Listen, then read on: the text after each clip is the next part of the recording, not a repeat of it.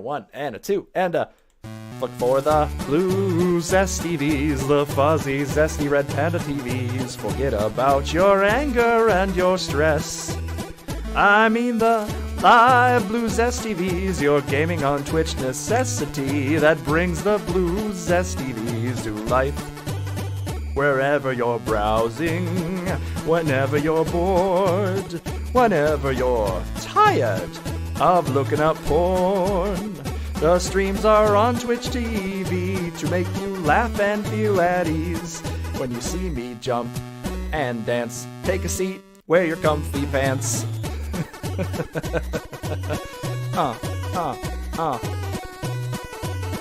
The blue zesty TVs of Twitch will stream to you. They'll stream for you. Look for the blue zesty TVs, the fuzzy zesty red panda TVs. Forget about your anger and your stress. I mean the live blue zesty TVs, and that's why you all can rest at ease with just the blue zesty TVs tonight.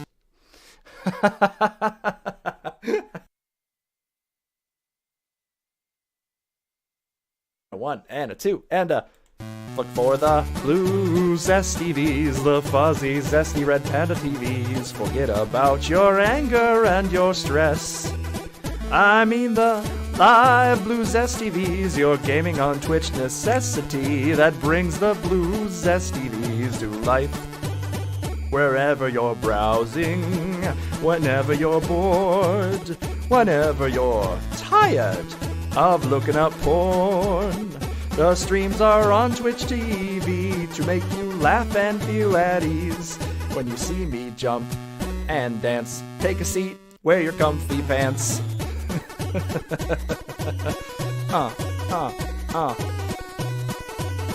The blue zesty TVs of Twitch will stream to you. They'll stream for you. Look for the blue zesty TVs, the fuzzy zesty red panda TVs. Forget about your anger and your stress. I mean the live blue zesty TVs, and that's why you all can rest at ease with just the blue zesty TVs tonight. Ho ho, and we are live. Hello, hello, hello. I am Blue Zest TV. And welcome to my live Dwarf Fortress tutorial, Fresh Embark. It's a brand new Embark, a brand new day. We're doing it on a Wednesday today to celebrate a fantabulous, fantastic, amazing announcement that has just happened. Apparently, a wonderful studio called Kit Fox Games has just announced that they will be releasing Dwarf Fortress onto Steam in the foreseeable future. Now, that includes wonderful new graphical updates by Meph and several other key players. Hold on, let me see if I can get their name. Meph's the only one live right now. Dang it! In their Discord, you can go check it out, have a talk to them. You may even see the fanciness that is Tarn Adams, the original creator of Dwarf Fortress and of Three Toe, of course. Two people I'm a big fan of. Really interesting to see them talk in there. We didn't talk because I didn't want to bother them. They had like 50 people asking them questions, but I'm a huge fan of their work for sure. But yeah, let's I guess stop foofing around here and get right into it, I suppose. Hold on while I just message someone.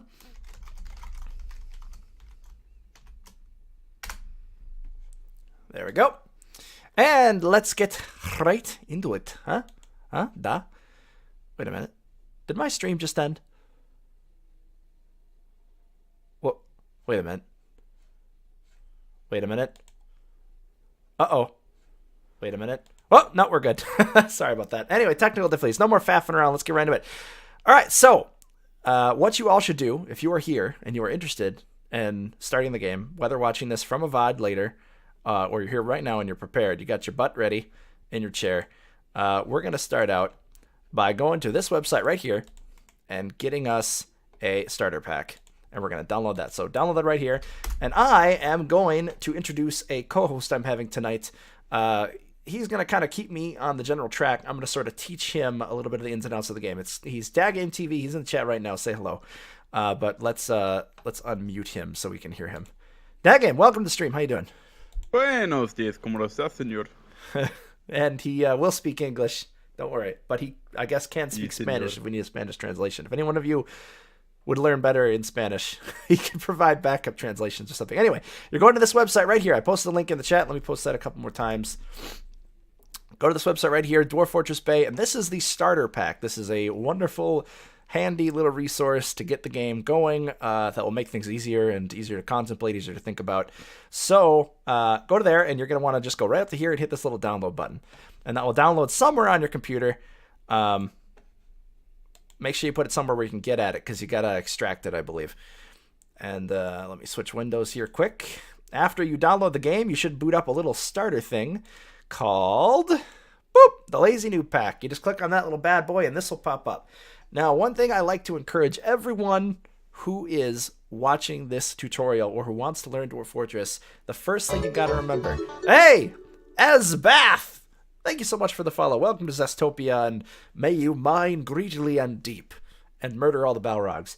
Anyway, the first thing you will encounter is the Lazy Noob Pack startup. And the first thing I want to say, I guess, as I was saying, before my brain fell off track here, that's what Dad Game's here for. He's helping me. Come on. Dad Game, my ADHD is kicking in. What's up? What do you need? But anyway, so the first thing you want to remember is don't panic. The first thing to remember is not talk about Dwarf Fortress. You want to talk about Dwarf Fortress. You want to tell all your friends. But the thing you got to remember is don't panic. Disable because that is aquifers. Yeah, it's important not to let the game scare you away, because that's where everyone says the difficulty curve is from. And honestly, the difficulty curve has always been memed on as being this impossible thing, but it's not that hard, really. The game is pretty easy and has a pretty steady difficulty curve when you're in the game. It's just a matter of getting past the interface. And It's understanding the whole thing. Yes. And what I'm going to be doing here today is demonstrating how to get started. And I'm going to be showing a lot of things, but I'm going to be constantly reminding all of you to not panic. I'm going to be explaining a lot of things you don't even need to worry about, because to get a basic fort started, you don't need to know much. And you'll get it started, and that's when you start like experimenting with things and making things fancier. It also helps to play along as well. Tile packs help a lot. Yeah, AI 2097. On that note, I don't know if you're aware, but they released it for Steam. I actually got to talk to Meph in the Discord. Meph, the guy who makes that really awesome texture pack that I always say, Meph plus Vordak, the creator of that. He was in the Discord for the thing. He may even be here right now watching from the shadows. Anyway. Yeah, Meph and who else are working on the new texture pack for premium? I think Dwarf Mayday. Fortress? Meph Is and it Mayday. Mayday? Yeah. I'm I told checking him the that his frequently was asked the best question. ever, and he was like, thanks. So that was a great moment. Anyway, so this is what the first window you're going to see is.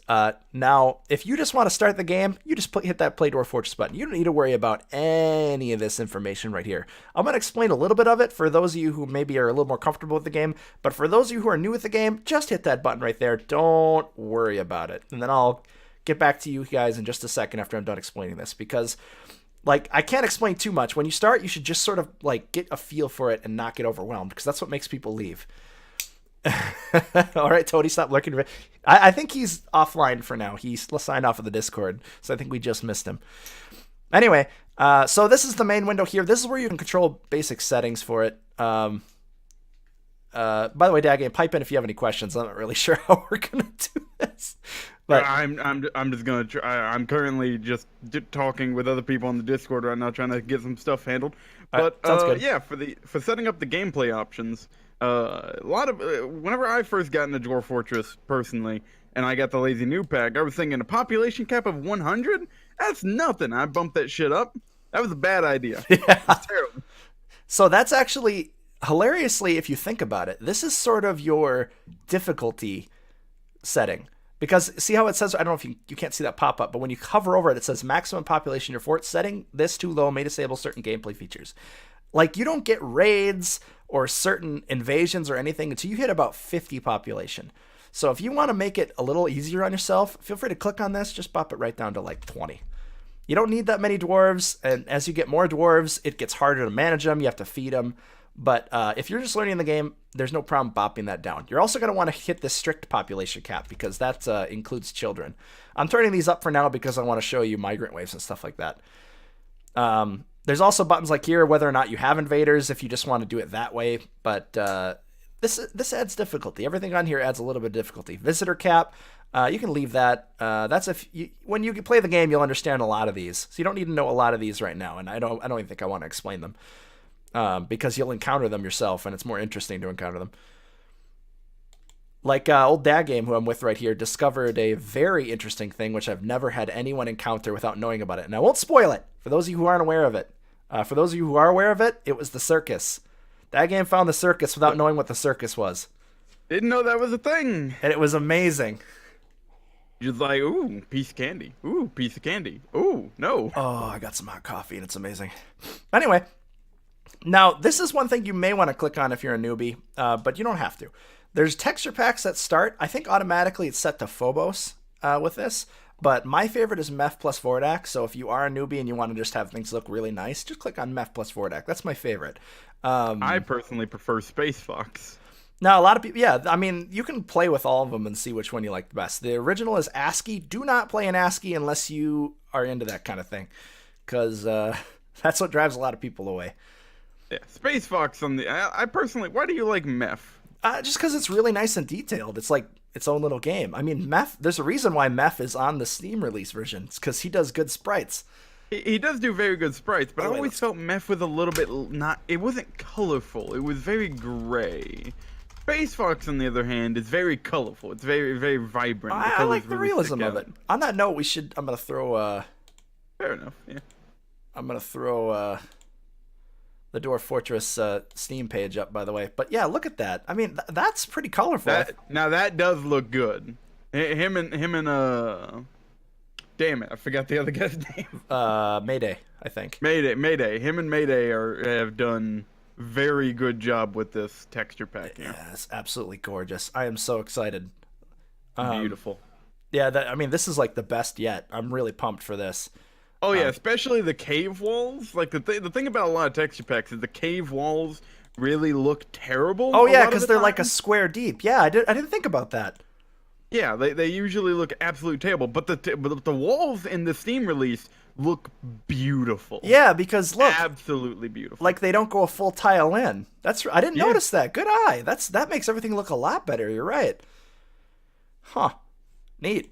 Mm. Good eye, Dad Game.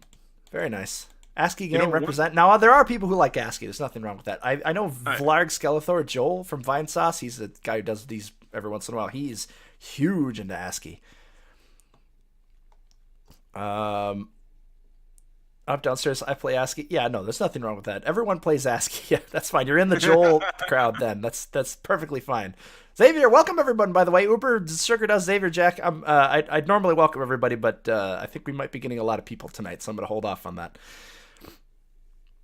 But no, I love you all, and I respect you all. Anyway, so yeah, you can click on any one of these. Try them all out if you want. These are utilities that you don't have to worry about. If you're a newbie, I don't even really use a lot of these except for Dwarf Therapist, which I will demonstrate later. Don't worry. I personally prefer to also use, what is it? Sound Sense? Stone Sense? What is it? Sound Sense. Sound Sense? Because it if you don't have like your own set of like playlist of music on the side to listen to while playing Dwarf Fortress, Sound Sense is a good thing because it plays the music based off whatever's going on in the game, which is great and gives you nice little sound cues when things go wrong. True. I tend to just play my own music, so I have that off, but that is a nice way to... but, I mean, if you don't know what you're doing, though, that's just going to be a lot of noise in your ear. So maybe if you're very new, I wouldn't recommend it, but if you're starting to experiment, it might be nice. Toadie's got some guitar skills, though. And yeah, there's also... I turn off all the sound because the game... if you play this game for, like, 20-plus hours or something, you're going to get tired of the guitar. It is very nice, though. Toadie, if you're here, it is very good. Very good. I used to actually, like, back during high school, whenever I was having trouble going to sleep, I would actually take the that song, turn on a 10-hour version, and play it all night to help me fall asleep. It was beautiful. That guitar is amazing. The original guitar? Really? That's interesting. These are all little things you don't need to worry about. If you want, you could turn on autosave if you experience a lot of crashes. That would be nice. And then, of course, there's other stuff. Yeah, but like I said, we're gonna get right into it. I've already gotten into it actually, so we're gonna start that up right now. Remember to turn off damp stone notifications as well. Oh God, yeah. Ah, those are terrible. Um, Whenever you're trying to dig something even relatively close to a river and everything just starts, you have to redesignate every single block. Yep. So, as I was saying, what became of the Adamant Tablet? It's still alive, Uber. That's just going to be on Sunday. Don't worry about it. If you are actually a regular to my Dwarf Fortress streams, everything is fine. I will presumably start that up soon. I think this Sunday I'm going to be playing again with that game, do another fresh embark to celebrate the new stuff. But my original fort is still here. It's not been gone. We're going to go back to it because I'm enjoying it. And Dad Fort's going to be making a return on Sunday, so yeah, check that I'm out. excited for that. Fits widescreen nicely, less lags, less the game. All right, thanks, Pasco. I appreciate that. But anyway, when you start this up, when you hit that play button, this is back for you newbies. You're going to see this screen. You're not going to see continue playing. That's not going to be there, so just pretend you don't see that right now. If you're playing along here, let me post the link. If you aren't already, feel free to download this and play along. It will take you like 5 seconds to do. Download it, boot it up, and play along. You haven't missed much. So if you guys are just coming in here, hello, I'm BlueStars welcome to the tutorial. Feel free to ask your questions in the chat. We have a ton of experts in here, and I mean a ton. I'd say about half of the chat, if not 75% of the chat you're seeing right now, are experts of this game, so they can help you out. I'm a total expert at this game. And if you're a veteran, feel free to share your stories, because I love reading those out as well. Total expert. Maybe, I don't know. If you're new to the stream, know that everything is not fine. BlueStars trades prepared meals. Hey, no, that's a good way to make money, but we'll get to that later. But anyway, make the crap ton of money. So you'll see a bunch of settings for you newbies who are coming in. Now, don't worry about that. The first thing you're going to want to do is create a new world, because when this game is completely procedural, for those of you who aren't aware, it's basically every little thing in this game is developed from the beginning, ground up, grown out of the dirt. Not literally, but I mean, imagine it's grown out of the dirt and can turn to anything. I mean, your plant's just a handful of seeds. And that's really impressive for how complex it is. What? The world are randomly generated, civilizations are randomly generated, religions are randomly generated, gods are randomly generated. It's great. And just wait until the Mythics update come out. Yep. Memories, feelings, like groups, people in those groups, kings, legends. But anyway, the first thing you want to do is hit Create New World. And you'll see a little bit of loading. Don't worry about that. Just sit tight, relax. You'll get this fun little screen. Really, which may actually be disappearing soon. See, more often than not, BlueStars sanity is also randomly generated. Very true. In a nutshell, is the most complex world simulation ever created. Damn straight. Yep. So you'll come to this screen as soon as you hit Create New World. Now, like I said, you're going to see a lot of stuff here. Don't be overwhelmed by it. Half of the stuff you can see in this game, you can just click right through. If you wanted to, you just hit that go button. Size. Slap that world size large and add history to very long. Don't worry, no, that will take... It's only going to take about 5 hours to generate that world. Yeah, the bigger... So, if you just want to skip on, this is a good size. If you have a very small computer, maybe pop this down to, like, pocket or small, because it takes quite a while to generate this world because of all the things it's calculating. I'm going to stick to medium just so I have a lot of places to show you. I'll probably leave everything else medium, too. That's no problem. Just to give you an average playthrough of how this game's going to look. Small world is balanced. All right, we're going to go to the balanced option then. History also wrecks CPU. Yes, very true. Does. All right, and then we're going to hit that go button, which is Y. Everything in this game has little tabs. Just don't worry. You don't have to worry about anything. If anyone's feeling overwhelmed, let me know, and I can re-explain something. Because now, since we hit small, see how the years tick by so fast? If it's bigger, it takes a lot longer. So basically what you're seeing right now is it first prepared the map. It generated it. It made sure it all worked. It made sure there was no weird bugs with the terrain. And then you could see it like did temperatures, rivers, and everything like that. And then after it was done generating the world, it basically threw all the ingredients into a stew pot, and now it's stewing. It's letting years tick by in the game and having adventurers go on adventures, civilizations start and fall and go get invaded, and historical figures go and do crazy stuff and die. And that's what all you're seeing right here. This is like a legitimately stewed, fermented, wonderful world being created right before your eyes. Like, look at all these historical figures. 17,000 dead, 5,000 events, over 112,000 independent, interesting events have happened in this world that we can look up if we wanted to.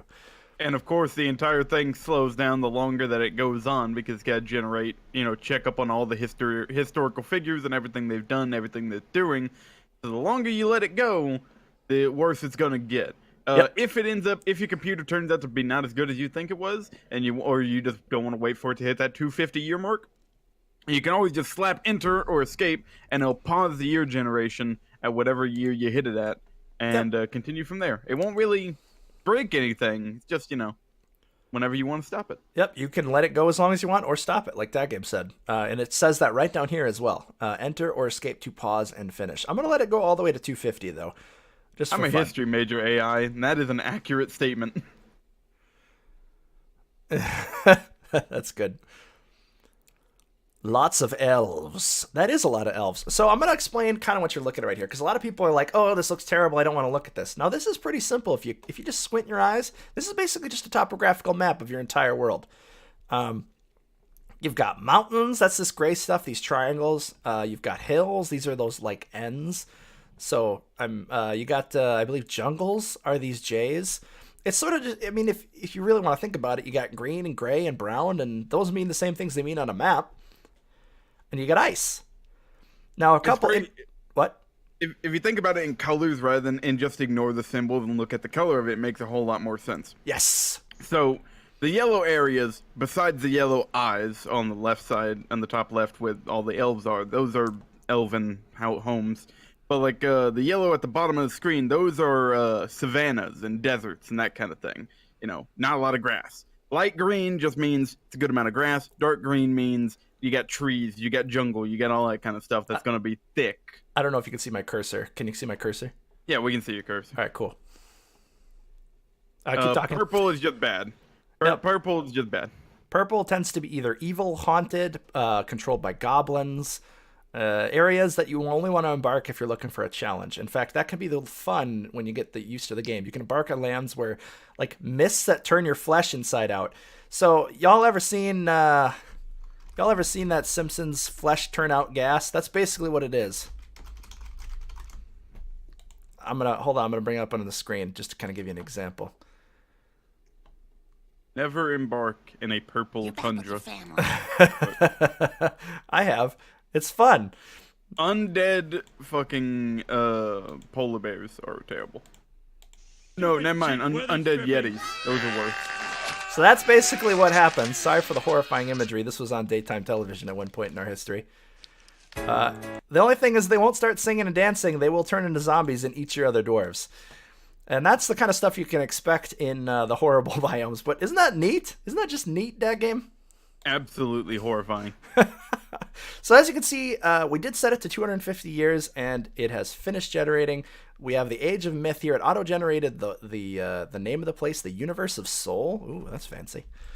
Now, if you want, you can move your cursor around and kind of look around. For those of you who are newbies, you can just hit that accept button. It's behind me, or to the bottom here. You can see it right here. You just hit enter and to accept it. You can just do that. You don't have to worry about it. But if you want to, you can, for those who are advanced, I'll kind of explain what you're looking at. Daggame, you got the elves and the humans mixed up. Oh, wait, no, these are elves too. Wait, what?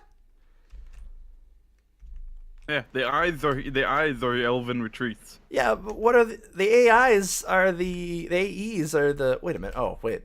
I don't think there is a human civilization. So wait, the elves took over the humans. Okay, the blues are the elves, and you'll notice an interesting little fact here. This is all stuff you don't need to worry about if you just want to get into the game, by the way. But you'll notice, like, these hamlets. So apparently sometime in history, these are humans. The elves invaded the humans and took over their hamlet. So now they're elven hamlets. That's very interesting, actually. Well, actually, elven hamlet just means that the majority population there is elven. Does not exactly mean that they're controller. Yeah, it could have been through invasion, immigration, etc., etc. Like, I'm pretty sure one of those hamlets was still human. The point is, I would love to look at the history of this, because I have a feeling this world is very lax on humans right now. Yeah, I mean, I think... No, they're still here. Look at that. Oh, goblin. Oof. Yeah, the humans are in decline, it looks like. Now, this is all randomly generated, so in your world, you could have it dominated by humans, or orcs, or dwarves. Very sad that we didn't get out of the Age of Myth. Yeah, me too, but if you set it longer, you can do that.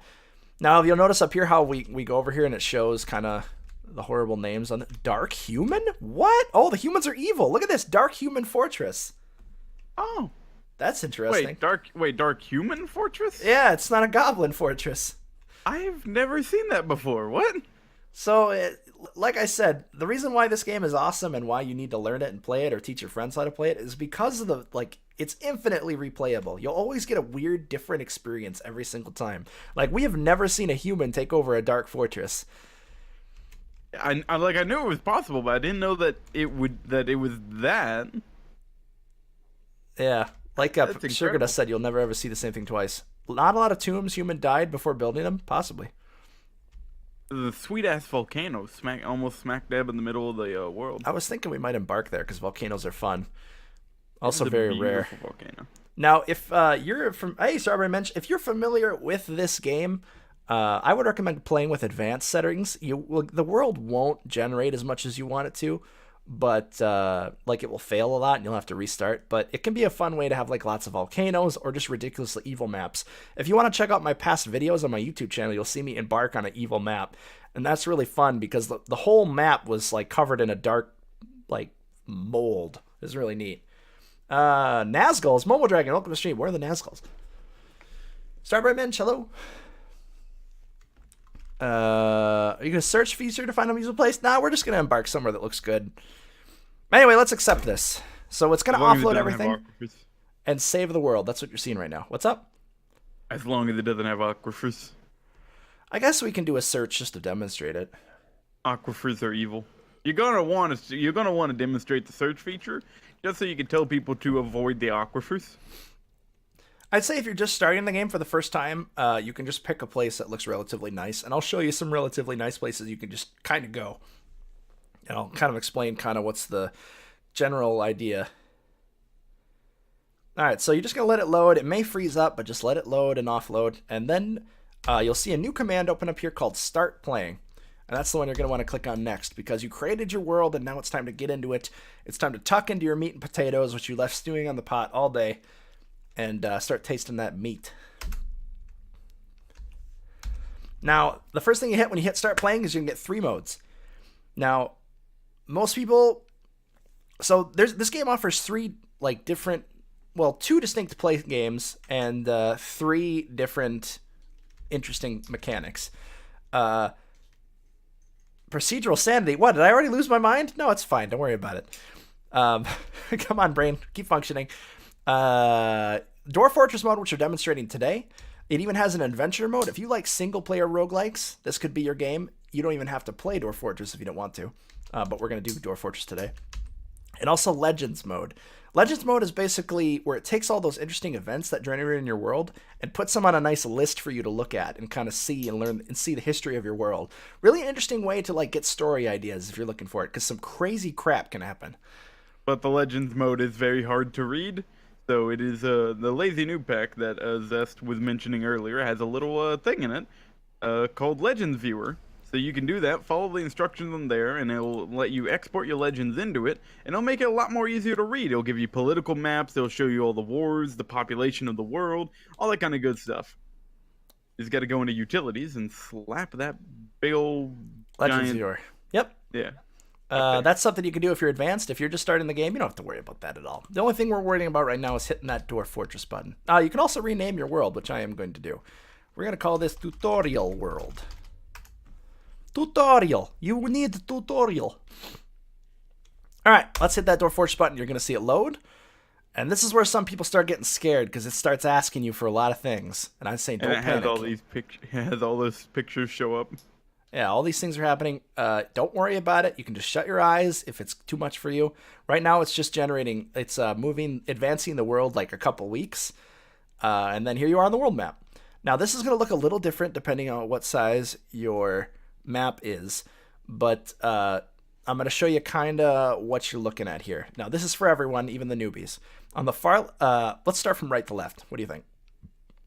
Yeah, right to left. So from right to left, don't worry about this text. I'll explain it in a minute. We've got the world map. This is the entire world displayed on one window. It might look like a little zoomed out.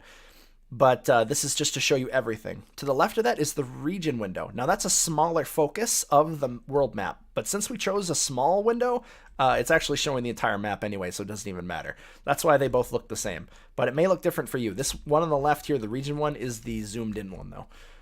And that's what you'll use to navigate a little better. What? Explain what you're looking at. Like explain what you the blinking yellow X. Yes. So I'm using the arrow keys to move around here. Hold on, let me move myself out of the way here. I'm in front of all the things on the bottom.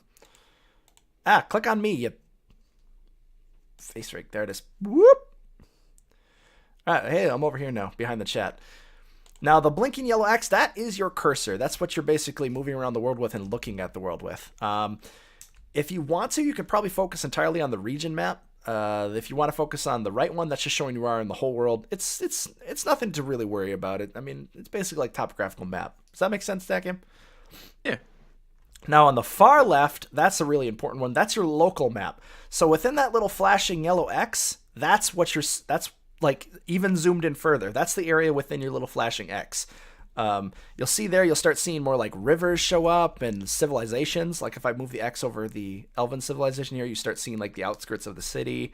You can move over into the mountains and you'll start seeing mountains. It can look a little confusing, but if you're a newbie to the game, you don't really have to worry about what's showing on there. You can just kind of plonk it down wherever. It doesn't really matter. What happens if you embark in the middle of the ocean? Here, I'll show you. Now, it won't let you unless you use a DF hack to do it. I didn't even know there was a DF hack for that. That's neat. Now, one thing you'll notice... will let you embark anywhere, including on top of mountains. Yeah. One thing you'll notice is that when I zip around here, the information on the far right is changing. Now, within that little cursor you have selected, this is kind of where your fort is going to be, your map, when you start the game. Now, you can resize it, which I'll show you here in a minute. But wherever that cursor is, it shows you what the world is like on this far right map. This is basically a breakdown of what you're going to expect when you get into it. You mean the far left map? The far right, sorry. The information here, how it says like worthy jungles. This says where it is, the name of the zone you're in. So if I move it up here, the hills of constructing. These are all randomly generated names. Don't worry about the names. You'll notice if you move up into an evil area, it'll be called like something awful, like the Lesser Field. That's actually not that terrifying. The Prairie of Perishing. I mean, that's pretty hardcore. I like that. The Prairie of Perishing. And like when you move over waters, it's the South Waters, which is the name of the oceans and stuff like that. But you don't have to worry about that. The zone, it sort of explains what the biome is. That's another thing you don't really need to worry about. The next one is going to be temperature. If you're just a newbie to the game, I recommend starting somewhere either temperate or warm. Because if you start getting far south, everything just ends up being frozen. See how it says freezing when I get up here with my cursor? And that's a little harder to embark on because there's less trees and stuff like that. The next tier is another very important one. If you're just freshly starting the game, I'd recommend keeping this to where it says trees and then has green text. Because if it's like red, it means there's none. And if it's like light, it's going to be sparse. As long as you have woodland, you're going to be fine. There will be plenty of trees for you to cut down. Yes. And Jack Killer, I have done a frozen fort. You can check out my VODs on my YouTube channel if you want. Now, you'll notice how sometimes it gets red up here. When the biome gets red, it means you cannot embark there.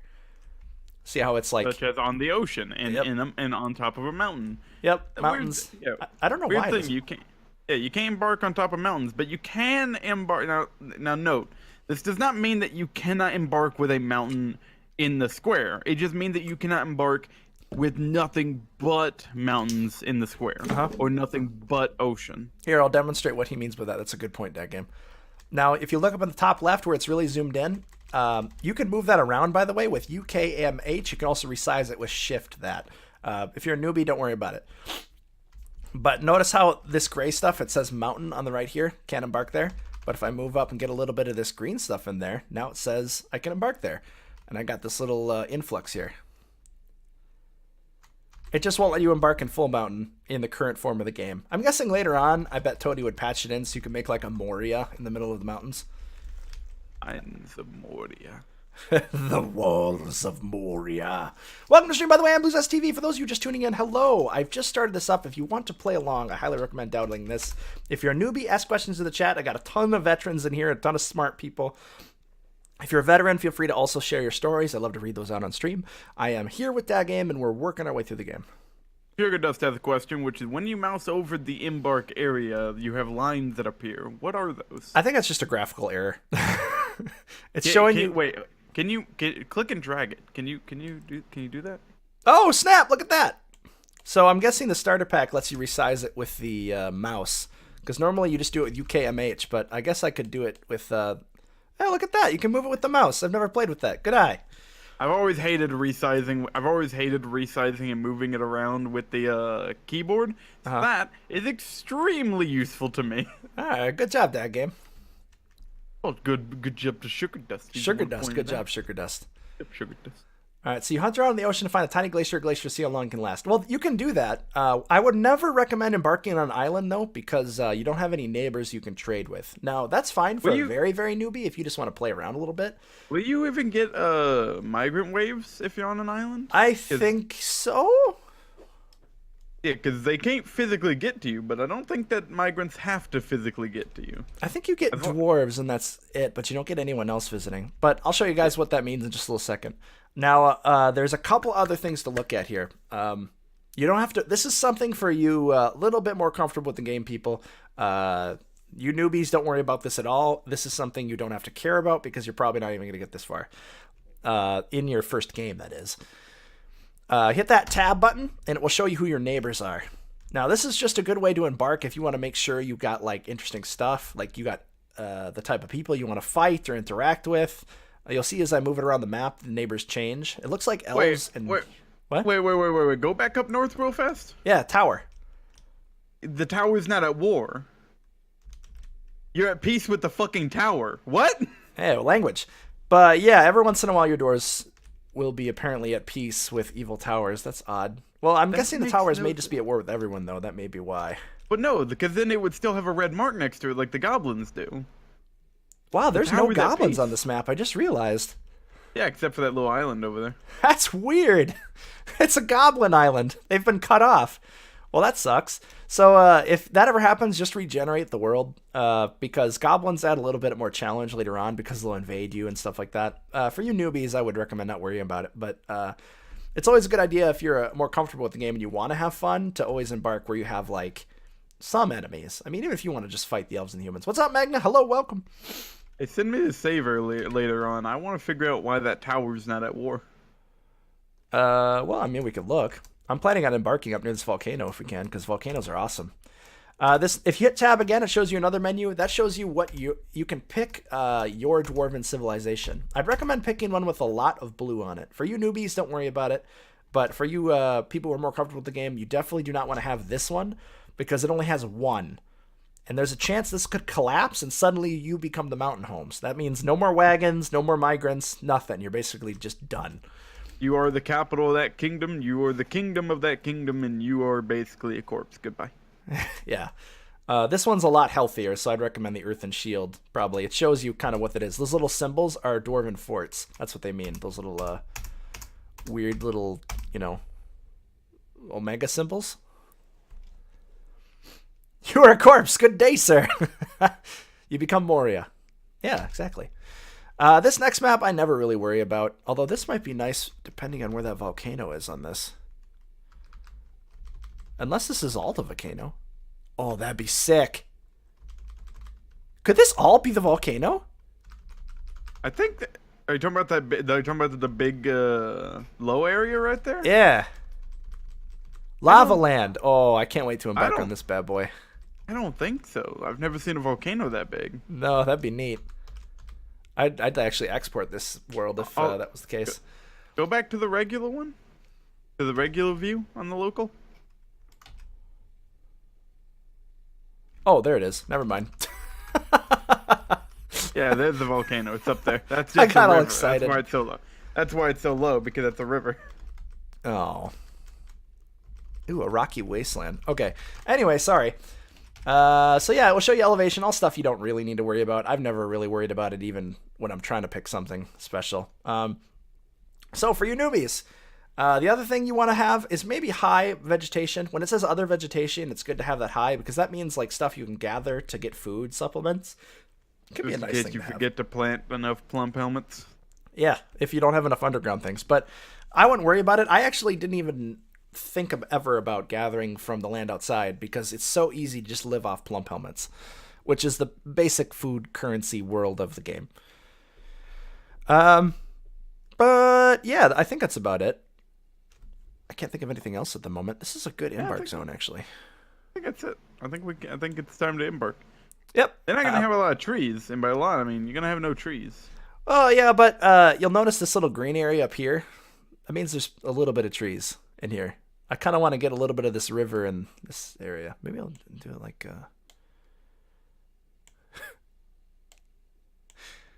You're throwing in a big chunk of land. All right, we're not embarking on the volcano. This is a newbie fort. Damn it. But yeah, if you're a newbie, a bit too thick. just kind of look around the map with your cursor, move around, and you're gonna want to get somewhere that, like I said, woodland probably. It can be heavily forested if you want. Surroundings, wilderness is fine. If it's calm, that's even better. That means there's not gonna be monsters that attack you. If you start seeing things like sinister or Terrifying is the best embark. If you see it, you need to hit E immediately. just ignore him. Sinister, terrifying is worse. That's the amount of evil that's there. So if it's called certain things, it can be dangerous. Serene may seem nice, but when it's blue, it means it's like happy, good, where you'll get unicorns attacking you and stuff. I'm not doing a 5x5 embark. That was just me playing around with the buttons. Yeah, just because it says it's serene, that just means there's going to be unicorns and shit. And you might think unicorns, it's just a unicorn. It's not going to be that bad It's not going to be that bad. Remember, a unicorn is a horse with a big ass horn. I've actually never embarked in a Joyous Wilds or anything like that. I should give it a shot one time. I have. They're very dangerous. It's best to go like calm or wilderness. You can live very happily in any of those areas. I guess let's just pick a nice, I don't know, somewhere green.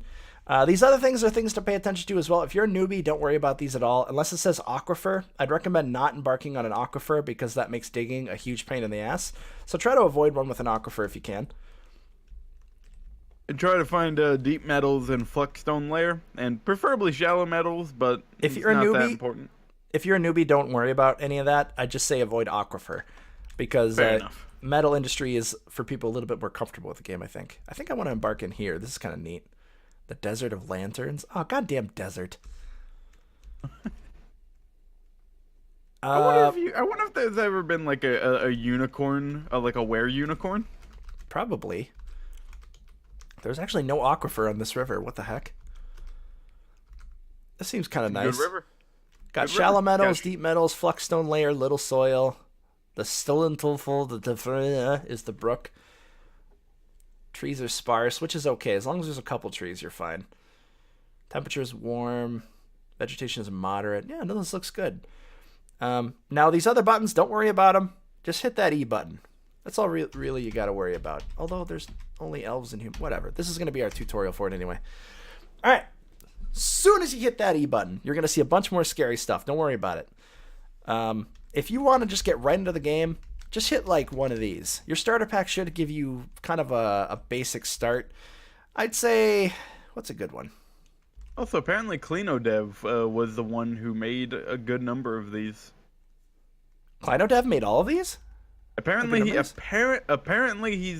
made a lot of these that's been included in packs. ClinoDev needs to start streaming. That dude's like got his finger on the pulse of the Dwarf Fortress community. Oh yeah. I mean, he does run the Reddit, so yeah. I should encourage him to stream. Anyway, a lot of this stuff you don't need to worry about. I'd say like easy peasy start should be fine. That should give you enough to be able to handle things. Dwarf Fortress Vid Toots 2015. Let's just pick that. All right, as soon as you pick one of those, it's going to play it out, and you're going to see a lot of weird stuff in here. If you just want to start the game, newbie players, just hit that embark button. Don't worry about anything you're seeing. I'm going to futz through here and kind of make sure things are good because I understand it. Now, what you're seeing right now, these are your dwarves on the top left up here. They have a lot of randomly generated names. It looks weird, and they're all called peasants. They're technically not... is their job. What? Yeah, the peasant is their job, quote unquote. As soon as they get in your fort, they will get the job that their highest ranking is in. That's on this side. Imagine like you're playing D&D. You have your characters, and these are all the skills you have. If you did one of the starter packs, it should pick everything you need. You don't have to really worry about any of this because it's picked it all for you. If you're wanting to make sure things are good, it's basically going to give you the basic things you need to have a good run if you want to create your own, which I don't recommend unless you're, getting more comfortable with the game. Couple of miners, always good. Maybe they got like a mechanic and furnace operator here. I learned from Captain Duck, I think, to always go with like a doctor, a smart guy as well. Yep. Oh, you got a novice diagnostician. Well, at least you got something. Yeah. You always want a mason. He's going to handle all your stonework because stonework is how you're going to start the basic of your foundation. The next one's going to be all your doors. Yep. Your carpenter. He's going to be making all your beds and everything like that. Very important. This guy also has him as a butcher for some reason. And a woodcrafter and gem setter. If you want to change any of these, all you got to do is minus off one and put it in another. Otherwise, it gives you points when you start fresh, and you can like up these as you want. A grower is another very important one. I don't think I usually keep my grower as my cook because the grower tends to be full time in what he's doing. That's just me though. But I'll keep it as it is. I end up throwing enough I end up getting like a big old migrant wave. I'm just like, yeah, you 5 become growers. So my grower ends up usually being able to double as a cook. Now this one has our axeman here as a axeman. So he's like an axeman with an axe. Doesn't woodcutter double? Oh no, never mind. No, you got woodcutter and you got axeman here. So this one's a military dwarf. Now military is something you're not going to worry about until you're way more comfortable with the game. So we're not getting into that. That's where it scared me off a couple times when I was new to the game. I still don't. I've been playing this game since I was 13 years old, and I still don't understand the military. I mean, it's easy. I just gotta walk you through it. I can walk you people through it after I get to the end of the That's what Sunday's for. Newbie pants time for. The last one here, we've got a hunter. Yeah, ambusher, skilled crossbowman, adequate discipline. Ugh. You usually want to have someone with the leader, so they get appointed as your expedition leader, and then they usually just go up through the ranks. I don't know why he doesn't have his leader also be like the smart guy who has leader skills. That's weird. All right, whatever. Couple of things you can do on this menu. Blue First with goggles and hats are somewhere better people. No, I'm saying I'm the worst people. If you hit tab again, this is where you can see what items you're bringing with you. Now it should have items everything. And animals. Yes. If you're a newbie, just click past it. Doesn't matter. You've got everything you need if you chose one of those packs. Basically, it auto-picked for me food, seeds, stuff like that. It gave me some animals, dogs, cats. Cats are good for killing vermin. It's always good to have a cat. You got rams for food, ducks, chickens, roosters, so on and so forth. That looks pretty good. Now, if you're wanting to play with this, newbies, you can do this, but like I said, don't let yourself get overwhelmed. This is where you can name your fort and your group. So if you don't want to have a randomly generated fort name of like the sweaty butts or post virgin, Jesus Christ, post virgin, that is an awful name. Post virgin. Are you a virgin? Nah, I'm post virgin. Okay, Morgana says we should keep it. That is actually pretty good since this is a tutorial for it.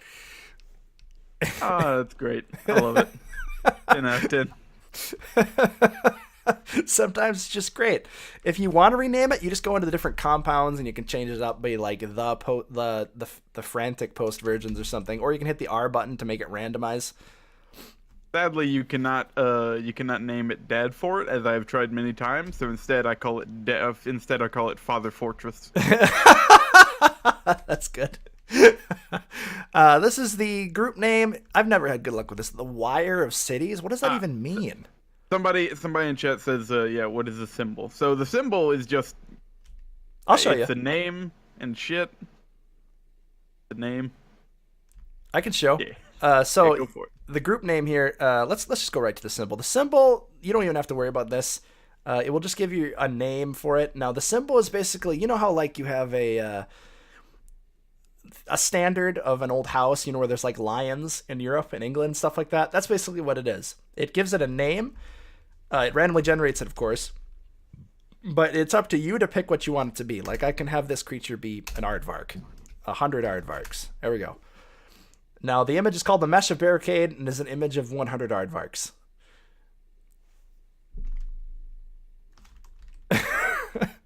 Just nothing that game. No response to that. What? 100 aardvarks? If you want to delete any of those elements, this is just a flavor text of the game. This does not matter at all if you're just getting into the game. Add in like 100 unicorns stabbing a dwarf. What? Why? Because it's a great thing. How about we do a red panda man? Oh yeah, red panda man stabbing a dwarf. One red panda man. Let's add in a. If you hit F, you can filter out what you want. So like type in dwarf. Let's have it be dwarves. Unicorn stabbing a dwarf. The dwarf is crying. Red panda man and dwarves. And then once you have multiple objects on there, you can add action or relationship. So I wish I could have like teaching. You have a lot of weird crap on here. Is speaking. Red Panda Man is speaking X to Y. There we go. This is all flavor stuff you can mess around. It's pretty fun. I recommend messing around with it if you're familiar with the game. Or if you're just a newbie and you're like not overwhelmed and you just want to screw around with stuff. The dwarves are crying. Why are the dwarves crying? Because you know why they're crying. Make them cry. Come on. Oh, action or relationship here. Can you have a symbol of a boot stamping a human face forever? Yeah, probably. Yeah, I mean, there's a lot of different things you can mess with. You can't get too crazy with it. There, the dwarves look confused. That's everyone in the chat right now because they're doing a terrible job. Dywin Twitch, welcome to stream. How you doing? All right, let's change the name really fast just because I don't like the mesh of barricades. That's a terrible name for a symbol. How about the confusion? There, Shalmed. There, is the word zest in the in Dwarf Fortress? Yes. 1984. All right. Like I said, Y when done, make sure not push escape because you'll delete it. But yeah, no, that's good. Anything you want to add to that game before we move on to the next park? The EMBARK park? Oh yeah. Another thing. Whenever you bring dogs, this or any kind of animals, it is a smart idea. You would think like, if you want to bring if I want to bring a bunch of dogs, I'd bring like 3 male dogs and 3 female dogs. No, incorrect. If you want to breed animals, just bring a bunch of female whatever animals and 1 male. That's all you need. And then boom, I'll fix everything you got. So if you want to make a bunch of dogs, bring about like 5, and then bring 1 male, and boom, it'll be great. Because men doggies can impregnate as many female doggies as they want. While a female dog can only be pregnant at once. Yes. Welcome to the Zesty Dad explanation of pregnancy. Welcome to the birds and the bees, kids. Hope you brought your permission slip from your parents. Because it's too goddamn late to go back now. Anyway, I just named the group The Anger of Weasels. I don't know why I felt like doing it. All right, so you ready on Data Game to EMBARK? Yeah, let's hit that EMBARK button. Now, when you are ready, that E button, EMBARK. Just go right into it. Like I said, if you're a newbie and you already picked out one of those, boom, just pop right into it. Now, is there anyone playing along right now who's lost? Is everyone doing okay? How's everyone doing? Good. Text on my face. Let's move you back over here. It's somebody else's dad. Yes. You always arrive with 2 random work animals. Wagons made of 3 wood. Yep. So after you hit EMBARK, you're going to get a little text here. It's mostly the same, but sometimes it's randomly generated. Like, you have arrived after a journey into the mountain homes, into the forbidden wilderness beyond. Your harsh trek is finally ended. Our party of 7 is to make an outpost for the glory of all of Beresodel. There is almost no supplies left, but with stout labor comes sustenance, whether by bolt, plow, or hook. Provide for your dwarves. You are expecting a supply caravan just before winter entombs you. But it is spring now. Enough time to delve secure lodgings. Here the leopards get hungry. New chapter of Dwarven history here begins at this place. It hath post-virgin. Strike the earth. Now, there's only a little bit of changes each time, like the name of your civilization, your parent civilization, what animal is prominent. What animal is going to be eating you. Yeah, I never really encounter the animal usually. All right, and then boom, you're in the game. Hit pause right away. Before you do anything else, hit that spacebar button to pause the game because you're going to kind of want to survey what you're looking at here. Now, with wonderful Meth plus Voidac texture pack, we kind of have an idea of what we're looking at, but let's zoom out with the mouse wheel to kind of get a big overview of our map. Is that it? Wow, that's a tiny EMBARK. I should have made it bigger. That's fine. Good for a tutorial. Pro strats, start, pause, cannibalize the wagon. I usually like to keep stuff in the wagon for a little bit until we get underground. Yeah, same. All right, so if you embarked in an easy area, you really don't have much to rush for, but it's good to kind of make sure you're planning and doing what you should be doing. Now, quick note, go look at the river real fast. Just a quick note that people are going to want to know about. There is a difference between a river and a creek. This is a brook. Yeah, there's a brook. Creek, brook, same thing.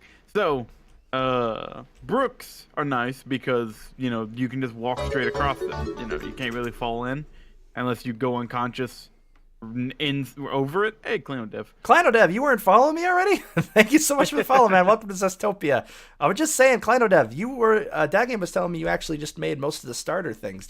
Have you actually thought about streaming, Clino? We can help you get into that. You seem like a knowledgeable person who would be good at tutorializing this game. You don't need to build a bridge across the brook, by the way. They can just walk straight over it. As long as they don't go unconscious while standing over it, they won't fall in. But if it's a river, which looks more like that bit on the side with what looks kind of like the 7, the stagnant water. Yep. That is what you need to worry about. If you have that, then you actually have dwarves that can fall into it and, you know, die due to alligators and such. Otherwise, you don't need to worry about it. If you didn't embark on a river, it's probably the safest option, but yeah. But yeah, so this is just a nice source of water, which, whoa, hello! Slash E, welcome to Zestopia. I hope you brought enough slash for everyone. Wunter slash van Vita. Merry van Vita. I don't remember that. Oh my god, another one. Dwen Twitch, thank you so much for that follow. That name sounds familiar. He's in the Discord. He plays Arma with us. Oh yeah, hey, what's up, man? What was I doing? Oh yeah. So if it should spawn you on top of your wagon, if it doesn't and you're just looking at like green stuff, hit F1. That is your hotkey to get right to your dwarves. And if you ever want to change hotkeys, I'll show you guys in just a little bit. But this is your wagon. This is all the dwarves you embarked with. If all your supplies and stuff like that is in this wagon right here. If you ever want to know, like, you're probably looking at this map right now and like, what the hell am I looking at? I want to know what all this stuff is and I can't figure it out. Your first button, I want you to memorize. I'm going to have 3 buttons that are going to be your top priority to memorize. The K button, the B button, and the D button. Hey, Enerisa, welcome to Zestopia. I like your name. That's very solid. Thank you for the follow. I appreciate it. But as I said, your K, your D, and your B button. K is what you're going to use to look at stuff. Oh my god, that game. 8 months. Wow. One more month and it's we got a baby together. Yeah. I haven't been subscribed for a while, but there you go. Now it's back. Anyway, as I was saying, you can once you hit K, it puts a cursor down the screen, and you can move that to look at various things that you're looking at. So, first I want to have you all hit that tab button, because if you hit tab, it changes the size of the window. This is the mini map. You don't really need the mini map. Hit tab a couple times, and it will push this off to the side, so you have more room to look at what you're looking at on the screen. Plus, that mini-map is kind of useless on the right side of the screen anyways. Holy buckets. Magna Draconis gifting a sub. Wow. Thank you so much. That's so generous of you. To Diva! Diva! Welcome to Zestopian Elite, Diva. I hope you're as big a diva in the Elite as you are otherwise. Sing for us, baby. I don't know what I'm talking about. But welcome to the Zestopian Elite. Everyone post your zesty faces. Anyway. But yeah, you can look around. You can see that this little icon right here, that's a stray hunting dog. This one's a stray dog. This is a dwarf. If you want to get a more detailed look, see down here how it says enter to view. Boop! I can take a look at this dwarf. Now, if you're a newbie to the game, don't worry about this. This is just flavor stuff. Don't get overwhelmed. It's all going to be okay. Welcome to the stream, by the way, everyone who's just tuning in. I am Blues TV. I am here with Dad Game, and we are doing a little bit of a tutorial for this game. If you... Hello, Deckham. If you are a newbie to the game and you have any questions, or if you want to play along, quick download this, or pop up your own game. If you have any questions you want to ask, post them in the stream, and I have like 50 experts in here who can answer your questions. I also have me and myself who can demonstrate stuff and answer stuff. If you're a veteran, share your Dwarf Fortress stories. I know you got one. I want to hear about it. Share it and I'll read it out loud. Would you like to hear about the circus story? No, because that will spoil it. That's a Yeah. spoil story. We can share that in the Discord. If So, anyone wants to ask about that, so ask that great. game. I hope you save that to YouTube or something. I Anyway. have not. It's gone forever now. Oh, god damn it, that game. Anyway, Wait, hold on. Wait, hold on. Maybe not. for those of you who are more familiar, this is where you can hit enter again and see how it says thoughts and preferences. This is just kind of a demonstration of how interestingly, like, crazy detailed this game is. This dwarf, who I just clicked on, this random dwarf who embarked on this adventure with us, has thoughts, feelings, memories, family members. He has individual, like, appearances. Look, his bridge of his nose is very complex. There's all this interesting flavor text that you don't even have to care about, but it's there. That's really interesting. Here's the thing: it's not all entirely flavor text. Yeah, I Like, mean, for example, their feelings, for example, their memories and their opinions on stuff is not entirely flavor text. That will determine how they handle certain situations. Like, for example, a person who is amoral, doesn't really care about emotions, finds love weak, etc., etc. If if a member of their family dies, for example, they're not really gonna care that much. It's gonna be like, meh. But a person that is extremely loving and they're extremely emotional and they care a lot about that kind of stuff, their wife dies, they're gonna lose their mind. They're gonna have a bad day. yep. Little stuff to pay attention to when you're more familiar with the game. But yeah, that game, that was a really good way. By the way, those of you who are mentioning Boat Murdered, if you want to hear a live reading of that, check out my YouTube channel. I did a live reading of a few couple chapters of Boat Murdered. There's also a part 2 as well. Feel free to check it out. That was fun. But yeah, that's good things to think about when you're assigning military. A lot of interesting things to micromanage and make sure. But this is all like things you don't even have to do, which I love. There's just complexity where you want complexity in this game. But yeah, the things you mostly want to pay attention to up here, you'll start seeing things that are happening like, oh, I didn't get a drink with a mug lately and it pissed me off. It's a good way to kind of gauge where your fort is and how happy they are. Yeah, because right now they're just walking to the barrel and dumping their head into it to get a good sip of that sweet alcohol. If it says they're like unhappy about something, it's you can read into it and figure out how to make it so they stop getting those unhappy thoughts. And that's sort of how you can plan how you're going to build your fort. Isn't there a number on the screen to like give you a quick rundown of the happiness of all your dwarves? Yep, this is through Dwarf Hack on the bottom right. It says the happiness. Of course, it makes sense from green to red. But yeah, it's going to be about $19.99 on Steam, for those of you who are wondering about what the Steam cost of Dwarf Fortress, which isn't bad because I donated $20 directly to Toady. In fact, if you want to keep playing the regular un-Steam version and just donate $20 to Toady, I recommend going for it because they're not getting paid for making this. This game is 100% free. Or he's going to be getting paid for making it now. Yeah, I guess they'll maybe make a little bit of money on Steam. Yeah, the free version of the game will still be around. The one coming out on Steam is just a quote unquote premium version, which will have Steam Workshop integration, a texture pack exclusive to the Steam version, and that's it. All the updates that will be coming out for it will still be pushed regularly, like it is on the regular Dwarf Fortress places that you can find and download it. It's a quote-unquote premium version of it, which is awesome because the texture pack for it looks amazing. Yeah, I mean, I think I may be getting a copy, but yeah. New V Plus! Hey! Victoria! Hey! Oh my goodness! Hello, Victoria! Welcome to the stream. New V Plus. Nice, you have your own Twitch account. Welcome. I have a new V. It's me, Blue Zest, and this is Dad Game. So if y'all have any questions for the Kit Fox team, which we've just been talking about releasing on Steam, New V Plus is one of the people on staff for that company. So if you want to ask any questions about the new Steam release, now's your time to throw it into the chat. Feel free to ask. A lot of good stuff there. But anyway, so like I said, how I use that K button to kind of look around the map. If you're confused about what the heck you're seeing on there, like I can't remember, didn't know what Limonite was. So what I did is when I went and found it with the K button, I typed that into Google. Just type in like whatever it is, and then type in Dwarf Fortress after it. Otherwise, go to the Dwarf Fortress wiki, which is basically just dwarffortresswiki.org. And is it Limonite? yeah, you'll find out whatever it is you're looking at it, because I use this all the time. The wiki is a great resource for figuring out what you're looking at in this game, because I didn't know what Limonite was, but now I do. We got really lucky because this is actually Limonite? what? You sure it's pronounced Limonite? Limonite? Isn't it? I thought it would be like Lemon Knight. Lemonite? Well, it is yellow. Maybe it's named after lemons. Every villain is lemons. Anyway. Every villain is lemons. Might DF Fortress tricking you into learning mineralogy. Exactly. But anyway, I just discovered that this is actually an ore of irons. That's actually Which a is pretty lucky. nice start. Yeah. We also have some dolomite here. This looks like it might be a flux, too. Is dolomite a flux? Well, there's only one way we can find out. Let's actually show you what I'm doing right now.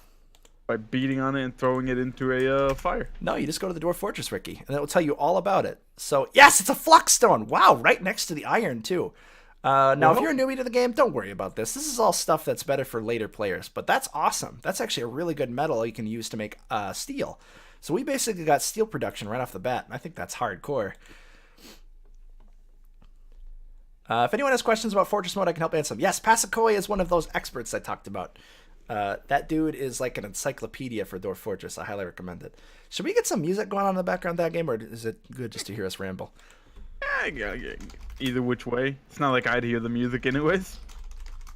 Let's get some royalty-free chill music going on in the background. No, not chill music. Fantasy music. AI votes ramble. No. Oh, ramble. Rabble. I don't know why, but that just reminded me of Ren and Stimpy. Did it? Did you ever watch Ren and Stimpy? I did not. You didn't? It's so good. I didn't have those channels as a kid. Anyway, I got some music going on in the background. You might not be able to hear that very well, but there we go. That should accentuate the silence. Anyway. Oh, I'm getting off track here. But anyway, so back for you newbies. So like I said, how there was 3 buttons you had to remember. There's K for identifying things you're looking at, if you're ever confused. Then there's D and B. Now, these are important to remember. This will help you get a lot of things done and figure out where things are. You'll get overwhelmed by all these weird little things you see up here, but the 2 things you only need to care about is D, designations, and B for building.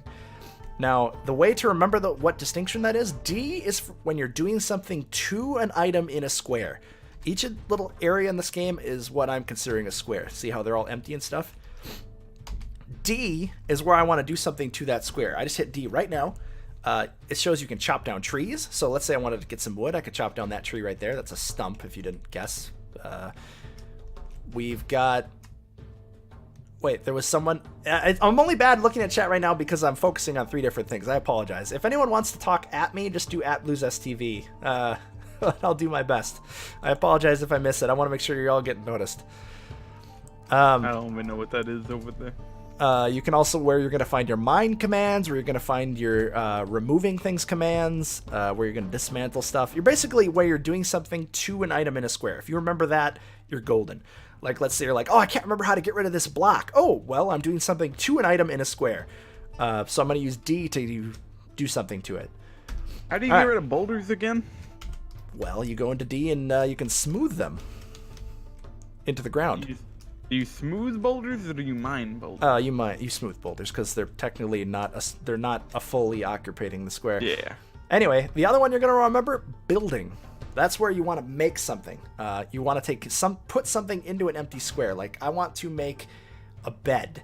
And if you follow that progression, you'll kind of figure out if you get lost what you need to get stuff done.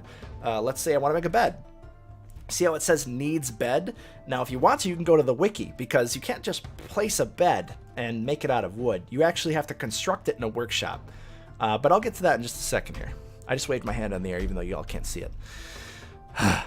The very first step in any fort when you start out is you want to go to that D button, the all-important D button, and you're going to dig under the ground, strike the earth, as the game first said.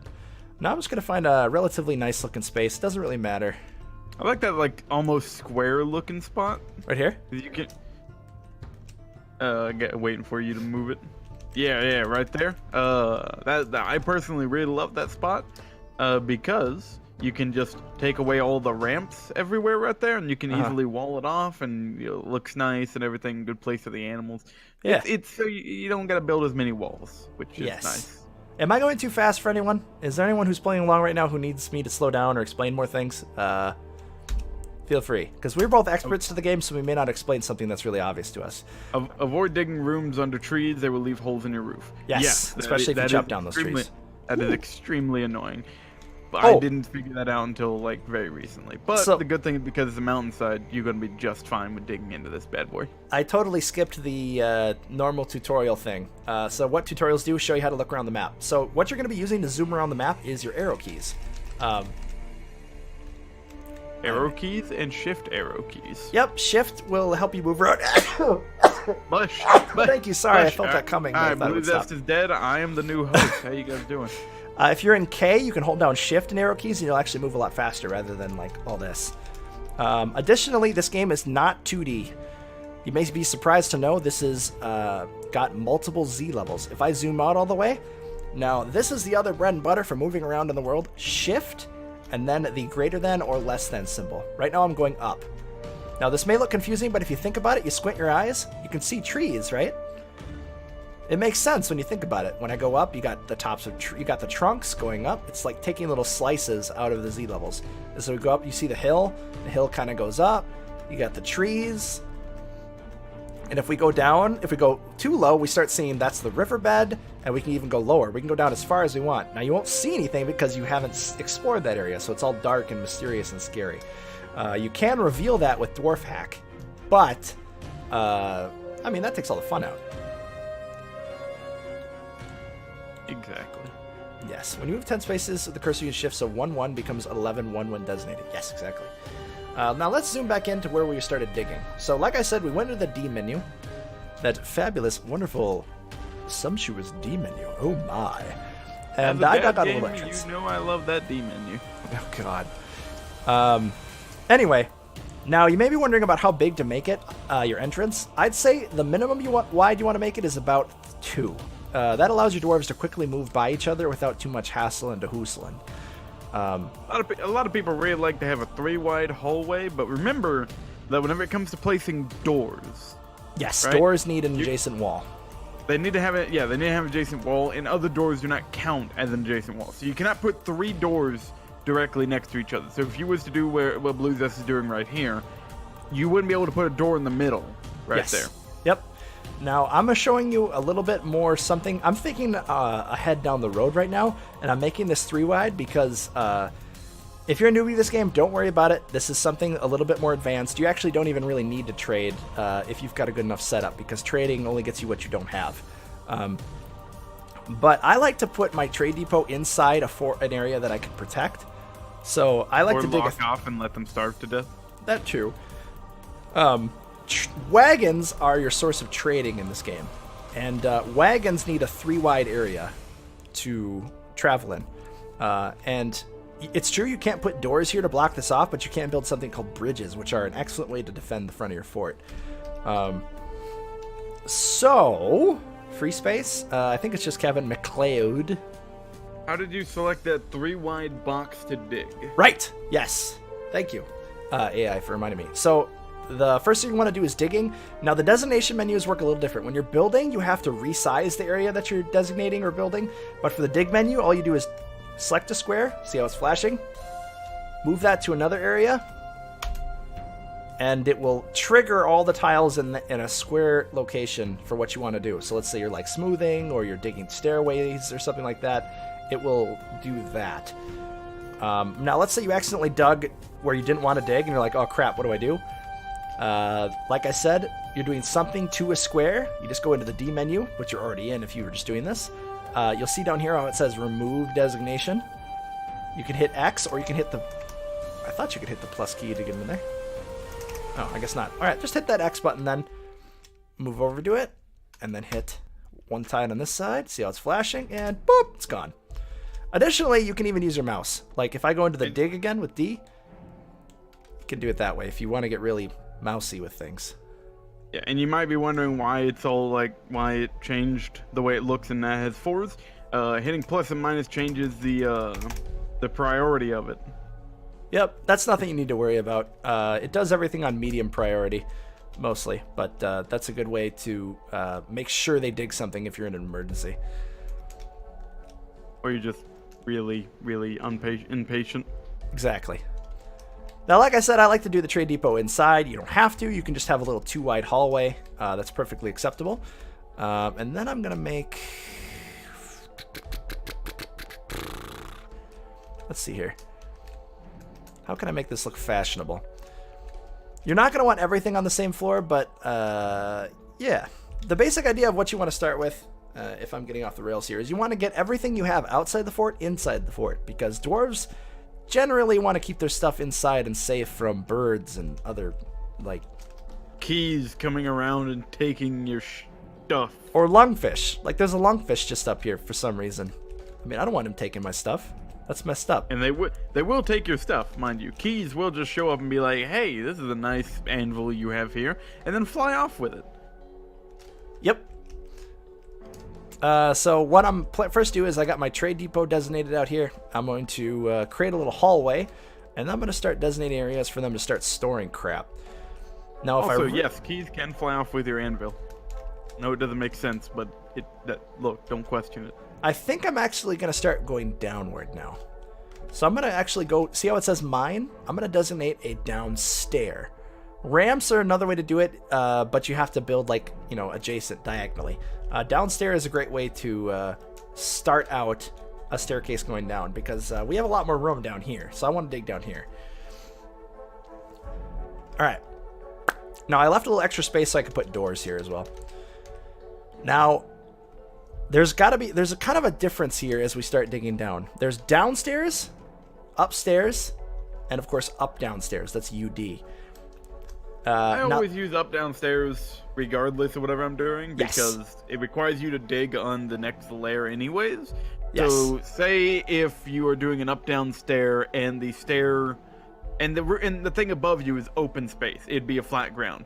You're not actually going to dig that floor above you. It's not going to open up a hole that will then allow things to get into your fort. It would require you to go up and then make another staircase. Think of the Z level as kind of being half of a square. I think you're just confusing them. Yeah. Z levels have to be half of a square, Zest. If you want to make things easier, you can just make everything an up-down stair. Think of a down stair and an up stair as sort of like the start and end of, like, a rope. You're creating both ends of the rope with up and down. I'm going to create some up-down stairs. I'm going to create, like, a nice long staircase. Now, you can designate over multiple levels. You don't have to have it be like, you know, like this. So see how I have this area flashing here? I have it selected on up-down staircase. I'm moving it up 1, so it's going to be in these 2 squares, but then I'm going to start going down with the shift lesser than, or whatever direction it is. I'm going to go down a couple, I don't know, just to kind of dig down a bit. You notice how it starts flashing there? You don't have to create an up stair down at the bottom here. You can leave it as an up-down stair. And I'm going to pop back up, and you'll notice it's designated all these squares as up-down squares for you to travel on. Alright, so now that we're down 1 floor, I think I'm going to create probably a stockpile. Seems like a good idea. Additionally, I'm going to create some farms, I think, because we probably have a lot of nice dirt here to grow underground. The 3 things you want to start out with when you build: you want to get a stockpile going, you want to have bedrooms, you want to have a farm, and that's really all you need. After you get that growing, you can almost live indefinitely. Alright, so I got this down here. Oh yeah, you can also join our Discord if you want. I'm going to create, I think, a nice, I don't know. You can make it roughly any size. I wouldn't make it too small because each item takes up a square unless they're in a bin. But that looks decent. Maybe a little bigger than that. I don't know. If you're into games like Dwarf Fortress, Cataclysm, Dark Days Ahead, Rimworld, Liberal Crime Squad, you know, roguelikes and the such, or just RPGs in general, a lot of people in the Discord, a lot of people in there play those games, talk about those games and such. So join that bad boy and join the roguelife. Great. True that. Right now I'm just sort of making an even room. I don't really know why. 1, 2, 3. You can make it as big or as small as you want. The bigger it is, the longer it's going to take for them to dig it out. But that looks good for just a massive stockpile. I'm guilty of using mass stockpiles. You can create stockpiles for all your items that just have everything, but you can designate them out into smaller, more controlled, more organizational things. But if you're a newbie, this is a great way just to get everything in one room and then build workshops around the edges of it. But yeah. A lot of people really like to create specified stockpiles next to their workshops. Yes, that's like Yeah, like a weapons workshop would only have weapons next to it and like the materials used to make the weapons, but that takes a whole lot of work and effort whenever you could just make a big giant stockpile and slap everything into it and then just give it a crap ton of crates. Exactly. Boom, problem solved. There's a lot of fun things you can do. Teach noobs about I will. Quantum stockpiles, that'll be something I teach. That's almost a necessary thing. All right, I don't use quantum stockpiles. That's cheating. We are still paused. Quantum stockpiles are actually important because stone is not able to be stored properly, or at least as properly as it should be. I'm guessing they're going to put it into it. I suppose I could have asked Tarn if he was going to implement that, but I'm too scared. Anyway, so we're still paused. Like I said, we have the thing here. We're going to work on something else too, because we need wood for beds and barrels, but you can make pots too. Now you see all these wonderful, delicious trees we have around. I'm going to go to the designations menu again, just like for digging, and we're going to go hit T to chop down trees. And just like with the other one, we're going to select a nice wide area for them to chop down all the trees in. This looks fine. Whoop! You notice all the trees in this area suddenly started flashing? That means you designate them for chopping. And that should be good. We don't have any materials to build with, so I'm going to unpause it and let them work a little bit. Now, the hunter has run off. I think he's going to go murder something. But you'll notice our diggers, see how they immediately ran over, and now they're chopping away at that. We have our lumberjack here who is felling trees. You can see him doing that. First thing you'll notice... What? I was just going to say, the trees will fall in the opposite direction that the dwarf cuts it in. So, if there is a person standing on the other side of a tree when the tree falls, it will hit him. I've never had that happen to me. I've had it happen once. It killed the man. Anger Tarn, it'll exile you from the fortress. Oh god, terrifying. I'd be very sad if I couldn't play this game anymore. Anyway, as I was saying, rock pox are better than wood barrels. I agree, Fuzzatron. So you'll notice something pops up on the bottom every once in a while. These are announcements. You'll get announcements about everything. Most of the time you're going to ignore them, but if you ever want to see what they are, just hit the A button. You'll see up at the top right here it says View Announcements. And we only got one so far. It tells you the date down at the bottom here. You can either hit Z too to go see where you struck it, or you can just hit Z. It shows you struck it right here. Okay, look at that. Puts you into K mode. Additionally, you also have combat reports. Now, you'll get notified of combat when a little red C appears up here. If you want to see those, you just hit R. Combat reports are nearly impossible to read. Have fun with them. They're not that hard. The only time you really need to worry about reading the combat reports, unless you want to read them, the only thing you would need to read them for is, say, a werebeast shows up and you want to figure out whether or not someone got bit. Yep. Like I said, for newbies, you don't have to worry about the combat report. I think you'll mostly be fine. I mean, you're going to worry about the werebeast because they will show up eventually. Well, they won't show up if you put the population down low, like I said. But as you can see, werebeast can show up whenever, right? This is the report screen. The three most important report screens, which I'll explain right now. You don't have to remember these. Like I said, D and B and K are the most important things for newbies. That's all you have to worry about. But if you want to view your fort or see what's going on in your fort, R for reports, A for announcements, and Z for stockpile information are other important ones to keep in your mind. But, I mean, they're not going to be all end all. Now, the funny thing about this, you can see different things that are happening. Now, it lets you know this chinchilla is fighting, but it also lets you know that it's because he's hunting. So you don't need to worry about it. I don't know why he's murdering poor little cute chinchillas for food. That's disgusting. Let's say you wanted to see him viscerally murder whatever it is he's murdering. All you have to do is hit enter, and you can actually view it. Oh, I just googled chinchillas. Why are they hunting them? So because tiny, cute. The dwarves will eat and devour everything. They'll eat brains. It's like a rat. Yeah, it's cute. But you'll see it's each individual. The combat in this game is incredibly detailed and interesting because there's different body parts that they can attack and grapple with, and pretty complex. And in fact, hilariously, you'll notice the game is called Slaves to Armok. The reason for that is, and I'm going to look it up this time so I don't totally. That game's still around? Is the Dwarf Fortress 1 still around? I don't know. I've never seen it. Okay, so the reason why the name is called Armok Slaves of Blood. So, the name of the dwarven god comes from the variable arm_OK, which is from Tarn Adams' fantasy game Dragslay. The variable was used to count the number of arms left for inventory purposes. That's where the word armok comes from. If the arms are okay for inventory purposes, that's pretty good. But that's that's where that comes from, by the way, and that's why. Oh my god! What? You can download the original armok. You mean Dragon Slay? No, it's called what is it called? I'm just gonna unpause it and let them dig.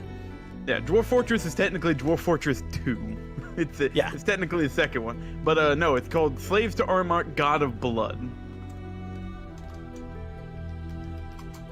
There you go, if anybody wants to check that out. I'm about to play it real fast on the side. ORO allows gathering, outside allows military kills. Yeah, that's there's some good information being dropped in the chat. More advanced information for anyone who's interested, so keep your eyes on that, like Pasakoi and all those guys. And AI 20097. These guys are like geniuses.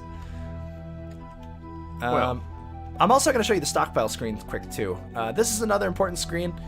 It will show you how many things are in your fort. It says your population, it says your food stores, your drink scores. Keep an eye on the drink. If that gets to 0, your dwarves are going to start drinking water, and they hate drinking water. But I'll show you how to keep that up. You might not think that's a big idea, but turns out that the dwarves' lives are nothing but pain, anguish, and torment. So the fact that they're not constantly hyped up on alcohol kind of makes them really bummed out. Yep. The moment they get sober, they realize that their life is a sham and everything they love is basically destined to be destroyed. And they get really upset for some reason. Now, you notice the miners actually stopped digging. I think it's because they went up to go have a drink. I think they ran back to the wagon and drank something. Oh, look, we're starting to store those corpses. Oh, God. Chinchilla mutilated corpse.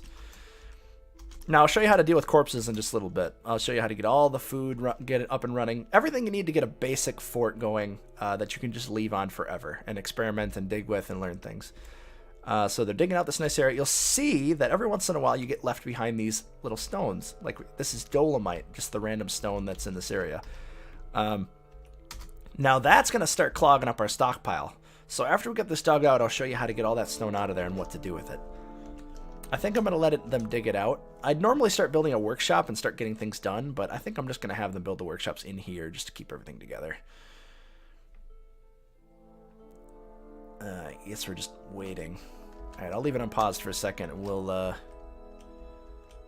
don't know. That game. Oh, what's up? Talk about life. Well, I'm currently playing this game, Slaves to Armok, God of Blood. And first of all, yes, you can cut in and draw on the menus. It's pretty neat. Yeah, you can tell Dwarf Fortress came from this game. But it looks absolutely horrifying because the characters actually are 3D models. Oh, God. And God, are they ugly. Let me see this. Naked Moldog, leaf-tailed gecko men. Everything is naked. It's horrifying. Are there big dongs everywhere? No, like they don't have like anatomically correct bits, but like. Now, depending on what texture pack you use, these will look a little different. So different stones have different purposes. For a little bit more advanced, for you basic ones, don't worry about it. But flux stone kind of looks like this. Iron metal stones kind of look like this, like little lumps of iron ore. And then gems look like this. Makes sense once you see it enough. We haven't hit any just normal boring stones, so nothing's going to look like that yet. Alright, so we're actually starting to get enough in here. Now, you'll notice you have all this frickin' stone cluttering up your stuff. Now, we're going to learn how to do something very essential called a quantum stockpile. I'd say this is essential for newbies, but you don't have to do it. It's going to make your life about 600 times easier, though. So we're going to make our first workshop first, and that's with the build menu. And the two important workshops you need to get started in a fort are a carpenter's workshop and a mason's workshop. Now, go to the bead menu to build, and a thing to remember is W for workshops. There it is. And then you can either scroll down and select it, or do C and then M, respectively. I'm just going to put these bad boys... I'm just going to put them wherever. Let's put that carpenter's workshop right next to it. Now, depending on how you're building this, if you're building individual rooms for it, pay attention to the color scheme on this. You see these light green squares? Those are walkable areas. These dark green squares, those are impassable areas. So if you have a workshop, and there are some like this where it's all like dark on one side, if I made a room right here and the door was this one square, they wouldn't be able to get out of the room. He'd go in there, build the workshop, and be trapped in there forever. So pay attention to that. Make sure you don't accidentally do that. But since I'm putting it way out in the open here, we don't really have that problem. Oh, I should have explained that. Hold on. I'm just going to suspend that. All right. So when you go to select a workshop, if you were doing it right away, you might not be able to do it. And here, I'll explain why. Carpenter's workshop. So we hit place, and now it's going to have you make it out of materials you have laying around. So it shows you how far away they are. It shows you what materials you have: dolomite, granite, logs outside. It shows you how far away they are. You can see there's some dolomite literally on this square, so it shows 0. And it looks like there's some granite somewhere. Oh, snap. Nice. Death, do not play this game. All right, I won't. Do not play Slaves to Armok. Why? It's real bad, man. Like bad as in bad, or just like bad for streaming? Oh, a little bit of both. Listen, dude, the creator of that game may be lurking in this chat right now. Maybe it's not the best idea to say that. Nah. Dwarf Fortress is great, but Taran has said himself that this game is bad. Okay, I may have to stream it sometime then. That sounds like a good idea. Dwarf Fortress, beautiful game, well made, craftsmanship, absolute legend. Hey, the I first was a sword. game, though, nothing. This game though, okay. It's no LCS for sure. All right. So sometimes it requires you to make it out of multiple items, but workshops and stuff only take one item. So you can select whatever material you want. I'm just gonna do dolomite because whatever. And I'm gonna hit enter, and it's gonna make a little designated area there. And I'm gonna show you what happens when you do that. Let's actually go outside so we can watch this happen. See how some dwarves just started running? My carpenter and my mason, if you want to be specific on who they are, just leapt into action because I gave them a job to do. Now you'll notice they went and grabbed stone, and he's moving stuff outside of the workshop. You see that? And immediately they're going to start building the workshops, and then they're done, and they're going to go back to their area and start drinking crap. Taran police, you're under arrest for saying bad things. Oh crap! Told you, dad game. Victoria's here. She's their liaison. Run for your life. Now these wonderful workshops are built. Now you may be wondering how to interact with workshops. This is actually our fourth most important button. Q. One that you're going to have to remember because it's how you're going to interact with most things on the game. Q is set building tasks or preferences. It's basically you're going to interact with buildings that are built. Q and T. Get it? QT? Now, when you hit Q and you're near something, see how I'm closer to the Mason's workshop? It will select it on the top right. If I hover over it, it's really easy to make sure you're on the right thing. See? Masons, carpenters, Masons, carpenters. And what you're going to do to build stuff in this game, like individual stuff that you're going to place, is hit Add New Task right there. And then you can make various things in here. Now, we did a Mason's Workshop because a Mason's Workshop's a great place to build really cheap tables and doors and pots and stuff like that for your dwarves to use. What do you mean? What do you mean cheap stuff? You can make stone is really common. Yeah, but you can make high quality stone. I mean cheap as in like inexpensive resource wise. Wood is a pain in the butt because you can run out of wood faster than stone. I feel like you are currently insulting the craftsmanship What's up, of your Wignut Cross? mason. Now beds have to be made out of wood. I don't know why. But that's what you're going to need a carpenter's workshop for, and why wood is good to have a start on, because you're going to need wood to make beds. And if you want to, hit Q, pop over to your carpenter's workshop, and go scroll down to B, bed. And you're going to hit enter, and you're going to want to do this 7 times. You have 7 dwarves, make 7 beds. 1, 2, 3, 4, 5, 6, 7. Regular stone is worth the same as wood. Yeah, but wood is harder to come by is my problem. A little bit harder. The Mason's Workshop, you don't have to do anything with that right now. In fact, you don't have to do anything with it if you don't want to. But let's make some tables. Just keep our dwarves busy. Go into that with Q, like I said. Go into Add New Task with A, and then scroll down to Rock Table. Let's make like, I don't know, 4. And then let's go make thrones. If you scroll up to hit Enter and then hit A, it will automatically be still on that, if that's the way you did it.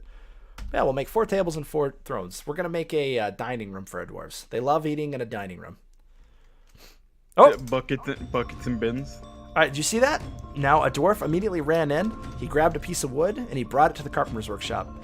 And now, if you see up here, this little A means it's currently being tasked. He's working on this bed right now. There you go. Is anyone confused? If anyone's confused, feel free. We can re-explain things. I don't know what I'm doing right now. There's plenty of people here. Funny thing enough, most of the people that watch your tutorial are people that already know how to play the game pretty well. Well, I mean, it's good. They're helping out. They're all experts. Oh yeah, it's amazing. People love to help people. And we have some wonderful, smart people in here who are great. I mean, like, anyone who's watching, pay attention to Pescoy and AI2097. They're dropping knowledge like it's hot. I can leave if you want? No, you can stay, Uber. You're amazing. All right. So, now I'm going to show you how to get rid of all this clutter. Look at this. We got some dolomite everywhere. We got freaking rough amethyst scattered around. You got some limonite there. Are you going to quantum stockpile the stone? Lord Polish, welcome to the stream. Whoa, whoa. Priest Muffin! Welcome to Zestopia. I hope you brought plenty of muffins for the citizens of Zestopia because you are now a citizen. Welcome aboard. I'm going to need at least 2 muffins. I missed the beginning. What are these great musics? This is just a royalty-free playlist by Kevin MacLeod that I'm playing right now. Kevin MacLeod of the Duncan MacLeod of the Clan MacLeod. Yes, this current song is Exotic Fantasy Music Mystic Force by Kevin MacLeod. I just play those in the background. Trigger 911, welcome to stream. By the way, welcome Onisando FR. And welcome Lord Polish. I'm glad the refresher is helping you. Now, this is an important one. This is a very good one for both newbies and people who are more familiar with it because this will make your life so much freaking easier. We're going to learn a little bit about something called zones. And we're only going to learn about it for this and one other thing that I'll show you later. Now, you're going to hit that I button for zones. You can see it right here. Zones. Disclaimer, this part is about cheating.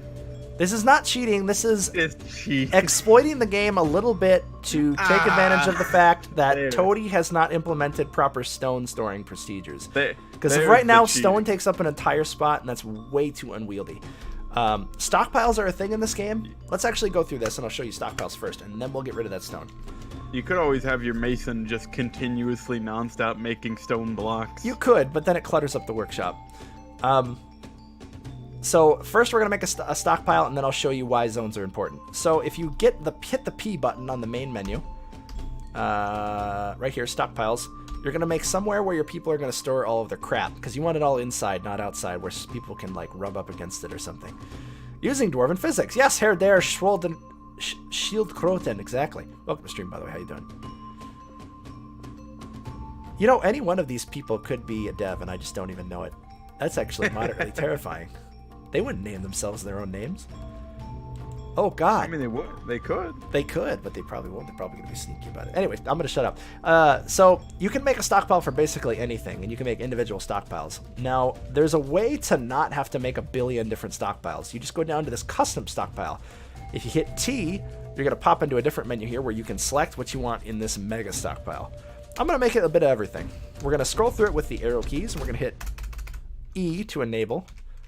About each one, yeah. Enable furniture, not corpses, not refuse, not stone. There's a reason. Now, there is a stockpile for stone, but I'm going to show you a better way to store stone.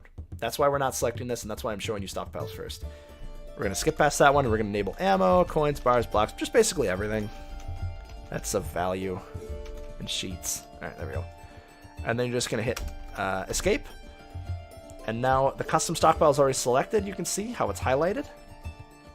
Plot twist, one of your regular viewers is really Tarn. Holy buckets! Are you trying to tell me something, Sugar Dust? If he was, that would be... That'd be great! I've done nothing but sing praises. And then you have me shit-talking the You don't shit-talk him. What are you talking about? Anyway, so this is just like the designation menu where I'm going to make a designated zone for storing stuff. See how it's flashing right there? I'm going to pop up here. Boop! And now all these little tiles up here, this is your stockpile. This will always show you where that is.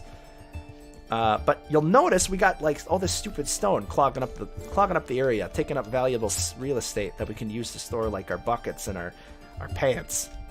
Our very important dwarven pants. And so the red panda will teach you how to cheat. This is not a cheat. This is a necessary thing in the current version of the game. Now you're going to hit the I button, like I said, over here to create a zone. And we're going to move this zone somewhere near a mason stockpile because I'm going to have this be a place where all the stone is going to get moved to. Let's do it right here in this little walkway that I created because I might put a stone crafter here. It doesn't matter where you are. You don't even have to put it close to anything, but it's nice to have it close to your mason because your mason will go there to get the stone. Now, once we selected one square, we can make it bigger, but we only need it to be one tile. And then we're going to hit enter again. If you'll notice, I'll show you more about zones later because all those numbers do mean something, and I'll explain them in a bit. All right, we've created this tiny little zone. We're going to hover over it with, I believe, the Q button. No, it's the I button. We're going to hover over it, and we're going to select this as a garbage dump with D. Now, they're not going to start throwing crap there. This is just for stuff that you've designated for dumping. Now, if you want to designate stuff to be put in that one little square, all you have to do is, like I said, you're doing something... Actually, this is a little different, isn't it? No, it's designated. You're doing something to an item in a square, so you're going to hit that D button, like I said. But you're going to pop down to this set building item properties, sort of like how we canceled that dig. And we're going to go to dump items. There's a bunch of other stuff on here, too, but yeah. D for dump. And then we're just going to... See how the cursor appeared? We're just going to select all the crap in there. How about this stuff too? Just clean up all this. Clean up all this crap. Quantum stockpile tutorial. Yeah, you got it. All right, that's all designated as dumped. And then we're going to hit escape. Escape. And then we're going to hit that spacebar button.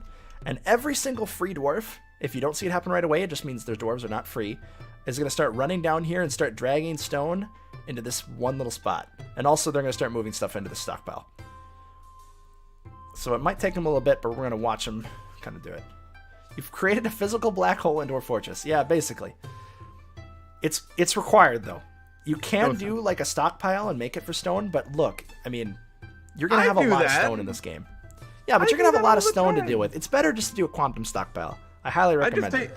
I just get a migrant wave, and whenever they come in, I designate 5 of them as masons, build a bunch of masons workshop, and have them continuously make blocks. Boom! Stone problem solved. This is better. I like quantum stockpiles are a necessary evil. Plus, blocks can be moved around easily. You know what can't be moved around easily? Giant boulders. Hang on, I gotta do a dump real quick. That's what Uber Chimron just said. I didn't say that. Yeah, you just wanted to repeat. If you want to do that with logs, don't forget to enable refuse gathering from outside. That's a really good idea. Now, this is a bit more advanced. For you more advanced people, we're going to show you something that Pascoy showed us a little bit earlier. So, which one was it again? I can never remember it. I don't mess with this one enough. I usually set this at the beginning and then I forget about it. Hauling with H. Right, no, wait, no, jobs. Damn it. Hold on. I gotta remember where it is. Do you not use Dwarf Therapist anymore? No, this is to set tasks. Oh yeah, are you gonna teach them Dwarf Therapist too? Yeah, in a bit. That's right. U and L? No. God damn it.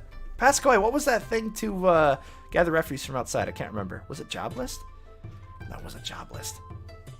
Now you'll notice I've played this game for probably over 2,000 hours, and I forget where things are. So don't feel bad if you forget where things are. You just have to think about it. It's him. Zest has 2 voices.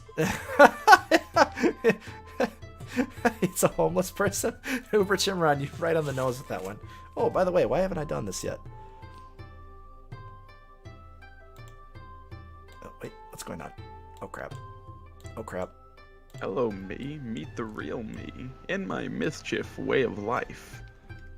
Where? I can't remember what that button is. I usually select this once and then I leave it because I never have to change it again. Hey, hydration bot. Hydration bot. Welcome to the hydration. Holy crap! We are up to 44 viewers. Welcome everyone. Yeah, I didn't want to tell you. Also, by the way, that's about 15 more than we said we was gonna be. Orders. There we go. Set order right up here. If you want to play with this, there's standing orders where your dwarves are like not going to gather stuff from outside. If you want to set a couple things, you can have it set to where dwarves gather refuse from outside. That's a good one to have if you want to use quantum stockpiles, because you can start dumping and they'll drag wood from outside. Otherwise, they're going to ignore it. Quality stream, to be honest. Thank you, Priest Muffin. I appreciate that. That's very nice of you. Welcome to the stream. You're a quality viewer. Internet high five. High five that game. There you go. Perfect. But anyway, yeah, as I was saying, welcome to stream. If you're just tuning in, I am Blues TV. If you are a newbie to the game, feel free to ask questions. Download. Whoops. Wait. What did I just? That's the YouTube link. Don't worry, I got you. Boom. There's the link to it. What does this link go to? I think that goes. Oh, to it's my boat YouTube murder. channel. Thank God it wasn't your boat something murder wrong bit. or weird. Yeah, you just have. Are you saying that you have a bunch of wrong and weird stuff constantly copied on your YouTube, Oh God, I hope not. Anyway, ready to go at any moment's notice? as I was saying, Beta official, that's very nice of you. I don't know. That's very about nice, that, but that's a very nice an albeit incorrect assumption. Shush. Anyway, welcome back, Beta. It's been a while since I've seen you. As I was saying before, if you're a newbie to the game, feel free to ask questions in the chat. We have like 50 experts in here who are really, really good at this game and can really guide you through almost any aspect of it. And we also have dust is always sugar dust. If you're a veteran to the game, I also want you to post your stories. I love to read out stories in the chat because the stories are what really get people to play this game. If you've got a really great story and you're a veteran, feel free to share it. The second guy is talking too much? Oh no. Dad game. Oh no, he's silent game Dad now. game. Welcome to stream, by the way, Merc. Owl Fortress. Anyway, you'll notice they start dragging in stuff from the wagon. And in a second, as soon as they're done dragging crap in, they're going to actually start moving that stone into the dump zone. They're prioritizing moving stuff inside over dumping because stockpile storage is considered the most important because you're going to want stuff in your stockpiles. So we're just going to watch them kind of drag stuff in. Currently, the highest view count streaming Dwarf Fortress until Joel streams. Is Joel planning on streaming Dwarf Fortress? I mean, he did tweet about it earlier. He did. He's going to do a 24-hour stream. Yeah, gonna make into a charity stream. You know, I for, really want to, like, Narn. have an ability. Sorry, what? Charity stream? He's doing a charity stream in Dwarf Fortress to try to get people to donate to Tarn because of the medical issues and all that good stuff. Oh, yeah. That's a good idea. Is this game like Minecraft? It is, Shen. Welcome. Shen, you need to stream this game. Bro, dude, Sif. What was I talking about? Oh, God, I lost my train of thought. Stockpiles?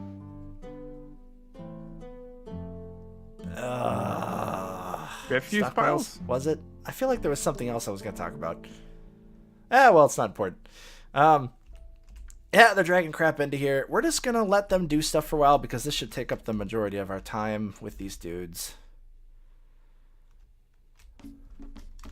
Meth tile is set. Yes, this is Meth plus Vordak. I feel like it was about... Oh, yeah, Joel. I would love to get on a one-on-one conversation with Joel because I need to thank him because back when he streamed this, I noticed a massive uptick in my viewers. And I need to thank him for that. Of course, I also got to dedicate a lot of that to Shen, whose many raids have made my streaming life possible. I'm very Need thankful. I get the graph? What? Do I need to get the graph, Zest? No, don't get the graph. Don't worry about the graph. Much appreciative to actually everyone who comes in here. I would not be doing this if it wasn't for you wonderful, amazing people. You'll get cancels hunt. He just ran out of bolts, so he stopped murdering chinchillas, and that's fine by me, actually. Oh man, these dwarves are taking forever. While we're doing that, I'm gonna make another workshop that's important now. This used to not be as important, but dwarves get such negative thoughts from drinking straight from a barrel. We gotta do that. I got like 12 follows from your host and some follow-ups. That's why I donated the emote. Oh, really? That's awesome, Escardia. I appreciate that. The Zestpeak emote. That was good. Hey, Alpaga, welcome to stream. What was that? Who just followed? 1 CMD. 1 CMD. 1 command. 1 CDM. 1 ZE. I command. What does that mean? Welcome to Zestopia. Thank you so much for the follow. What does your name mean? Let me know what it means. I'm curious. Pasture Critters Set Burrows. Keep looking at the screenshots. Keep looking at the screenshots for the Steam version of Dwarf Fortress. God, that texture pack just looks so good. I know, Meth did a great job. I'm really excited to play with it. Are you going to be buying it? LCD mines? I think I'm actually getting... I may possibly... I'm not sure. Doesn't matter. I probably will donate money. Okay, for sure. more important question.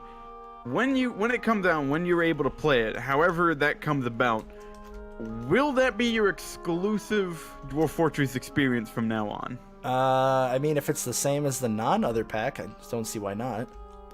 Unless it's like way behind in updates, because I want to play the Magic update when it comes out. All right, so one thing I should probably have my digger dwarves start doing now that we've got pretty much a stockpile designated. Look how much empty space is being wasted by these stupid rocks, though. I shouldn't have actually put wood to go in there because that wood is also clogging up pretty bad. Let's actually turn off wood. There we go. I'm going to start digging this way because there's something interesting about farms. Farms are the other source of getting your fort where it needs to be, and it needs to be on underground dirt for plump helmets. So I'm going to start digging this way because there's a good chance what's going to be under here is dirt. So I'm going to dig out a little area down here. And I also need to start thinking about digging out sleeping quarters for my dwarves. I'm going to go down one floor because if you build it right next to this workshop, the dwarves are going to complain about noise when they're sleeping when someone works in it. But if you dig it one down, they won't. Oh, let's dig out like a nice nice hallway. And you can make your dwarven bedrooms as little as you want. You can literally make them 2 wide or 3 wide. I'm going to make them 4 wide. That's a decent size. Sometimes you can even do them 3x3s. These are all little bedrooms we're going to designate with the dig tool. Just in this layer right below our workshops. We'll dig out like 8. Oops. God, no, I thought I actually messed up again. I'm trying to figure out how they're going to stop people from ripping the tile set from the preview version. Honor code, probably. I mean, you can rip almost anything. I'm pretty sure most Dwarf Fortress sites won't host it. I'm sure they're not going to be that upset about it, since, you know, the entire game is free anyways. I don't know. But anybody that goes out of the way to rip the tile set off of it is, you know, I would rude. say you should probably just buy it. I mean, the game is worth it. I've put in more hours in this game than any AAA title out there. Very well. $20 is basically nothing for how many hours you are going to get out of this game. Like, no joke. There's many other indie games where you'll drop like 10 hours and get bored of it. This game, I've literally, I think, put in probably 2,000 hours. More than any other game I've ever played. And I have ADHD. I get bored with games fast. That should really tell you something about this game. If you haven't gotten it already, you're going to enjoy it. Especially, even if you have like ADHD like me and get bored easily and confused easily. I mean, if I can learn this game, holy crap, you can learn this game. And that's why I try to encourage people and say, like, this game isn't as hard as everyone memes it out to be. Because it's just really getting past the shock of these menus. Once you memorize them, it's easy peasy. I'm going to dig out a little extra from migrants, too. But let's send our doors. Ah! Screwed up on this room. You always dig out, you start digging out the bedrooms and everything, you get it good, and then you finally get all the bedrooms for your 7 dwarves, and then bam, 20-man migrant wave as your first one. Yeah, that's how it's going to be. It's always time. good to have a few extra bedrooms for that reason. Why did they suspend the construction? Let's go to A and see why. Item blocking site. You'll get that. Sometimes your dwarves will freak out because their cat or something is standing on whatever they're going to build.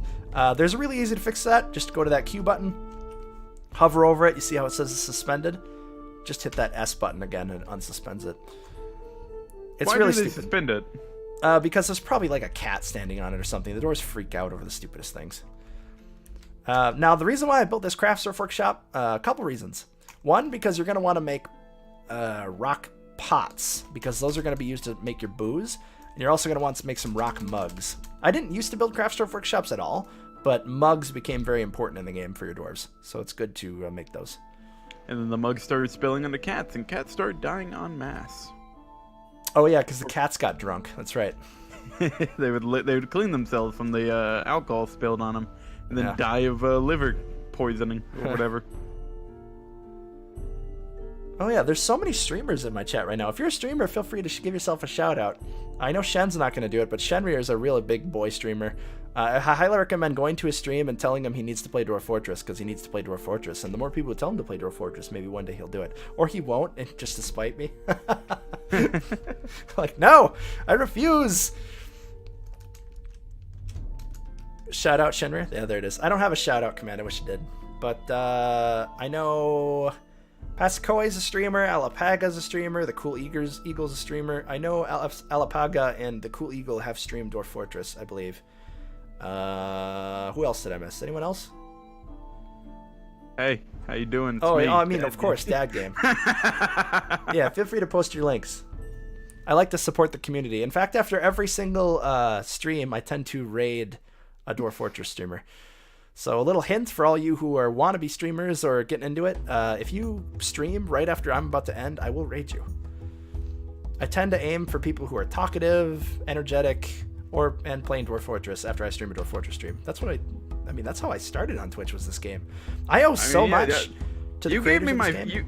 You gave me my first like big old, I would I call it a break? You gave me my first big group of followers. I think you were the first person to ever actually raid me, like ever. Yeah, that was great. Your reaction was amazing. I highly recommend anyone else who's streaming to also raid, because it's a lot of fun. It's fun to make someone's night.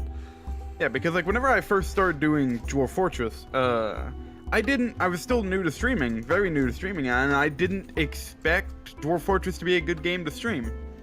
And then it became the most popular game I've ever streamed. And I haven't played it in a year. I'm probably shooting myself in the foot for recommending it, because that's just going to take viewers, because they're going to find out all these other great streamers and they're going to leave me. But they're the reason why you're the one that they keep on coming back to. Nah, there's just not enough other awesome people as well.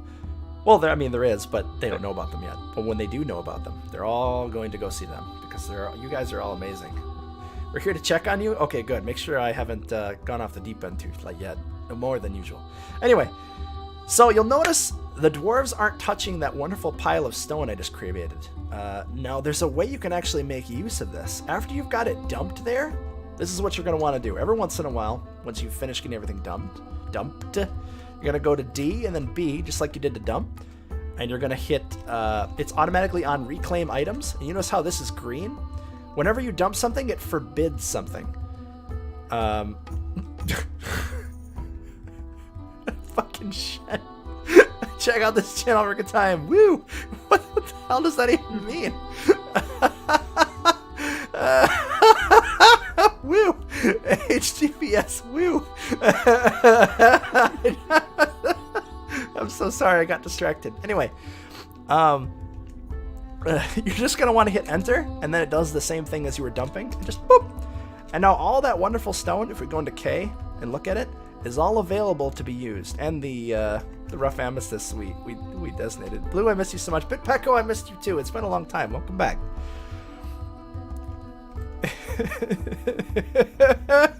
Woo! Someone make an image of Shen going woo! Check this out. Just Shen like, hey, check this out. Woo! Look what I can do. Oh. 412 Zest cannot handle requests. That's me every second of my life. Now you'll start noticing the dwarves will, instead of having to run over and grab all this other stone, they're going to go to this little pile and grab all the stone they need, and it's going to take them like 5 seconds to be able to grab it. I'm not high enough for this. Alright, now you'll see all that stone we had in there. It's all out of there too. The stockpile is much less crowded. We've got other crap in there. It's nice. But you'll notice a couple things now. We designated out all these areas. Now what are we going to do with them? Now we've got a nice dirt tube down here. If we hit K and go look at the different things, loamy sand wall, dolomite. Now you can plant stuff on dirt if it's underground. Oh, hello. And sand. 5 Rob renders. Wait. It may not make sense, but you can plant farms on sand. Yes. It acts just as dirt and mud too. Yep. 5. Oh.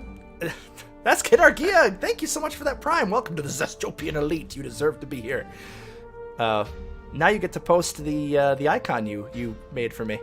And as I was saying, 5 Rob renders. Thank you for the follow. I hope you brought 5 gold rings to share with the rest of the Zestopians. Welcome to Zestopia. Thanks so much for the follow. Yeah.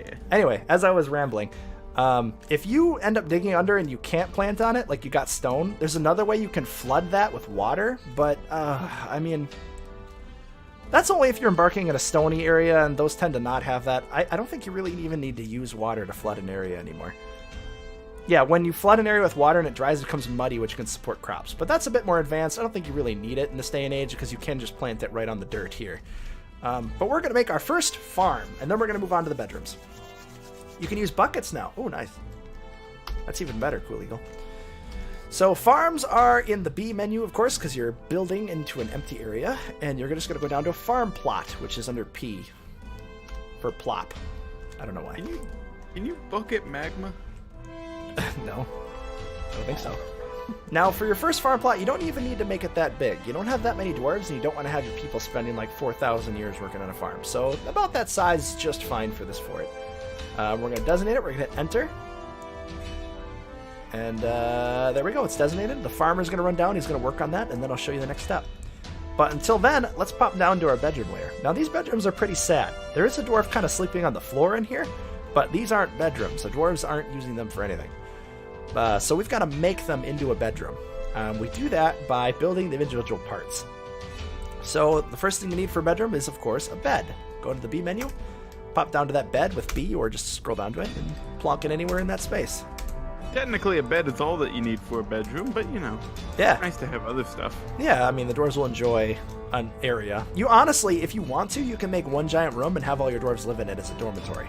I'll show you how to make each of those here in a second, as soon as they're done putting those beds in there. Let's get some more beds made, actually, just so we can fill up all those rooms. And also, let's make some doors. Yeah, no, that's good. Dest, are you remembering to stay hydrated? Yes, I am hydrated. Have you drank some water? That was the point where I start playing Dwarf Fortress. Not really funny. Wait, what? Sometimes needed for the run. Wait, what? What? Huh? Did I miss something? If you're talking to me, make sure you @BluesSTV me until I see it. You can do it multiple times. I like to make sure everyone's getting paid attention to when they're talking to me. But you'll notice how they are okay with barracks. Yeah. You'll notice how the dwarves love having their own rooms. It gives them a happy thought, actually. Why the bedroom layout? Why 2x2? It's good enough size. Now, when you place a bed, the bed doesn't automatically appear. They have to drag the built bed down here and put it up in the space. You'll notice it starts becoming colored. Instead, it's dark. Back in my day, you had to wait for the river to flood during the spring to make farms. Farming was a dangerous occupation. That's true, Cool Eagle. It's sort of like ancient Egypt. All right, so we got these beds down. Now, the next step, you don't even have to worry about the stone. The dwarves don't care about it. You go to that Q button, just like you did for the workshops. Set building item task preferences, and you're going to just hover over one of these beds. See how it says make bedroom? Hit that R button. Now this whole area will be designated as this bedroom's room. If you want to change the size, you can put the minus button, or you can make it huge. You can make this a giant dormitory. I highly recommend giving them their own bed because it gives them a happy thought that they have their own room. And we're going to hit enter once it's the size we want. And then you can leave it at that. You don't have to do anything now. The dwarves will pick a bedroom that's open. See how it says current owner nobody? As soon as they feel tired and want a place to sleep. But here, if you want to set it as a barracks or a dormitory, you just hit D or B, and it will highlight those, and you can, generally do that. Or you can even resize it in here. Or you can assign it to a specific dwarf. But honestly, all you have to do is just hit R, make sure it's the size you want, hit enter. Super simple. Now, they don't need doors, but I like to add doors just for fun. I don't think the dwarves even care if they have doors. I think it may increase the quality of the room. They will care a little bit because whenever they're sleeping and somebody walks by, it may give them a bad mood. Oh, wait, Escardia has got some news for us. Workshops don't make noise anymore, only mining, woodcutting, engraving, carving, and moving construction. Figured it was worth mentioning again since you're making bedrooms. Oh, thanks. Appreciate that, Escardia. Alright, so now that we've got all these designated, we're going to wait a second, and we should, when we come back, we'll notice they're starting to get claimed. Oh, hey, look! Our farmer has come down and made this. Now, they're just not going to start planting crap, so we need to designate them to plant the most important thing you're going to want to have in here. That's plum helmets. So we're going to hit that Q button. We're going to pop over here, and it's going to give us a couple different plants that we have. And plum helmets, that is your bread and butter. If you want to, if you do not have Dwarf Hack, you can go through the different seasons and select plum helmets. But if you have Dwarf Hack, you can actually hit Shift Enter and select plum helmets, and then just leave it. You can eat plum helmets. You can cook plum helmets. Yep. You can brew plum helmets. Plum helmets are about it. Good for everything food related. In fact, all you need is this little farm, and it can support your dwarves. They don't even need booze, although that, very big negative thoughts. But for basic survival, all they need is plump helmets. All you need is plump helmets. Plump helmets are all you need. I've only once tried setting up a food system that was not just plump helmets, and I was trying to make bread out of the cave wheat, and I could not figure it out. Now I'm 10 just hours on that. Yeah, I'm just digging out a couple different things here. So you can put these wherever you want. I'm just putting them here just because. I don't even think this is a very good area for my workshops, but I'm making a brewer and a kitchen. The most important thing you need, you don't even need to worry about a kitchen, is a still. I'm going to plunk this bad boy right down right here. Right now. Right here, right now. Have you ever made bread, Zest, in Dwarf Fortress? I've made bread in real life. Oh yeah, but in Dwarf Fortress, have you ever I haven't. Seems like it's harder than it's worth, because the dwarves can just make a plump helmet roast and be very happy with it. It is harder than it's worth, but I'm just curious if you actually know how to, because like the power mechanics of like the windmill and all that kind of stuff is extremely confusing, at least for me. Now, the next thing I'm going to make here is a dining hall for our dwarves. It's good to put this in an area where you want your dwarves to congregate, because they're going to hang out here 90% of the time. So you build a tavern, but that's a lot more hard. I'm trying to think of where I want to build my dining hall. Because I'm going to have the kitchen be right here. Be like... maybe up here? What do you think, that game? What are you placing again? Making a dining hall. Oh, the dining hall? Well, the top part's stone, so you can smooth it out. So I'd put it up top. I like to make my dining halls big because they'll get a happy thought when they dine in a dining hall that's just extravagantly huge. And you can put rooms on it and stuff for the visitors to sleep in. That's a tavern. That's totally different. Make a tavern up top then. Make the dining hall deeper in, or make the tavern into the dining hall. I need my dining sock that game. I can't eat without me dining sock. I'm trying to figure out how I want to do this. That should be fine. This is a little hodgepodge. Of course, when you make your own fort, this is where your creativity is going to come in, how you want this to be. You don't have to build it exactly like that. So just like the poop sock? No, it's a SpongeBob quote. Did you ever see that? Yeah, SpongeBob quote. The Flying Dutchman needs a sock. I am the Flying Dutchman. So you'll notice they ran down there and they're starting to plant little plump helmet seedlings. Those are going to grow into plump helmets. And yeah, we're basically just waiting for everything to get built now. So we're going to watch them get good. I'm probably going to dump all that stone in there because we've got a pile of it. More Lehmanite. Lehman Russenite. Now, what I've shown, this is basically all you need. Once I get this dining room set up, and this still in a kitchen, you've basically got everything you need to survive. You can just exist on this forever. Your dwarves will eat, they'll drink, they'll be fine. They won't be the happiest dwarf in the world, but that allows you to have a foundation to experiment with all the other things to make the game more interesting, have higher difficulty, and also just more like efficient. Because everything I'm doing right now is pretty inefficient. You know what I would love to see added in? Food spoiling. Imagine if alcohol... It already does if you leave it on the ground, I think. But yeah, even in barrels. Imagine if all your food eventually just spoiled. Imagine if your crops could fail. Yeah, that would be hardcore stuff. That'd be great. I mean, it's Dwarf Fortress.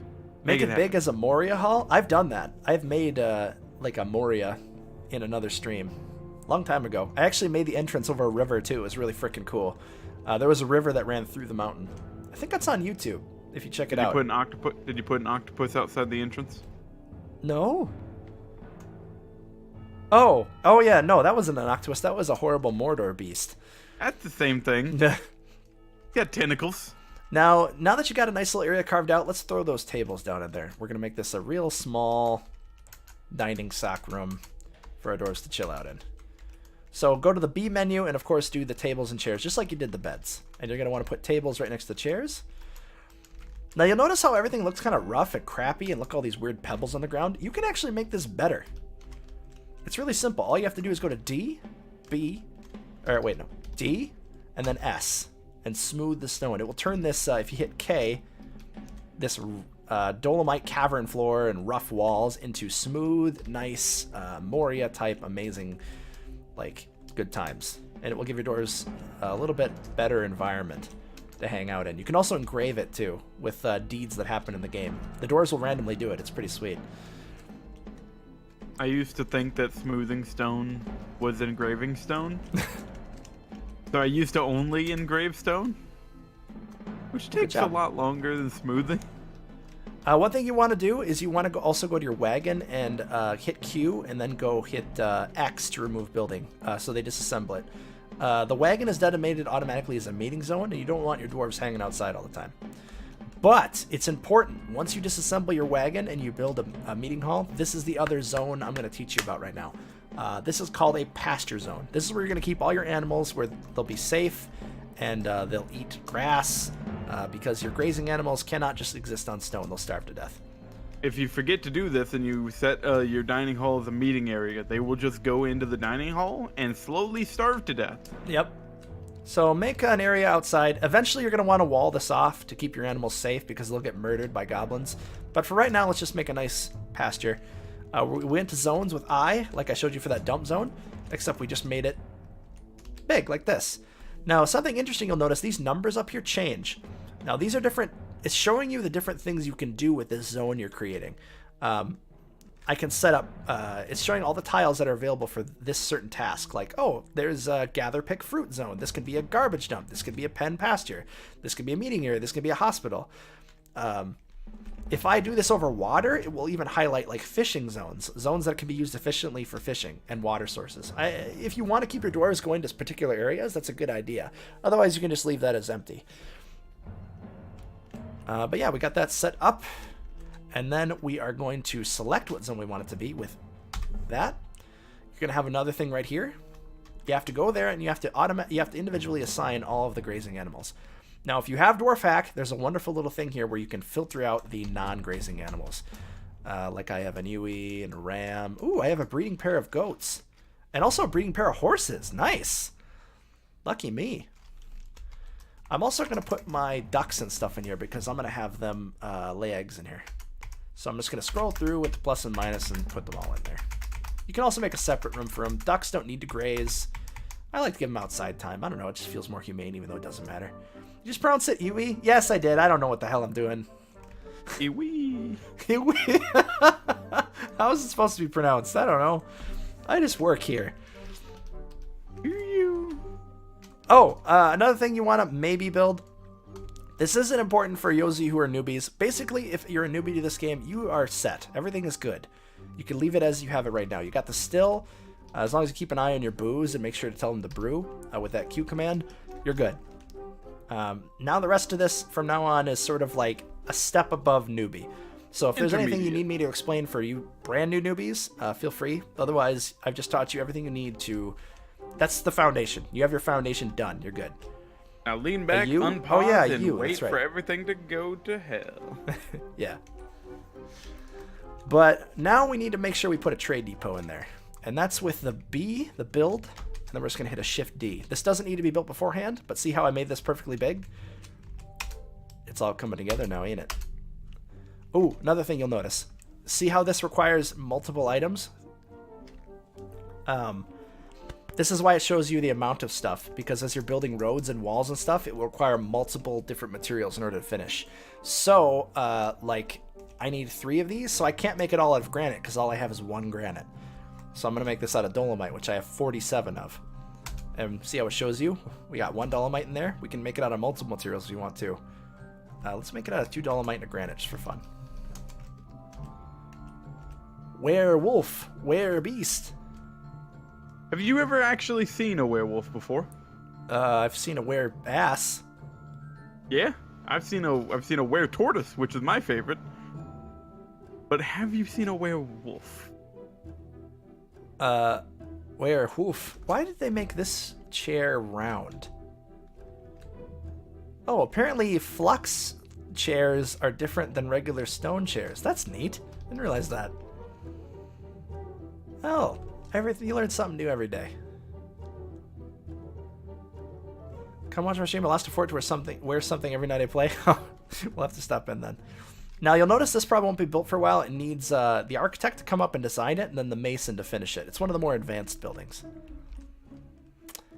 Now, another good thing to have in case you get invaded as you start growing is to start building your bridge. The bridge is going to be the best way to close your fort because there are things in this game called building destroyers that can totally just smash down doors and destroy your entire fort. They cannot destroy bridges. Yeah, bridges are invulnerable. unless you close a bridge with a dragon on it, and then the bridge will break. Now you'll notice I have a nice big space there. I'm going to remove these ramps just for good measure. That's a good space for us to build our bridge. Now we do that in the build menu. You just scroll down to that bridge. And this one's a little different. It's not like a designation. We're going to resize that with the UK, UM, and KH to change width and height. It says right there if you forget. Another thing you're going to want to make sure you remember. I forget this all the time. Raise direction. This is extremely important for making a bridge. Retracts basically means that the bridge disappears. But you want it to create a barrier that the enemies cannot get inside. That's the point for this bridge. Now we change that with the WASD. See how I changed the different sides? It's not letting me do it in a couple areas because there's something blocking it. But if I raise up, it's going to create a wall right here. If I do it down, it's going to create a wall right here, which is completely useless because the enemies will just walk right in. But if we raise it right here, boom, wall there, nobody can get in, our fort is safe. So we'll select that, hit enter. We need 4 materials. Let's just do it out of dolomite, I guess. I really hope that the next update ends up at making the bridge destroyable by building destroyers. That would make things more interesting. That would make it the way you can't just you can't just slap in the bridge, lock up your fort, and call it a day. Now, we created this dining halls, and dwarves will eat at chairs when they're available, and some dwarves like to have little individual tables scattered in their fort, but if I want to make this a dining hall to have them get a happy thought from eating in an awesome dining hall, all you do is go over a table. You can also, if you see over here, it says throne room and study. I'll explain that later.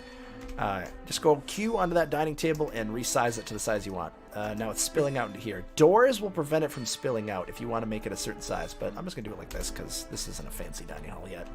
Would you like to explain the seeds that are now sitting on the desk because the dwarves are disgusting? Oh, yep. Now they're gone. Yeah, no, the dwarves will leave seeds when they eat, and you see how he immediately picked it up? Sometimes they'll just leave them there, but those seeds can be reused in your little farm plot down here. Now, they're just eating raw, like, plump helmets. Like I said, if you just have a plump helmet farm, you can live. They won't feel the best about eating raw food, and that's why you have a kitchen, but your dwarves will survive. You don't need anything but what I just got right here if you want to just leave your fort going for like 2,000 years or something. I believe if you cook, if you cook plump helmets, it gets rid of the seeds. But if you brew them, you keep the seeds.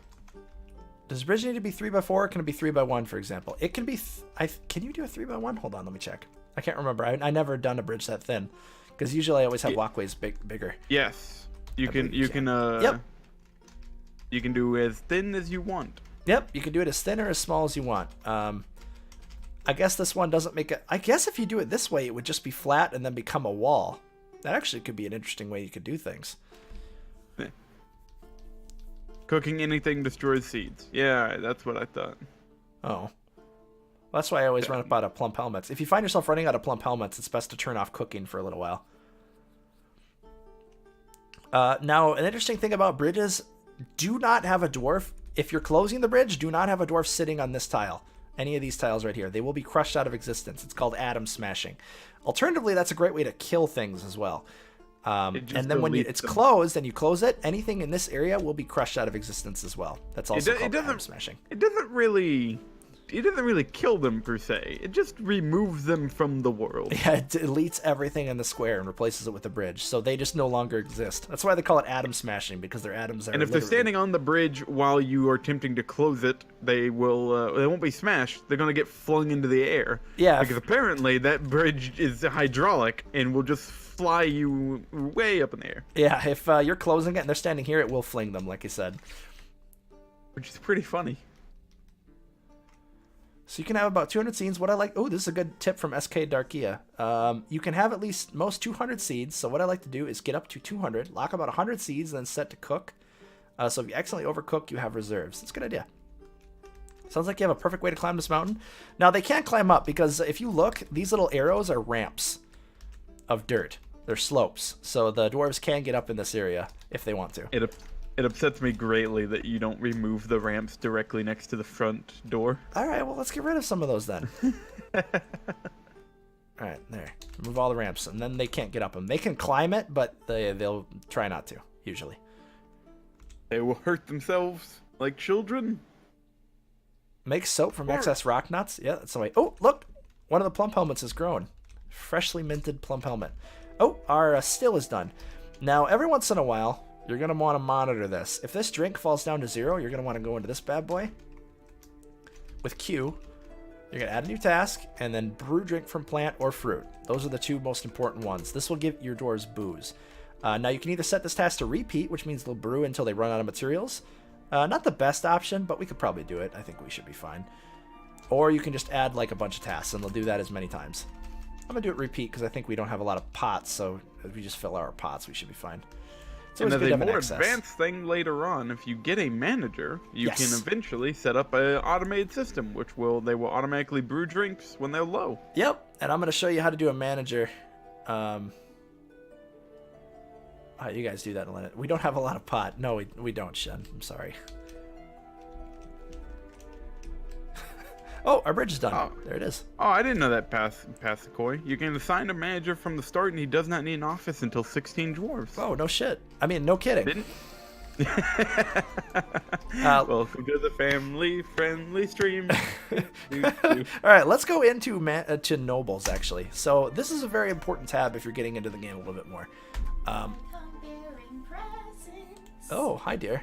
What kind of presents? Oh, my God, you brought me a blizzard. Surprise, Ica. Surprise, Ica. That's my wife. Hi. And they brought me ice cream. Yes, I did. Oh, my God, is this Oreo? It is Oreo and M&M. Oh, I love you so much. Tell Ica I said hello. Dad Game said hi. Hi, Dad Game. Hi, Ica. Hi, Uber. No, I can't keep eating too much because I'll make everyone leave. All right. You're welcome. Also, you left the microwave open. Oh, I'm sorry. It's okay, I shut it. All right, so noble screen. Now you get to the screen just by hitting that N button. Now these are important dwarves that will handle administrative duties and various things that you'll need. If you ever see a dwarf end up on this list and you didn't put them there, kill them immediately. No, don't kill them immediately. That will cause a loyalty cascade. They don't deserve to be here. You will get ones who get automatically assigned. Those will be like they're basically difficulty curve nobles and important nobles. Difficulty curve nobles happen the bigger you get. They'll be like kings and stuff that will require you to build things and build fancy offices for them. It's basically like increasing the difficulty naturally in the game. They're very mean and generally useless. Throw them into fires. No, they're good. It adds difficulty and makes the world more alive. Otherwise, these are all utility roles that you have to assign. The expedition leader is assigned. That's basically someone who, if people are angry, they'll go talk to them. This will turn into mayor as you get bigger. All right, so the first things we want to get are a manager. You should have a chief medical dwarf. So let's just assign those. You can do these right away. If we scroll through this list, it will show you the eligible candidates. If you hit enter on that role, like see how it's a novice diagnostician. So he'll be that. If we scroll down here, it looks like the best candidate, you can see all the skills that they have that are relevant, is our expedition leader for the broker, and a bookkeeper. No one's a bookkeeper, so you can give that to any dwarf who's not doing much. How about we just give it to this guy? Now, the first thing you note when you assign that, they have a requirement that appears in red. That means they need that to perform their duties. If it's yellow, it means they want it. Hey, Pepeko, welcome. The manager is another important one. Let's just give that to the miner as well. If he shares all these, it's a lot easier because we just give him one office and he's fine. Hammer, sheriff, and militia commander you don't need to worry about. Not yet. Alright, so since he needs an office, we need to make him a little office somewhere. So let's just plonk down. He just needs a chair somewhere for him to perform his duties, and I'll explain what those duties are. So let's make some chairs. Alright, you got anything to share while I take a couple bites? Huh? Oh, yeah.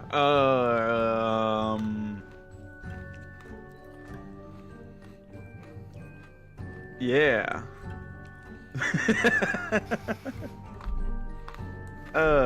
What's something that'd be that I don't that threw me off whenever I started getting into Dwarf Fortress? I can't talk about that because that's not. Oh yeah, no, the unit list. Now that is something that really is super helpful that I didn't learn until much later on. So if you hit U and you open up your unit list and everything, it shows all your dwarves, all your animals, and most importantly, others. Now you might not think that others is important. Others is really important because others shows everything on the map that is not an animal that you own or a dwarf that you own, aka visitors, wild animals, things that are bad. The game doesn't warn you when, say, you know, a bear walks onto the map, right? And this bear may walk onto the map and wander over to the front of your fort. You didn't see it coming, and suddenly you have 5 dwarves dead. So it's a good idea every now and then to open up your unit list, check out the others tab, just to make sure there's nothing super dangerous that has just wandered onto your map and decides to make you have a bad day.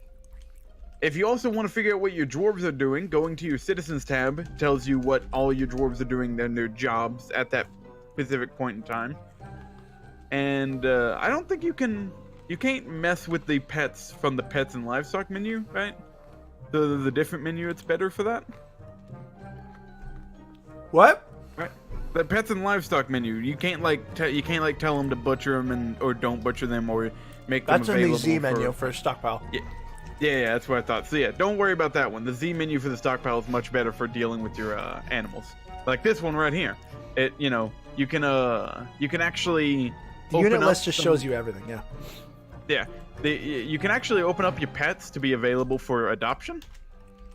Yep, if you go to the Z menu, and this is where you also designate stuff for cooking and stuff like that, and but this is where you're going to designate them to be butchered if you want, or designate for pets. Yes, you can make them available. Now you cannot make cats available for adoption because they don't care. You don't adopt a cat. Cat adopts you. Yep, as I was just demonstrating on the screen for y'all as he was explaining that. Alright, so that share should be done by now. They're usually really fast. Yep. Okay, let's do that. Right there. Dolomite Throne. That's perfect. I'm just going to take one of these rooms. Oh, look! One of our dwarves claimed his own bedroom. The carpenter. Hey! If we hit Q and hover over his bed, and now it's owned by him. He automatically assigned himself to that room. In the past, I thought you had to assign each bed to a dwarf. That was a tedious process. That gets much complicated later on. Yeah, because I was spending like hours doing that, and then I realized you can just open the room and they'll take it. Bears are curious guzzlers, so they will come to you to insecure booze stockpiles and drink your booze. Hey, boo-boo! Hey, boo-boo! Very nice drink you got here. I need a whiskey sour to get through the working day. Ian, Anna, welcome to stream. Alright, so we just made this chair. We got to designate this as a throne room. If you hover over a chair with Q, it lets you do that. And we're just going to assign this chair, current over nobody, to our expedition leader who needs an office. And now if we go to the end menu. Oh, wait, no, the expedition leader didn't need it. Damn it. Alright, free the chair. Just hover over it with X, hit F. We're going to free that. And then we're going to assign it to our manager who needs it, actually. Now, if we go to the end, he has everything he needs. And now we're going to go on to a really helpful but complicated thing called manager duties. Oh god, it took me years to figure out what this was, and god, once you figure it out, it makes the game so much easier. I think I can walk you through it. I helped Razim through it, and I think he understands it really well right now. Oh no, I figured it out. It just took me a long time. Yeah, so that's what I mean. Like, I hope I can get this. It's great to create a drink, a water source for your dwarves. Oh yeah. Let's create. I don't like creating wells. They usually end up flooding my entire fortress. I could probably path some water over and use it for a well, but I'll do that later. So let's go into the job menu. This is the J. This is the job list. This is where we're going to make tasks through the manager. And then we're going to go to the manager with M. This is a nice, important, but complex thing. If you're just new to the game, don't worry about this. You'll be overwhelmed and you'll cry. Now, right away, it says there are no work orders. Now, this is an excellent way. Yeah, Anna. This is an excellent way to tell your dwarves to do things so you don't have to go to the workshop. If I hit new order, I can have them do anything. Now, if they're unable to do it, it will just sit there forever. Like, look, you can do almost anything from the manager menu. You can, like, encrust furniture with stuff, smelt stuff, you know, all this stuff. But I'm going to show you how to make it so you never run out of alcohol. This is a little bit more complex, but if a newbie does this, and you set this and just leave it, you will not have to touch your fort ever. All you can focus on is, like, figuring out how to play the game and reading the wiki, and it's so much easier. So I'm going to do brew. I'm going to type in what I want. Brew drink from plant. And what's the best way to do this? I know a couple ways to do it, but sometimes they don't work. Set the quantity to like, I don't know, 50 is a good one, and then just go to conditions and then reset the numbers to whatever it is. So like, the way I like to do it is I like to have it to where each dwarf has at least 1 alcohol to them. So if I have, say, 50 dwarves, I'd have it 100 stockpiled. But if the number drops below 50, to start making alcohol again. That's good. That's a good way to do it. I like that. Since we have only like 7 currently, I'm gonna plan. We're probably gonna get like 20 dwarves for the end of the stream, so I'm gonna plan for 20. So I probably want to make maybe about 40. 50. Now, you want to be careful with this, because if it's a high number and you don't have the resources for it, they're just going to plow through all your resources. Now, we've created this. Now, this is just a work order right now. They're going to make 40 booze if I left it like this, which is fine. It's a nice way to make a bunch of booze without having to select it 100 times. But I want to have this be a little bit more complex and interesting. We're going to go into the conditions menu. Am I covering it with my stupid head? Nope, it's right here. I'm going to poke it with my nose. Beep. We're going to pop into that conditions menu. And so basically think about this like, this task, if I go into the conditions menu, will only be triggered if certain conditions are met, which will be checked every once in a while. Now, this sounds a little confusing, but if you think about it, it's sort of just like, you're telling your dwarves, hey, if something is this, do this. If X is Y, do this, or something like that. Yeah, you're telling them like, hey, make sure there's 40 alcohol, and then they'll make that 40 alcohol. And then your conditions are just saying, hey, once the alcohol is below this number, get it back to 40. Now you can see there's no condition on it currently. It says, ready, one-time order. Means they're just going to make that 40 alcohol, and that's it. They're not going to do it again. But I'm going to change this. Each plant gets 5 alcohol. A stack of 5 potatoes makes a barrel of 25. Okay, I should probably change that then. Thank you, Pescoy. Were you about to say for all you programmers? Yes, SK Darky, I actually was about to say. For all you programmers, you can think of this like, what is it, a logic gate? If thing is 1, set yes, set condition to yes. It's literally that. Thing starts at 0. Yeah. But we're going to add an item condition this with A. I'm going to move my stupid big head out of the way so you guys can see the crap that's going on behind my face. Up. Up. Yep, I explained it good. All right, good. I appreciate that. All right, so we added a condition. Amount of items available is at least 0. Satisfied for next check. Okay, so it's saying the amount of items, which I'm going to designate here. Amount of booze. Change item type.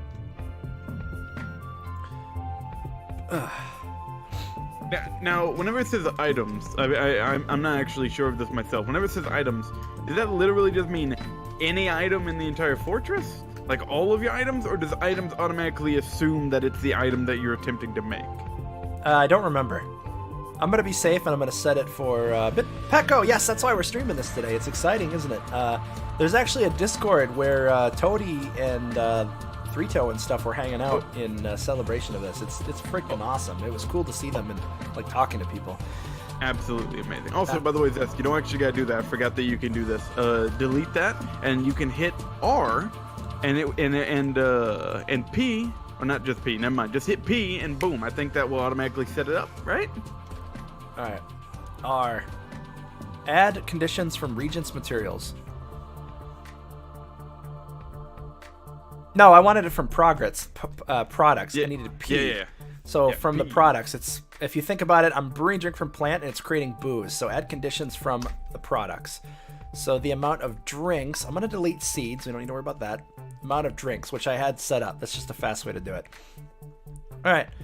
So amount available is at most 10. I don't think that's right. So we're going to go down and change the frequency.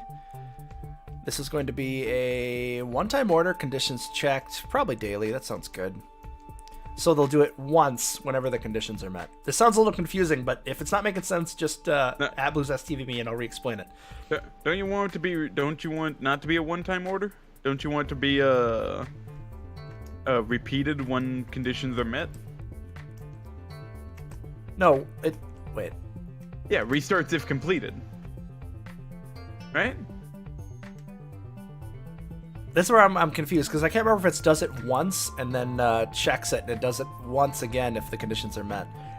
I think a one-time order is for like if you want to do that one time after all the other things are met on it. I think that you want it to repeat after completion. I thought it was one time. I don't know. This is a little confusing. Luckily, we have a lot of experts in here. The two people here have played Dwarf Fortress for years, and even we don't know how this works fully. Yeah, you'll figure it out if you play with it. It makes sense. This is all very logical. Do the repeat when in doubt. Okay, thanks, Pescoy. All right. So if I hit the Q button, it changes the inequality. So I want it, if it's less than a certain amount of number, then I'm going to change it to. Let's do less than, I don't know, 20. And I'm going to change that brew to, I think, 20, because I think that is a bit much. I thought it was a bit much. Change frequency, deconditions, add conditions from it, change inequality, change item type. Sorry, I'm just making sure this is all make logical sense. If you just read it enough, it's logical. It makes sense, I think. So all the conditions have to be satisfied for it to trigger. Or not the satisfied. thing? See how it says it's not satisfied? That means it's going to trigger. If it's satisfied, it won't trigger it.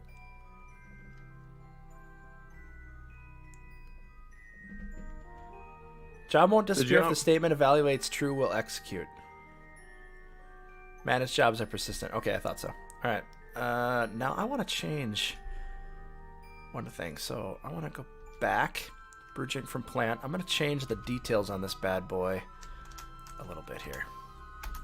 You just want him to brew just plum helmets out of it? I want to brew just like 20 rather than...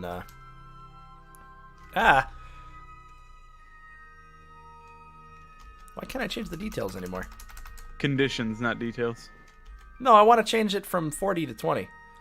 Yeah. Ain't that, any conditions? Damn it. And here we go. It's locked in? Oh, I have to delete it and try again. All right, well, I'm going to delete it. Oh, yeah, I forgot. Should just take me a second anyway. Brew, drink from plant. Okay, and then we're going to do this 20 times. Then I'm going to go into conditions. And then we're going to add item condition. We're going to change. We're going to hit P. We're going to delete that. We're going to keep drinks. And we're going to change the inequality when it's less than. And I'm going to change the number to 20. And we're going to change the frequency to...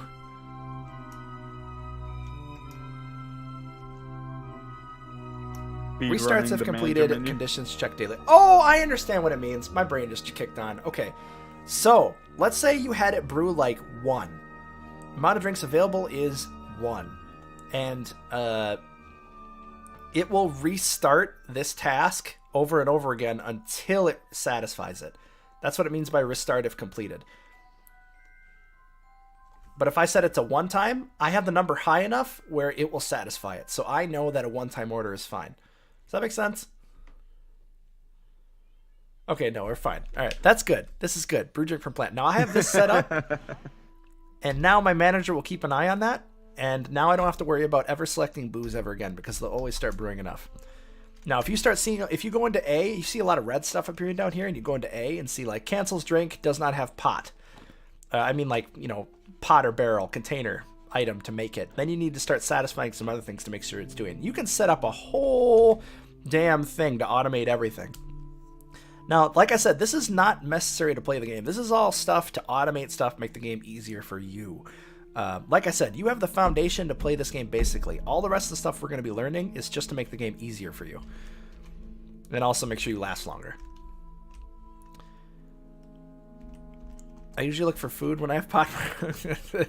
Minimum 100 drinks will get made. Yes, SK Dark, yeah. There'll be our thing will make sure that we at least have 100 drink at all time. That's kind of low actually, but whatever. We're gonna up that later. For right now, that should be fine. We're gonna take off that repeat, and we're gonna watch our manager get to work on this. They're checking it right now. It's not been implemented, but the manager's going to run down to his office, check the amount of booze, and trigger that.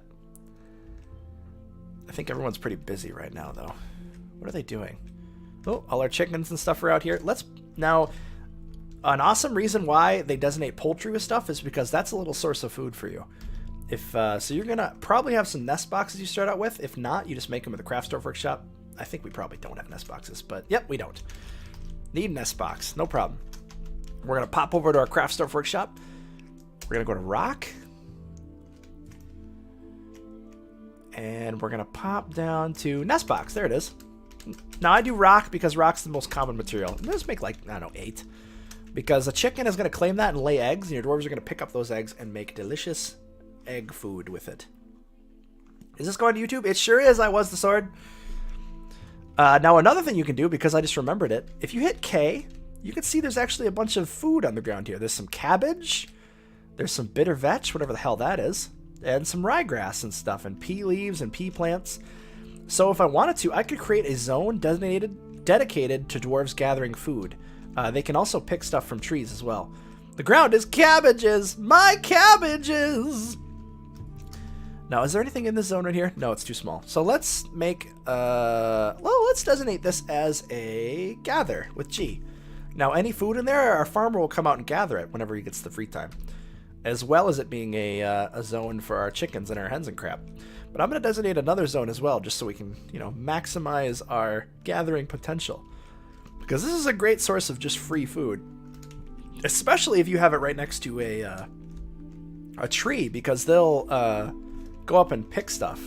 Is there anything here? Oh, there's a bayberry tree. Yeah, they'll go pick bayberries there. If you dedicated herbalists will gather plants faster with higher stacks. Exactly.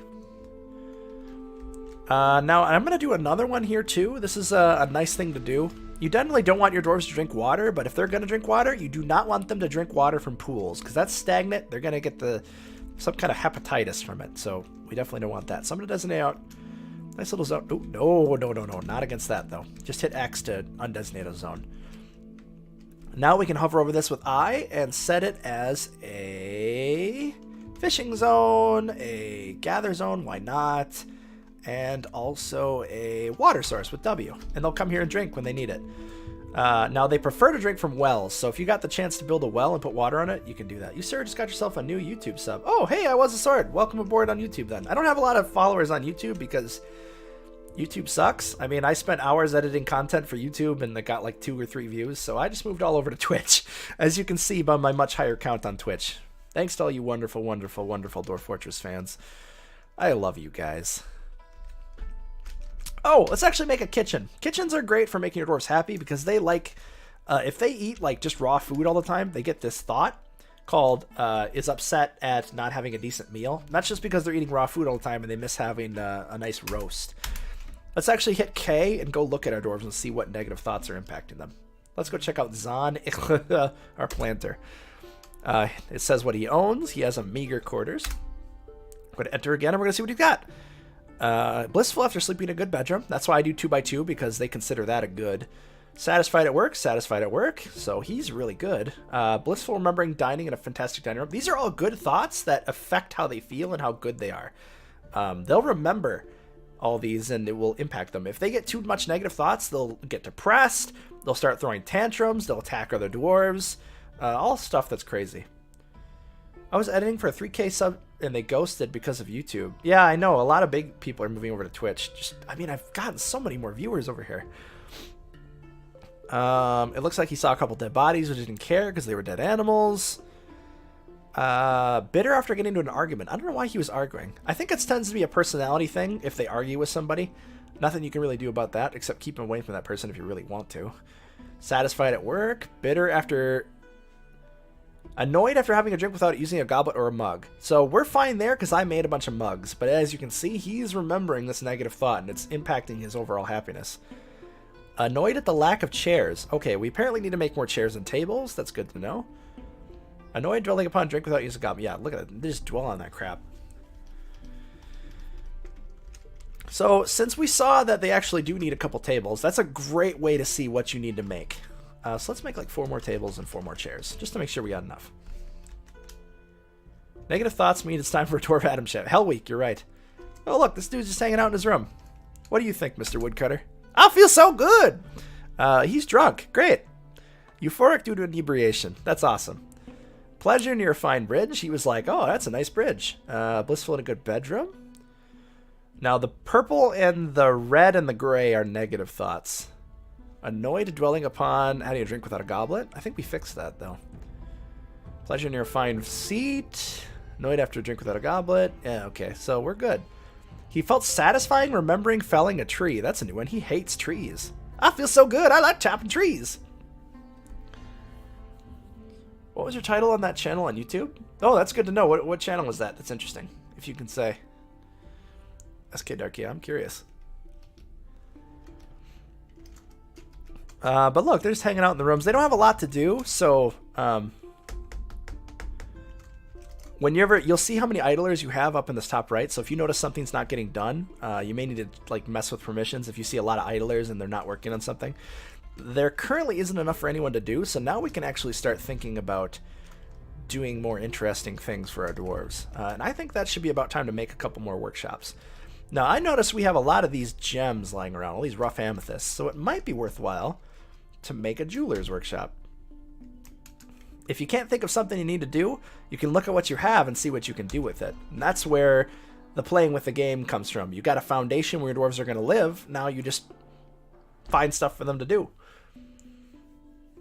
Any dwarf who's related to an is secretly an elf needs to take a dunk in the lava pool. Send out your own caravans now. I haven't played this game since... I haven't sent out my own caravan yet. We're going to make a jeweler's workshop, and then I'm going to teach you guys quick about a really important thing that I also forgot to do that's really, really important. Let's actually hold off on the jeweler's workshop and get this... no, it's fine. Let's... I need some more room for workshops, so I'm going to dig out this zone here, because this will allow me to place a bunch of 3x3s. And I'm going to create a mechanics workshop, because this bridge will not close by itself. I need to set up a lever. Otherwise, they're going to get their ass... They're going to get murdered. Moided. Get big enough, you can start sending out squads of super dwarves to conquer the world. Yep, that's something you could do. I'll show you something that's really cool. So remember that menu we saw earlier before we embarked? I can see that again. I'm going to hit the C button for civilizations. It's actually right here. World info. Boom. What's all this gray crap? Hey, I'm back. Welcome back. I was just showing them a civilization menu. What's all this gray crap? I've never seen this before. I don't know. Is that a graphical error? It very well might be. But anyway, this is where you can view... this is a new thing they added, I think like a couple months ago, where you can view other civilizations and interact with them. So if I wanted to, if I build a military, I could send it to go attack these elves. Now, I am currently at peace with them, so that probably wouldn't be the best idea unless I wanted to fight with them. Unless, of course, your dwarves were super sneaky and got in there without anybody noticing. That too. Here's my civilization right here. Looks like another one embarked right there. That's neat. Now, if you look over certain civilizations, it will tell you... Oh my god, this is a dwarven... This is an elven fortress. The elves are taking over the universe. I should raid these people. What? We can see the various other civilizations. We've only met another dwarven civ, and apparently it's the Earthen Shield and the Anger of Weasels. I think that's my civ. What is that on the bottom right island? What is that on the bottom right? Oh my god, what is that? Bunch of angry R's. I think it's a jungle. The Jungle of Flesh? It must be a haunted jungle. I don't remember seeing that. I didn't see that either. Where did that come from? The Jungle of Flesh. I don't know. Maybe that's like a super death island that raised out of the ocean, like in Chrono Trigger or something. I'm very sad that boats are not a thing yet. They will be. I mean, people are always bothering him about that. Hey, they'll eventually become a thing, but right now, there's no thing. Oh, we missed N3 Vika's message. What'd they say? Oh my god, I missed your message. Yeah, if I miss your message, just at BluesSTV me until I have to go to sleep, but wanted to let you know that your stream is probably the most wholesome I have seen on Twitch. Will definitely come again if I'll catch you streaming. Thank you so much. I appreciate that. I try to be wholesome and family friendly, and if I don't get frustrated and start swearing, I appreciate it. Thank you so much. By the way, like I said, if I miss your message, just at BluesSTV me. I'm fine with you saying it multiple times if I don't notice it, because sometimes I just don't notice anything, but I want everyone to feel like they're being noticed and attention to, because you all deserve it. And if Zest doesn't pay attention to you, you can always at the dad game, because I am also here. Yeah, and if will dad make game him is pay here. attention. And not off making a pizza. My mother messed up her knee. I was going to go check on her. She had a knee brace and everything. It's terrible. All right. My Blizzard's all melted. I'm gonna throw it in the freezer. All right, yeah, but you can view around. It says how far it is, away it is. This is a really small world, so everything is within like a 4-day travel, even up here in this area. Yeah, currently, though, you cannot travel to any of the islands because boats are not a thing, so that it's impossible to get to anything that is not on your mainland. But anyway, thanks again, Neveka. Oh, migrants! Hey, we got our first migrant wave. So you'll get this every once in a while. The game will pause, and this is more people who have come to our fort for prosperous life and new experiences. Oh, hey, Hell Week! Welcome to Zestopia. Thank you so much for the follow. I hope you had a great week and not a hell week, but you're going to have a great week in Zestopia. Welcome aboard, my friend. When are they adding boats? Anything nautical? I don't know. There were people asking that all over the place in the Discord where Toady was. I'm pretty sure it's on his list, so I wouldn't worry about that. He's talked about it every now and then. He's mentioned it in DF Talks. He's mentioned it in the updates that he gives, but he has not given any sort of actual concrete, hey, this is happening then. Yeah, he's focusing on a lot of things at the moment.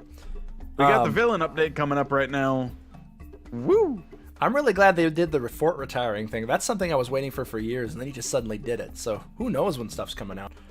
By the way, when the migrants come, you can find them usually at the edge. The first one that appears, it won't show you everyone that's in yet, but if you want to see everyone who's approached, let's go show you for the first time this stream of handy-dandy little tool that lets you show all your dwarves and a handy-dandy little thing that shows you... Dwarf Therapist? Yeah, Dwarf Therapist. Bring up the Dwarf Therapist. So you'll notice if you started the game, you still have this window open. Now, you're going to be on this menu probably, so just pop over to this Utilities tab, and you're going to want to click on Dwarf Therapist. It's a wonderful little happy tool, happy little firewood. By the way, I forgot to do my Bob Ross comparison. So Dwarf Fortress is sort of like Bob Ross. You know, what the hell did I used to say on that? I can't even remember. Everything is a happy little mistake. No. It was more like, this is your world. You create it how you want to. Yeah, I remember now. It's all coming back to me.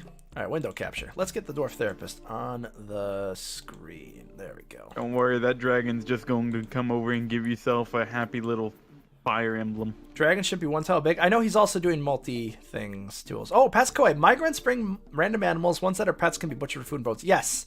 Migrants do bring animals. That's also a good point, is you want to constantly be checking your pasture to make sure that the animals that come in with the migrants are being put in that pasture. All right, so when it starts up, it should look kind of like this. It should be designated by migrant wave. That's the easiest way to see it. But holy crap, 9 migrants. These are our current dwarves up here. They arrived in the first year. And then you got arrived in the summer of 250, which is now. We've got, oh my god, 9, as you can see with that number right there. Am I visible? Yep, I'm pretty much. Jesus. Now, if you want to see what they are, you can scroll through here. These are all the different, like, skills. It looks like a bunch of fucking Fisher dwarves. Are you serious? They're all Fisher dwarves. Toady, please. Someone needs to turn down the amount of Fisher dwarves that appear in forts, because that's all you ever get. It's like 90% Fisher dwarves, and look at this, like cheese makers and crap. I mean, the clothes maker is pretty nice, but like a lie maker, he fishes and makes lies. That's what this guy does. That is his whole life shtick. He fishes and then he makes lie. That's his whole life. Hey, they're all skill 1 and 2, so it's not like even if they did have any skills or anything, they would be good at it. No, this man's a thresher. He's good at nothing but threshing. Can't grow anything. All he can do is thresh. His whole life dream is threshing. Can't plant, but he can process the crap out of some wheat. Mama. Now you'll notice that did bring our total up to 16 dwarves, which means, well, nothing really. It's 50 when things start getting hairy. So we're gonna unpause it, and all these dwarves. Make all the Fisher dwarves. That is one way you can deal with useless dwarves. You just put them in your military. What are they doing? Yes. My favorite thing to do with migrant waves is to create a Roman-style fortress where every migrant wave gets put into the military to do training for a year, and then they get sent home with their equipment. Oh, nice. Yeah, so anytime something happens, I can recruit an entire migrant wave's worth of people. I make sure that they train 3 times a year. Oh, it's because I don't have this dining room as a meeting hall, so they're just meandering outside. Let's make this dining room a meeting hall. Let's also put some doors in. There we go. Now, doors are handy because you can lock doors, so sometimes building destroyers don't destroy buildings right away, and it might be a good way to keep your fort alive. I've saved a fort sometimes due to luckiness of having a door locked, and the AI doesn't fully realize it can smash that door. That saved me a lot, actually. Alright, meeting hall, yes. And yeah, there we go. Now the dwarves are just going to gather in here. Now, if you want to give them happy thoughts, it's a good idea to have the meeting halls be where it's pretty and stuff. A few days on the pump and a dwarf gets buff. Sorry, I meant years. Yeah, just spinning a wheel thing can last forever, CS Hag. Welcome to the stream, by the way. How you doing? I don't think I welcomed you. Immediately change the profession to fodder with a macro. Ooh, nice. Ooh, nice. I like there's so many things you can set to make the game much more streamlined. Why are they still carrying their boxes? I don't think now these X's means these new migrants are just carrying all their crap with them and they haven't dropped it off. I think, yeah, my stockpile's overflowing. We need to make this bigger. Is that what that means?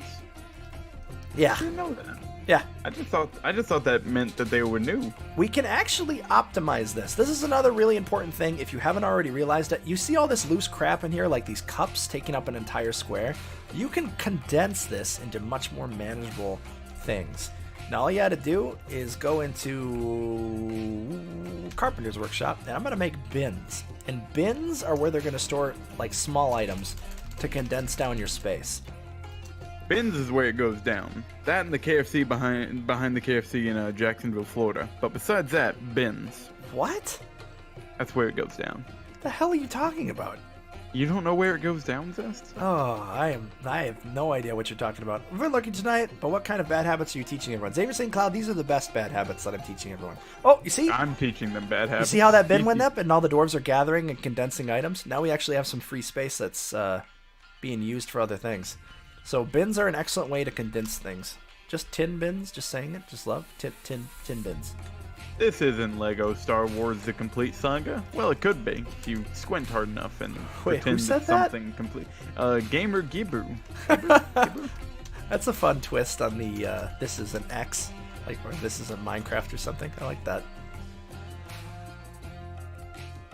I thought I had a dwarf who could smooth stuff. By the way, if you have something you want your dwarves to do, but you don't have anyone designated to it, you can go into Dwarf Therapist and select it. Here, I'll show you how to do that. There's two ways you can deal with that.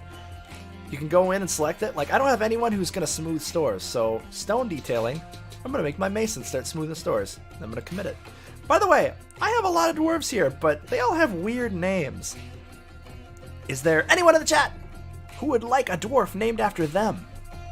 At BluesSTV me, pick a profession, and I'll make it happen. If I miss you and I skip over you and I miss your name, just do it to me one more time, okay? Make me the militia commander? Alright, we'll do Mechana. Let's make the militia quick. Mechana? You'll take my finest Gelder? I don't even think I have a Gelder. I demand to be the mayor. FS Hammersmith, welcome to the stream. By the way, like I said, if I miss your request, because I know a lot of people are about to ask me, just at BluesSTV me until I see it. I'm sorry if I miss it. I'll keep everybody on track. Where's the Gelder? Oh, there's the Gelder. I don't have a Gelder. Dwarf me. Oh. Look, all the people. Request a profession, otherwise I'll just give you whoever's left. Because I want to make sure people get their roles. If you can't think of a profession, just pick a profession in real life and I'll find the closest thing to it. Alright.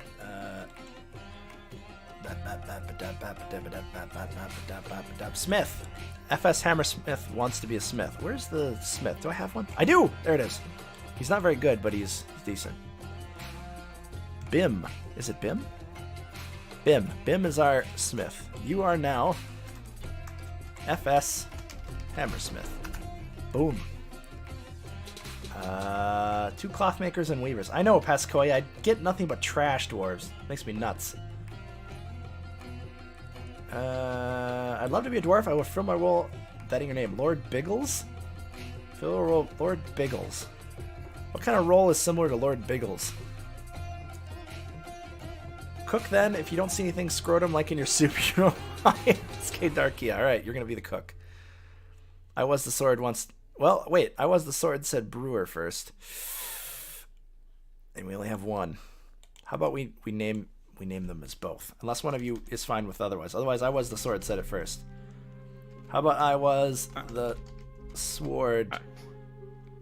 Okay, I've made a list. Is there a town drunk? Yeah, I mean the peasant. There's a peasant around here somewhere. Where's that peasant? I have a list of everybody that wants a name. Oh, good, Great. thanks. All right, Shen, you got the peasant. He's assumedly the town drunk. Butcher is the next best thing? All right, cool. Where's that butcher? Butcher. There, butcher. There it is. And, oh, he's unnamed. Perfect. Are you staying hydrated? I've got ice cream. That's not hydration. I got melted ice cream. I actually need to throw this in the fridge. Alright, who am I missing? Is there any military yet? I was the sword. I actually got you down as the cook, if you're fine with that. Let's see. You have Game McGibbo. Game McGibbo, what did you want to be? Is there anyone who requested a particular thing? I want to make sure they get... I also wrote down what everybody requested. Game McGibbo did not request anything, I think. You're fast. Is there anyone who I haven't gotten down who did a request? Let's see here. You got Game McGibbo, you got me, you got Morgana, which wanted the militia commander. SK Darko, which wanted the Gelder. Anarisa, who wanted a fisher. FS Hammerman, who wanted smithing. I with the sword wanted brewery, but I think you figured that one out. Hell's Week wanted a soldier. One at a time. What have I missed here? All right, what do you got? You got the Hammerman. You got with the sword. So who wanted to be a soldier? I got a soldier right here. Hell Week. Hell Week. Oh, you're great to have. I should just do this with you all the time. Can I be a door? You sure can, Pascoe. You could be the best door. I'm gonna start removing people from the list. Also, you got did you put Game McGibbo in there? Who did Game Gibbo want to be? He didn't give anything specific. He just wanted Game McGibbo.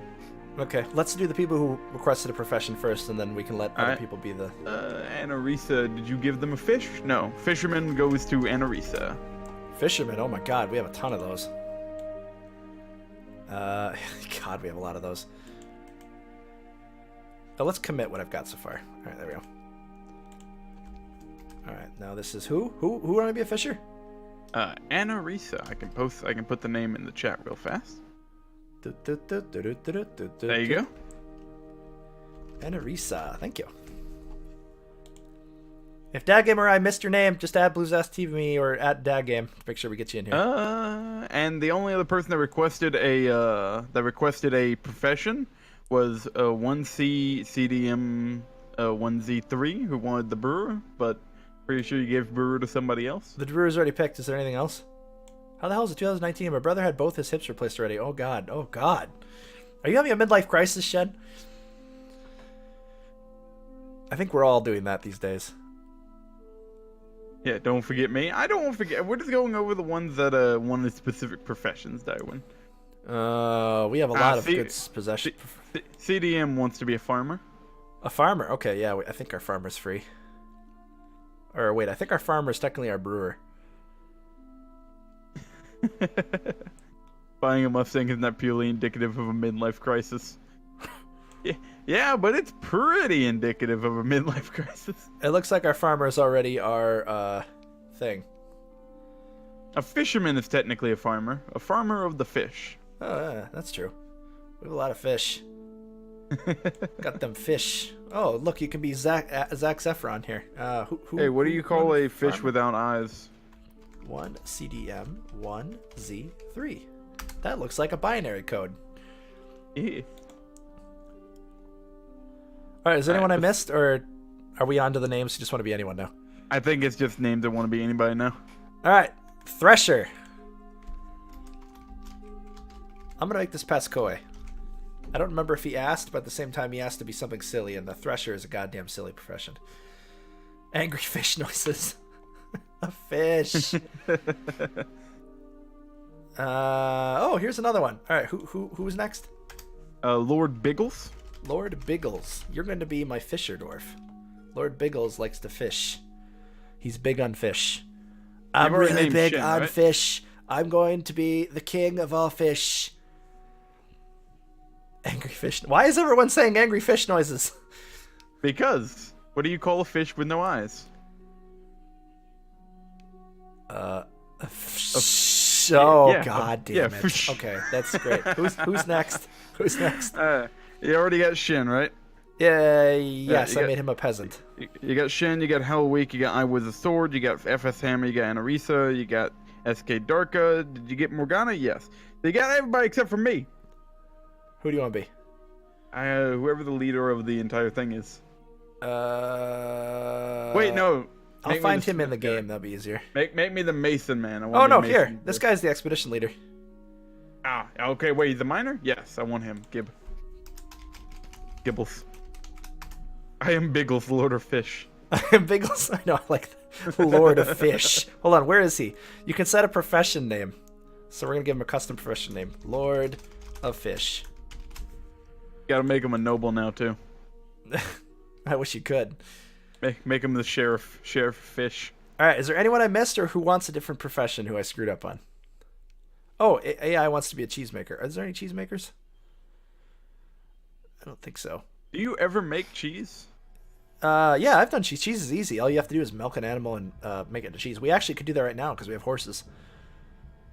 Game Gibbu, you did get a name, Game Gibbu. Get Gibbu game me the McGibbu. game. I be a cheeser. Alright, more names. I gotta type in more names. Where the hell is cheesemaker? Horse cheese. Yeah, no, it's the best. I've never had like cheese other than goat and cow. I wonder how those taste. They probably don't produce a lot of milk, so they probably don't make it very much. Goats make milk. I suppose you can make whale milk. I wonder what whale cheese would taste like. Probably fishy, right? Cheesemaker is the green band. Next Green band. There it is. Thank you. We don't have a cheesemaker.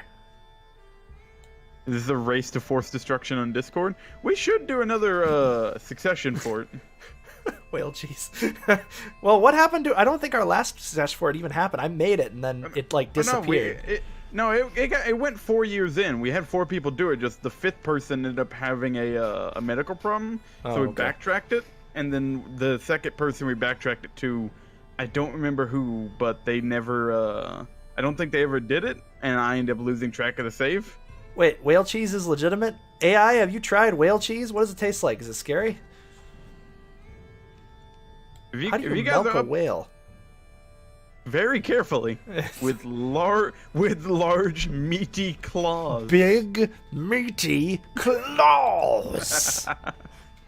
Hey, yeah, if you guys are interested in doing a succession fort, by the way, join the Discord and let us know there, and I'll set it up at some point.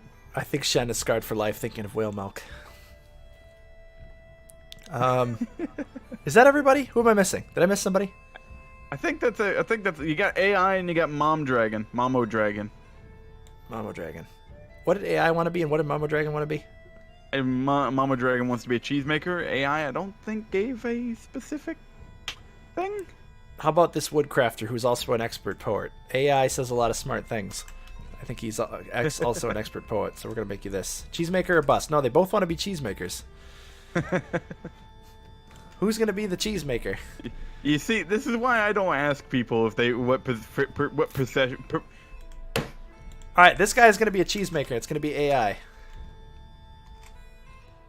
And we're going to make another person also have cheesemaking. Now, you can actually assign people skills, and they'll work on it. And we're going to do... Boom. You're going to also have cheesemaking. And then we're going to name someone else Momo. Who Momo Dragon? Butcher. Okay, Yeah, Butcher. Momo Dragon. I think we already have a Butcher. Fresh meat. Ah, Fuck fresh that- meat. I hate that Butcher, man. Maybe you just need to get to know him. He messed us up so bad when we played Diablo. No, I don't know. I kicked his ass a couple times in single player. He destroyed us for like weeks. Woodcrafter, wordsmith, fish dissector. How about a fish dissector? That's kind of about fish killing.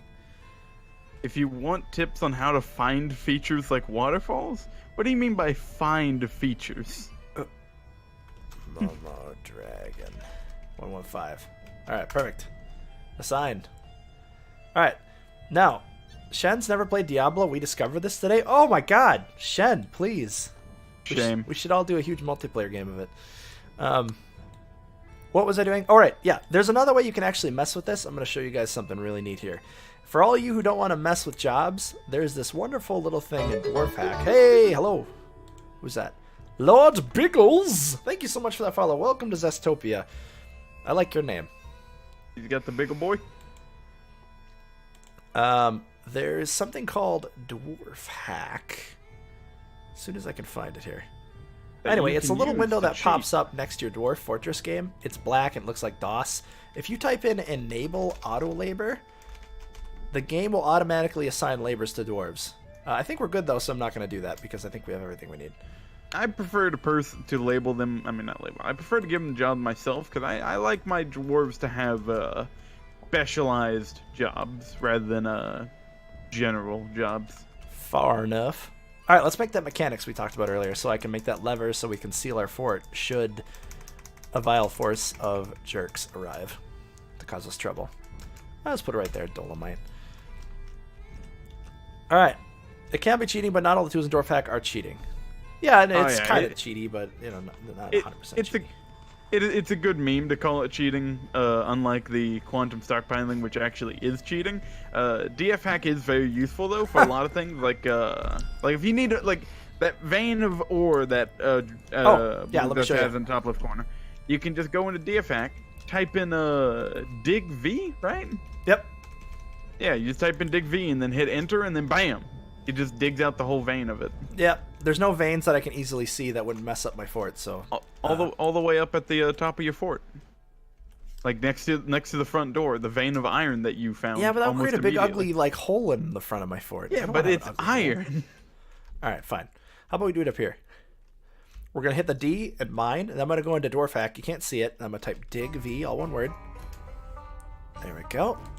Boop, and then just auto dug all that out for me. Now the doors will come up and dig that out. That's good for minerals and gems and other stuff you want to have them dig without having to like useful. Search it out. Now note, it does not tell you where all the ore is ever. Like, it's not going to dig out every single thing, but it is going to just give you that specific vein of that specific ore.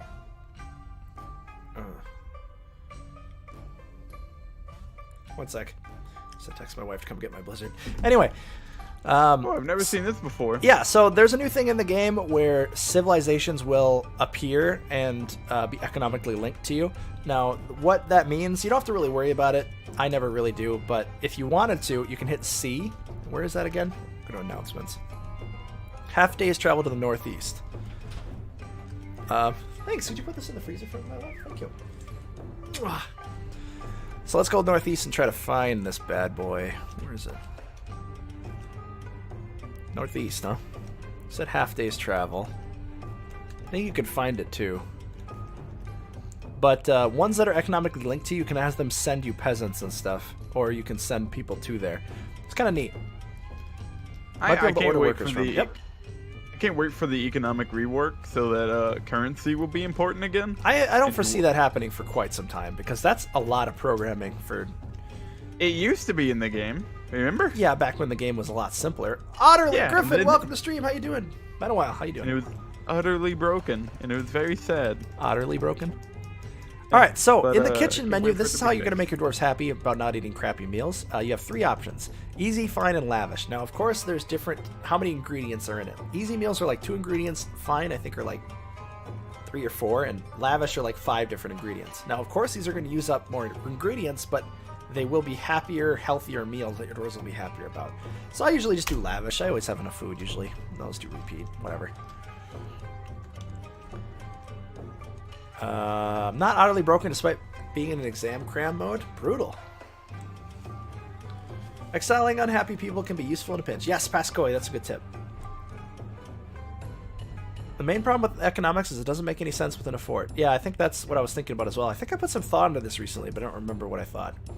Yeah, but you're not really making a fort exactly. It just so happens that everything dwarves make is a fort because that's their home. Do, do, do, do, do, do, do, do, do.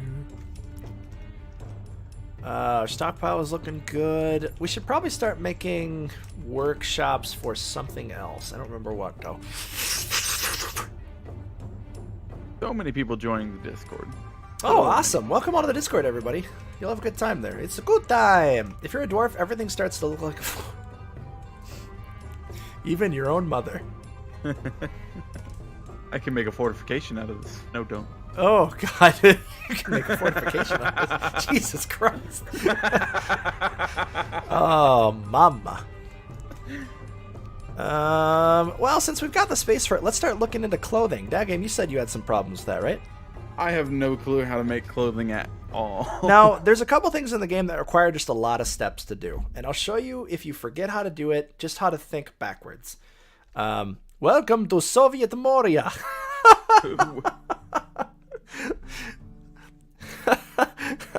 When you dig so deep, the ground digs you. Oh, God. Anyway, like, let's say you want to figure out how to make soap. And you're like, well, I don't know what to do. So you look it up, and you go into workshops, and you're like, oh, God, I need soap. I don't know how to make it. Let's start with a soap maker's workshop. And oh, yeah, I this also is don't know how to make soap. Yeah, this is how you learn in the game what you need to do to make everything, because everything's sort of just a chain of workshops that make little parts that you use to create it. And soap and clothing are actually two kind of longer chains. Soap is actually a huge goddamn chain of things you need to build. Which is insane. Yeah. Why is it so complicated? As you select it, you'll notice it doesn't need just one item. It needs a bucket. It needs stone. The next thing I'm going to want to build, because I know... Actually, we'll just let it build out, and I'll go it through almost like if you guys are playing it right now and confused and lost and scared. And then make more room for workshops on the other side. When soap is endgame? Yeah, I know, right? Let's make a farm, too. It's easier to make weapons than it is to make soap. Ah! I misdesignated that. If you ever misdesignate something or screw it up, just Q, and then you see that little X, remove building. There, it's not like I didn't even make that terrible, stupid mistake. We're going to use UKMH to change the size of that bad boy, and we're going to do it like that. Why don't we make a little bit more room for another farm, too, because I'll probably have some, dimple cups or something. Have you ever actually killed a dragon? Yes. Now, funny story. I have not. So I actually had a full military clad out in the best armor in the game, ready to fight, and then I suddenly get an alert. A dragon has approached. Beware, now you know why you fear the night. And all these terrible things, and I was like, oh god, okay, it's game time. I selected every single force and military I had. I had like 30 military dwarves. And I got them ready. I'm like, okay, this is going to cost me probably like 15 dwarves or something. It's going to be nuts. I send them out, chasing after this dragon. I'm like, okay, here we go. This is going to be the most epic fight ever. A swords dwarf leading the way, carrying, I believe, just a copper sword and not even equipped in all the best armor. And I'm like, okay, this guy is dead. He runs outside the fort. He runs all the way to the guy. The rest of the guys are way behind him. He runs up to the dragon. One hit, chops off its freaking head. I was all ready for this epic battle, and he one-shots the goddamn thing with his sword. Bam! Done. I was both disappointed and impressed. I named him the Dragon Killer after that. And then he was later killed by a fish. Yeah, that's how this game goes. He walked a little bit too close to one of those cavern lakes and just whoop, there he goes. These are the stories that make Dwarf Fortress what it is. I know, that's why I encourage people, if you're a veteran in this game, share your stories in the chat. By the way, hello again for those of you just tuning in. If you're a newbie, feel free to ask questions in the chat. We have 1,000 experts in here. And if you are new, if you're a veteran to the game, feel free to share your stories. Pigtail is more valuable than above ground plants. Oh, nice.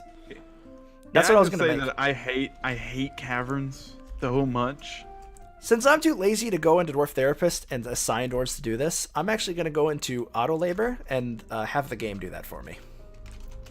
The only thing bad with auto labor is it tends not to prioritize building, which is something I always need done. The Steam version of Dwarf Fortress is not out yet. It has only been announced today, and yes. it looks good though. Yeah, the Discord, Kitlock Games is the ones who's producing it, and they have a Discord, and they had a Dwarf Fortress chat, and Tarn and Three Tone were actually in there. You could actually talk to the big honchos themselves. It was nuts. I was in there. Krug Smash came in actually, and he was hanging out in there for a little bit. I don't know about you, but like having Tarn reply to me in that chat was like a deep feeling that was very weird. Well, I mean, we got to play it cool, you know, but at the same time, it's yeah. sort of like meeting a rock star. That's how it felt for me. And I don't know what my nerd level is for having that be a thing for me. What do you guys think my nerd level is for when I see Tarn in a chat and I can actually talk to him? If I feel exactly like I just, you know, got out of a rock concert and freaking, for like normal people, when like if Freddie Mercury came up, although with Freddie Mercury I'd probably crap myself because after, you know, listening, I'm a big fan. But like, you know, what normal people, some rock star coming up to him. That's how I felt with seeing Tarn. And how big of a nerd that made me? Your nerd level is off the chart for simply playing Dwarf Fortress.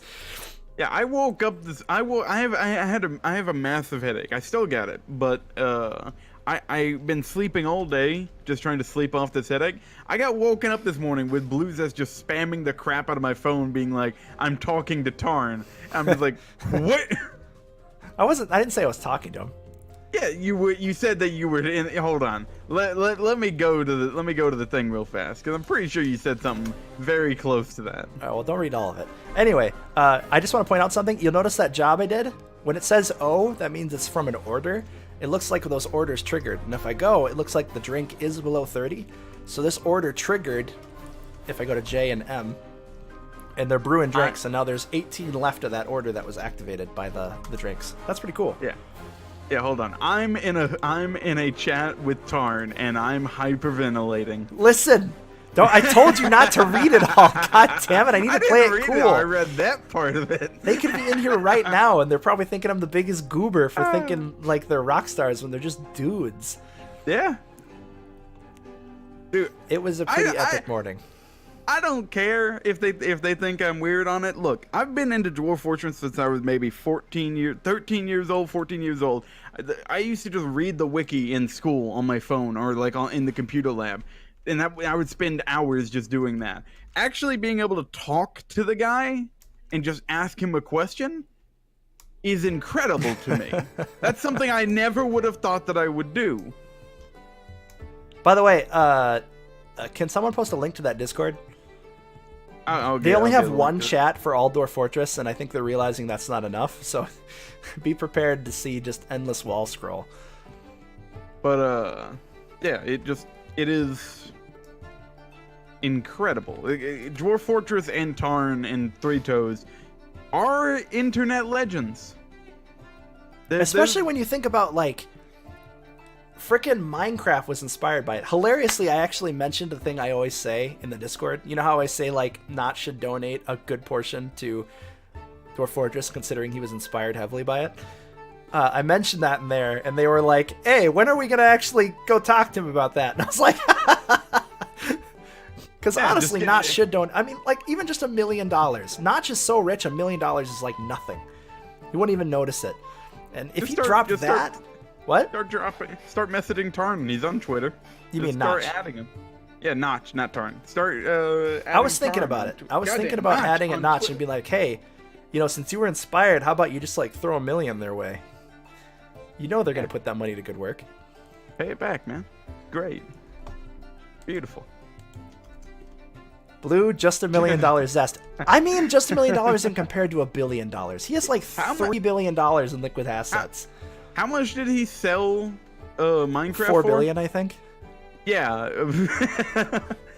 he's got enough. That is enough to literally drop $1 million and not care. Interestingly enough, I heard some stuff on that. When you suddenly get that much money, it's literally like activating cheat mode in real life. Because it's more money than anyone could physically spend outside of like buying a building. Most people's lives is built around trying to earn enough money to do what they want to do. Once you get that much, once you have $4 billion, you won. Congratulations. Yeah, you won. Literally, there's nothing you could do. Yeah, Notch has become problematic. Oh yeah, let's not get into the drama. Let's not get into the drama. Woo! I'm not gonna even acknowledge any of that. They won it real life. Woo! Just miss me with that conversation. No. I mean, I'm not saying you can't talk about it, but I don't want to talk about it because I'm someone who streams Dwarf Fortress, and I don't want to talk shade about anyone at any point in time because that could be bad for me, and I don't want to do it. Yeah, that's a big old bit. I'm not gonna talk shade about any streamer or YouTuber because I'm not one who likes to stir the drama pit. Hold on. We can talk shade. We can throw some shade at least one person here. How about this dwarf right here who's standing in his room not doing anything? Morgana! Yeah. Oh yeah, military. That reminds me. So, we've got someone. We have a couple dwarves who had military skills. You can see in the Dwarf Therapist. I'm going to show you a little bit about how to do militaries. Militaries are actually ridiculously easy. I'm going to hit the M button for military. That's just right up here. Now you're going to see all this stuff and be like, ah, and run away screaming. Don't worry about Did you it. say military is easy? Military That's is a lie. ridiculously easy. That is a lie. If you mess with scheduling and stuff, it's harder, but you never need to mess with that. I don't even know how to make them train consistently. Oh, it's 2.5 billion. Yeah, liquid assets is nuts. But anyway, That's we're going to $2.5 create a billion. squad. The first thing you got to do, create a squad. I always do metal armor because leather armor sucks and metal is rather easy to get, especially since we have steel on the map. It's gonna do that. actually, ironically, it's actually easier to make metal armor than it is leather armor. Yes, that is ironically true. Now, you create your squad. It's going to show a bunch of vacancies here. And all you need to do is pick dwarves that have the skills next to it. See how that says skilled axe dwarf? Now, I think we have a couple of military dwarves who it says competent axe dwarves. Morgana, I believe, has some leader abilities because she was auto-assigned. So I'm going to make her the expedition leader. And we have our other axe dwarf here, Hellweek. You're going to be the other axe dwarf. Pascore is saying go to uniforms first and then make squad by going and do partial matches for metal and leather. Oh, okay. I don't think I I don't have know any why, I leather don't know armor. why. I'm about to make a bunch of steel armor, though. Works on maximizing cheese. Do it, AI. Do it. Do it for all of us. Take that cheese, send some to me in the mail, please. Military is easy compared to soap chain. Scuzzy Cakes is completely correct on that. Welcome to the stream, by the way. How you doing? Incorrect. Trying to get the military to train consistently makes me want to cry. The next thing I want to do is I want to make another squad. So I'm going to hit L, and I'm going to have this be Archer. And this is how you make an Archer squad. Now, you'll notice we had a couple Hunters. And I like to put Hunters in my Archer squad because they're Archers. And I can use them to shoot at people. You're going to want to make sure they're safe, though, because Archers get clobbered to death if they're not shooting. But there, now I have a couple Archers in there. AI and old Besmar Fikad Kugan. What a freaking weird name. I like it. Let's actually do that a little differently, though. We go into there. I want AI to actually be the ruler of this clan, because AI is a named dwarf. There we Getting go. dwarves to put their pants on is hard. Also correct. Getting them to actually pick up their equipment is a son of a bitch. Actually, it looks like Besmar here is a better one. Damn it! Damn it, Besmar! I'm gonna rename you. Damn it! And Zest is dead. Hello, everybody. Oh. It's me, Dad Game. I'm sick. I'm powering through the sickness to stream for you all because I love you all so much. Same. It's a All right. double 6 stream. So look at this. We just got 2 squads assigned. Super easy. Now if you go into S, you have the 2 ones. You can rename them, but my Virtuous Syrups is my hack and slash axe dwarves, and the Sabers are my archer dwarves. And boom, you have those done. And as you get more dwarves with skills, you can assign them to there. And let's say you want to have them like gather around and train. Officially renamed. You're gonna want the next thing you want to do for military is just create a place for them to hang out and train. So all you have to do is assign an armor stand or workbench, and then just assign them to train at that. And that's all you need to do. If only it was that easy. It is that easy. That is how easy it is. If only it was that easy, Zest. Let's make them a little like guardhouse. Maybe like right here. Little guardhouse. Doesn't have to be huge. Maybe a little bigger because I'm probably gonna put some. Nah, one guardhouse there is good. The Gilded Wheels. Board giving dwarves with hunting, woodcutting, and mining labors turned on for military. Oh yeah, because they end up hunting instead of working. I like this dining room we have here. It's kind of nice. All right. The Soapmaker's Workshop is not getting built. I guess because we have too many other things that need to be done. Fleeting Boots. Help if you dug an entrance first. Did I not dig an entrance? Oh, goddamn. Thank you, Xavier. Appreciate it. Pizza time. Doodly doodly doodly da doodloo doodoo doodoo doodoo. So the next thing I'm going to want to do is build a furnace. Now, I don't know why furnaces are not in the workshop menu. I don't think they need their own thing. But this is where you're going to get smelters for smelting ore into stuff. You're going to have a wood furnace, how you make charcoal, and also glass furnaces and kilns for other good things. I'm going to make a wood furnace because I don't think we have any coal on the map, and we're going to need something to smelt. You can use volcanoes and lava as a heating source, but that's if you embark on a volcano. You want pizza? Here, I have a song for you all. No, it's not safe for work. It's family friendly. Family friendly stream, dad game. Stop trying to tap me into darkness. What? We're family friendly. I'm dad game. I am the family. Hello, Mr. Brand. Zengai, welcome to stream. How you doing? I'm going to have the ash thing right there because this is where our wood is, so I can actually designate a smaller stockpile here for just wood if I wanted to. What did Game Gibba do? No, I have a thing. Oh, silly Buzzessi, you need no temptation, just be yourself. No, I can't do it. It's on my YouTube channel. If you want to see what it is, it's on my YouTube channel. It's the Pizza Pasta song. It's not safe for work, though. Just to give y'all fair warning. Quality markers yet? Oh, I mean, yeah. So different stuff in the game has different quality markers. You'll notice plain stuff that has no quality, it has no little markers. See the top right here? If I hit K and go over stuff. This bin is not a nice bin. It's just a crappy old simple bin. Pop over to this bed. Hey, it's got a line. That means it's a good, I think, bed. That's one step above normal.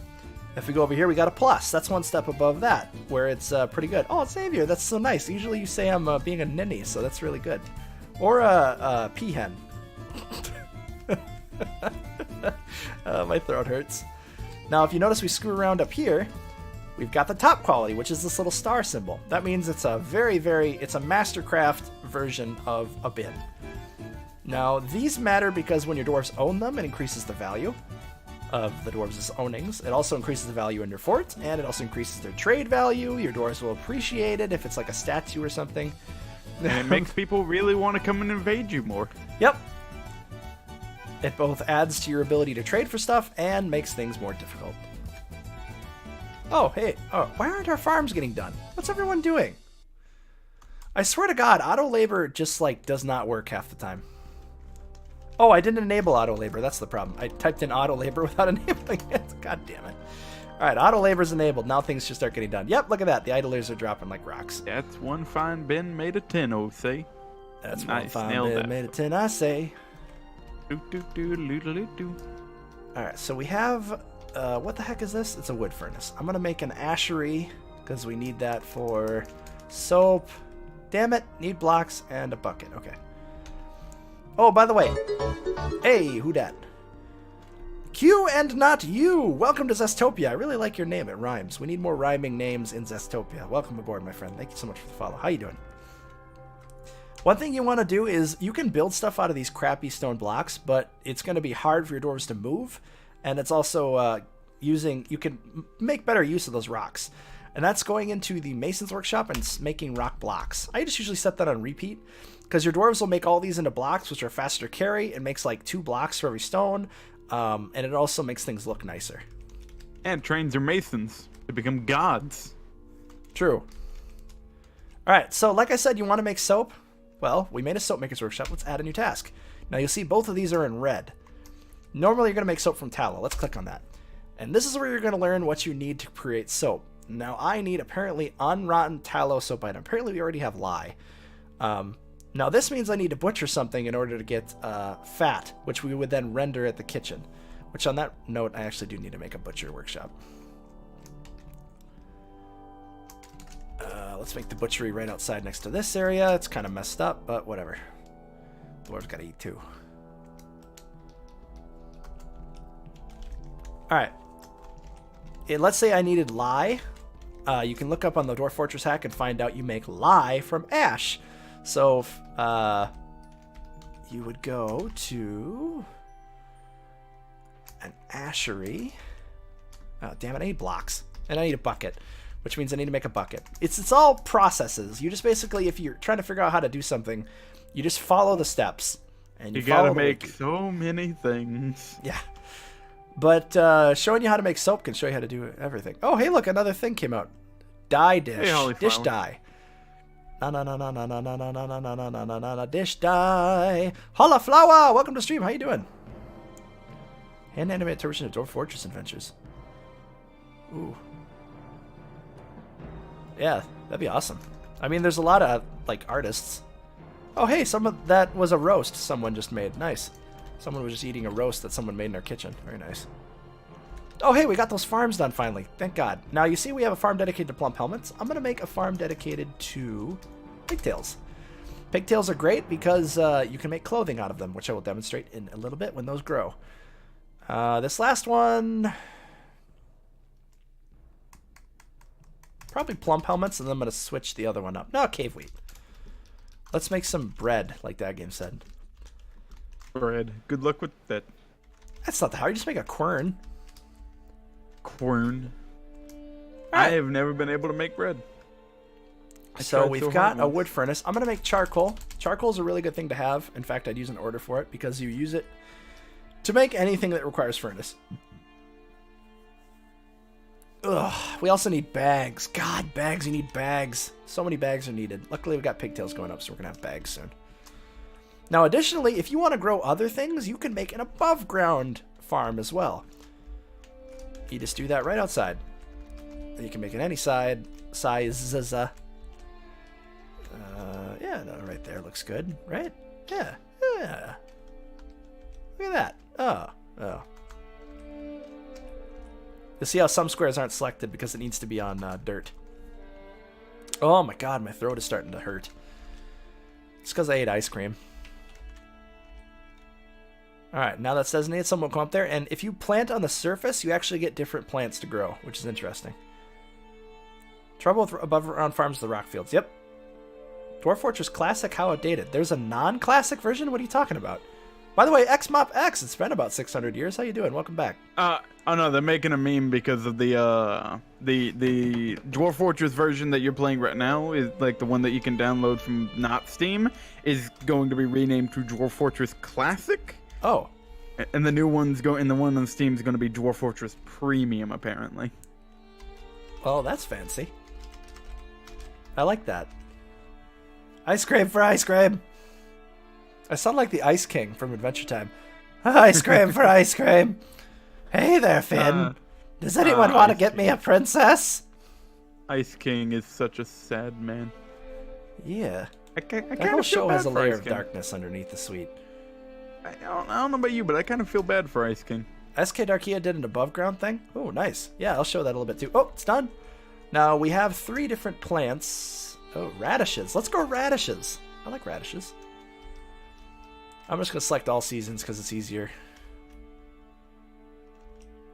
What do you get with Premium DF? Texture pack. I believe they're doing more music, stuff like that. Now, if you notice this, we've got a pretty simple looking dining room in here. We could probably add some things to make it look better. It would make our dwarves happier, it would increase the value, and it also just look better. Now, this is where you're going to start adding more things. Gunter, you've got a smelly booty. I just watched that episode. Now you can make statues out of metal, you can make them out of stone, you can make them out of almost everything. You can put anything in there. You could put like a coffin in there to have the dwarves look at. Contemplate their own mortality. They don't care. Gunter! God damn it, Gunter! Poor Gunter. Does that sound like the Ice King, or is that just what it sounds like in my head? Yeah, it sounds like it. I don't know if that's a great thing. Ice King's actually nice, but he's changed because of his crown. Got him. Ice King is a sad character. He is a tragedy. Ice King is sad panda. Why doesn't someone just take his crown from him? Because the show has a dark undertone where I don't know. It's hard. It's a little. I don't know. Gunther is the one to watch out for. Oh crap! No spoilers. Additionally, if you don't like the look of this crappy dirt, you can put floors down over it. Which I should probably start to... Oh my god, look at all these gems right here. Let's smooth them. Oh, wait. Oh, we have the guard room up. Alright, so if you want to have a guard room, you need to have an armor stand or a weapon stand. Now, you can just make one of these out of rock if you want. Or you can make it fancy. Do you have enough cut gems to make a gem window? I think we do. Oh, let's see what this guy's eating. Now, there's a couple other commands you can do to look at your dwarves. T if you want to look at what something is made out of or what's on a table. Like I did T to see what was on this table, and it's currently being tasked which means it's being eaten by this dwarf right here. You can also do V to look at an individual dwarf to see what he's holding, what he's wearing, and stuff like that. Why is he covered in Besmar's vomit? Did he throw up on himself? Why did you throw up on yourself, you disgusting man? Probably because he was drunk. He just drank a little bit too much. Poor Besmar. And threw up all over his hands, and now he's eating with those hands. And he's like, I feel so good. He's drunk eating. That's great. That's fabulous. That's great. I'm glad to be a part of that. Anyway, if I want to see what this pump on is, I hit T, go over it, and I can actually look at this roast. It's currently being eaten by this dude. Let's go in description. This is a raw muscle roast. The ingredients are finely minced raw muscle, well-minced raw muscle, minced raw muscle, and well-minced raw muscle. I don't know why I had 5 bits of raw muscle, but they basically cooked it all together. It's just like a mushroom goulash. A muscle goulash. The best peahen? You want me to be the best peahen I can be? I appreciate that, Xavier St. Cloud. Peahen? That's a lot of muscle. He wants to craft something. Oh yeah, like I said, that's a good way to look at what your doors want. That food is swole, man. Bored after being able to practice a craft. So this is a good way you can see what you need to do. So it looks like I need to have my doors start doing more stuff. Is he good in anything? If I wanted to, I could check Dwarf Therapist, but I can also check with the T button, or the V button. And then I just go to P, just go to G. He's a Marks Dwarf. He's an engraver. Well, what do you mean, dude? You're an engraver. Go engrave shit. Yeah, these guys. He'll also get happy if I build an armor stand and have him train with it. Why is all this stuff rusty? Because he hasn't practiced anything in a while. I don't know why. It's only been like a year, but... what can you do? We have all this metal I want to start smelting, too. Okay, charcoal's getting made. That's good. Strike there, smelt the metal. When are you going to be ending, by the way? I don't know. Why? How long I'm just curious. Well, I mean, I think I put it down for like 11. Yeah, I'm probably not going to be streaming afterwards. I'm just curious of how long you're going to be going. I scheduled it for 11, but I might go later if we keep 50 people in here. Oh, yeah. 47 people right now. Yeah. Diggity damn. Dwarf Fortress is a great game. I'm glad you all are so interested in it. All right, Dolomite blocks. Perfect. We got a barrel, and we got a bucket we're going to put in there. That's the Ashery Workshop. And then after we create the Ashery, I think there's one other thing we need. I don't know why, but I hate the word bucket. That's a very odd thing to hate. You know what? No, never mind. I know exactly why I hate buckets. It's a good idea to keep your butcher shop built first, because then they'll butcher corpses that they hunt. Because I think a couple of these corpses that they caught and murdered, so all these chinchillas, are now rotten because we didn't have a butcher thing up. I think I could try to see if there's any. Remember to put your butcher shop somewhere that people aren't going to walk around that often, because people will get upset at all of the butchered bodies. Yeah. Hey, CDR Dragon, welcome to Zestopia. Thank you so much for the follow. We always need more dragons in Zestopia, so welcome. Also, the bucket thing. The bucket thing is because of of a thing called Homestuck that I knew a guy in high school that was really into that, and who made me hate buckets. I don't know. It was a high school thing. That was years ago, but just it's a memory I've suppressed over many years. Okay, so we need tallow, which we can make after we butcher things, but we also would need lye, which you can make here. You can also make potash. I think you just need ash for lye, if I remember right. But lye is what you use to make soap. You can also make potash here, which you can use to fertilize your things. I'm actually going to make some potash, and we're going to make some more ash, too. Potash. Oh, apparently we need ash for the potash. Shen says we need ash for the potash. I need ash for my potash. Oh, by the way, hotkeys. So if you want to be able to zip around your map with the most efficiency of efficiencies, on your main menu, you're going to do Shift-H. And that's going to be how you're going to set up hotkeys to get around your fort really fast. I always have one near my gate. Now, it auto-assigns to the gate, in quotations marks, where your wagon embarked. But you can just change that by doing Z. You hit F1, and then do Z. And then if I move away, and I'm out of that, I hit F1, goes right to there. But I can also designate other ones. So let's say I wanted to have one on my workshop level. About right here, maybe. So F2, and then I'm going to do Z to zoom here, and I'm going to rename that to workshop. And actually, I'm going to have it zoom here. I can do F3. Let's say if I want to like check out the rooms for whatever reason, I can zoom there. And additionally, this is also good when you break open the cavern layer, which is below. But yeah, now you can zip around your fort. You don't have to look around. Caverns are horrifying. DS Hague, I'm gonna need you to kindly not do that ever again. Using that is unsustainable because you don't get seeds back? Yeah, I turned off cooking, if that's what you meant.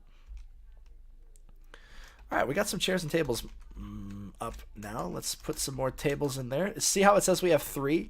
That's because we got those in the stockpile. If you find out you just made something and you don't see it built yet, that usually means that it's not in the stockpile yet, because that's when it gets counted as available to be distributed. Where's your dance floor, Zest? I guess I didn't leave enough room for a dance floor in this area, did I? That's fine. They can dance on the tables. That is very unhygienic. You're unhygienic. You're undadgenic. Now I'm going to do something a little sneaky here. I'm going to go into P, and I'm going to remove a bit of this. I'm going to remove this section of the stockpile. And then I'm going to go into P again. I'm going to make just a wood stockpile with W. Boop!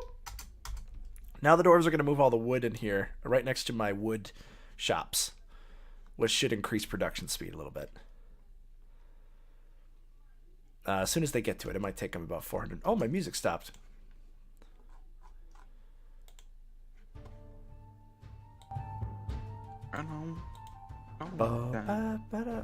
Olive oil soap. Never chopped on olive soap. That's another way you can get oils too.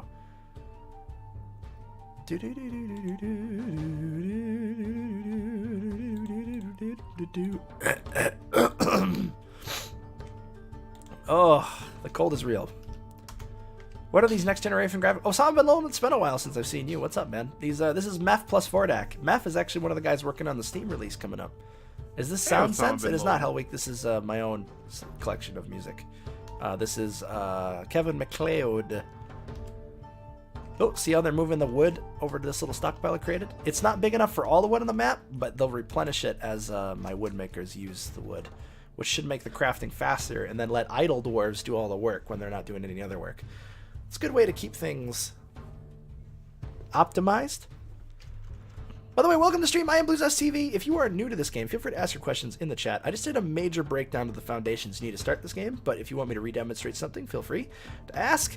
We've got about like 40 experts of Dwarf Fortress in this game, so there's a lot of people who can help out as well as I. Like Pasikoe and AI, they both know this game in and out. Pasikoe is like an encyclopedia, and AI also really knows it as well.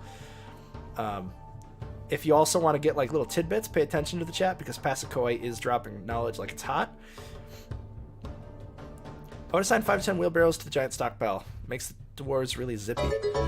But then they don't distribute it unless they got that. FS Hammersmith, welcome to Zestopia. I hope you bring your big hammer to smith out things for the Zestopians. Thank you so much for joining us. Welcome to the citizenship. What? Beautiful. Da. Wow, we got a couple more seeds we can plant out here. Oh, this must be partially underground. Oh, it is, look. So I can plant some plump helmets here. I actually don't like how that looks. Now, I accidentally stupidly did a dig. If you want to do what I just did and remove this, don't dig, because then it leaves the layer up here. Channeling is your friend. But be careful how you channel once you dig out the bottom, otherwise you'll get a collapse. Luckily, it's only 1 tile high, so it shouldn't destroy the world, but... There we go. Because digging digs out that layer, but it does not remove the floor above it. So if you want to remove, like, let's say I want to remove all of this here, I'd want to channel that rather than dig it. If you want a demonstration of that, feel free to check out my the VODs from my tavern fort. Oh, look, this dude's dancing on the table. Look at him. Is he dancing on the table or is he standing on the table? I think he's just standing on the table. Are these the graphics that the Steam release is going to have? No. Similar because this is from Meth, but it's not going to be the exact same. Here, I'll show you what... It is specifically made for the Steam release. It will be a premium tile set, and it looks beautiful. You want to share that? Oh yeah, let me get the page for it. Let me get that darn page for a hit. There you go. Let's grab a little bit. There's the Steam page for it. You can see all the graphics on it, and they are absolutely beautiful. Alright, I did. Oh, God, another one. Good lord. I did create another armor. I did create that armor stand, so I'm going to make this now. This fun little zone. Barracks plus armory. We're going to make that. I'm going to have it reach out into the trade depot a little. No, that's stupid. What am I doing? There we go. Hello, another one. Everybody know my name. Everybody know my name. Welcome to Zestopia, where everybody knows your name as well. Thank you so much for the follow, man. I like your name. It's cool. You think they'll clean up the UI, the interface a little? If you look at the second screenshot, second and third, really all the screenshots besides the first one, you can see that they actually did clean up the UI a little bit. But I'm here to explain that the UI isn't that scary. Oh, it's absolutely terrifying. No, it's not. But as you can see, if you want to keep rooms within the thing, but you don't want to have those doors be there, because I want the doors to be able to look out and like attack enemies, I'm going to do something like this. I'm going to designate it, and then I'm going to quickly go over and remove these doors before they're placed. And now you can see that this room is perfectly designated. That's just a little trick. And also remember when I created this as a a trading room thingy. I'm going to set both of my groups to train in here. How is this game's complexity level compared to RimWorld? I can answer that one. I've played both. So RimWorld is like a much less complicated version of Dwarf Fortress. Well, RimWorld is literally a copy of Dwarf Fortress, only not multiple Z levels. And it's got a lot more. It's got the cool lore and everything. But yeah, it is very similar to RimWorld. But if you like RimWorld and you like complexity, there's a mod for RimWorld called the Hardcore SK mod, which will bring it. We're playing Dwarf Fortress. I dare say to Dwarf Fortress levels. We are playing Dwarf. It will never compare to Dwarf Fortress. What I will say is that RimWorld is basically people who've taken a look at Dwarf Fortress and got scared away from the UI and made their own thing, or they were just inspired by Dwarf Fortress. It was made for sort of a crowd that could not handle. They get scared. But that's why I do tutorials. I say it holds up on its own as a good game. Yeah, I mean that too. Oh, hey, we got our first caravan. So you'll get this before the end of the year. Like they said, the thing would arrive. Why is everyone peeking? What's up? Why are we getting Zest peaks? Right, RimWorld doesn't have Z levels. RimWorld's World Gen is watered down Dwarf Fortress, but it is still very good. AI, don't say that. The marketing person for the new Dwarf Fortress is in here. Shh.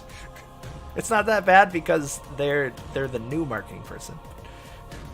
Like, I'm pretty sure someone in here is probably a dev, so don't bash Dwarf Fortress.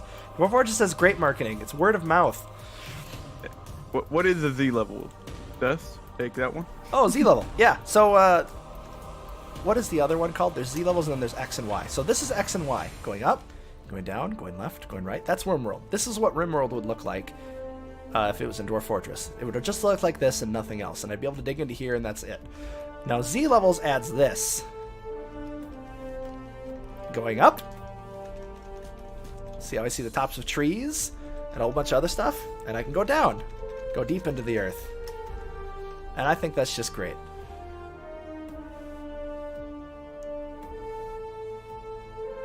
I don't know if that person's still in here, so maybe that's good. Great screenshot of the new UI. Ooh, let me see this. Oh, yeah. Ooh. Actually, that is a nice transparent UI. Delicious. I am so excited for this. You have no idea. I'm going to be drooling for the release date. I hope I actually get a copy before it's released. Be able to play it for you all. Wouldn't that be excited? If you all are excited by that, I may get a copy before it goes live. And you all may get a nice little demonstration of it to get your Dwarf Fortress lips moistened a little bit. Does the C version have additional programs cleaning up the actual code base or just the publisher tweaks the Toady one? That's a question to ask them. They actually have a Discord if you want to pop in and talk, although it's drowning in people right now. Oh, now you can see since I designate this as a training room, you have some dwarves in here who are training. But there's something else I want to add in here too. Since it's archers, I'm going to make an archer stand for the archer to shoot at. Yeah, so the copy game for this game. No, I'm not sure I'll get one, but I think I may. Yeah. Would you say Dwarf Fortress has an end game? End game is basically you've gotten to a point where you're pretty much indestructible. You have the best armor. You have all the best. You have basically every workshop. You have it built to what you want. It's basically when you have your thing designated and built to how big as you want it. Here, let me show you something that is an end game for someone that might not be as far as you're willing to go with the game. But this is what I would consider end game. End game is also visiting the circus.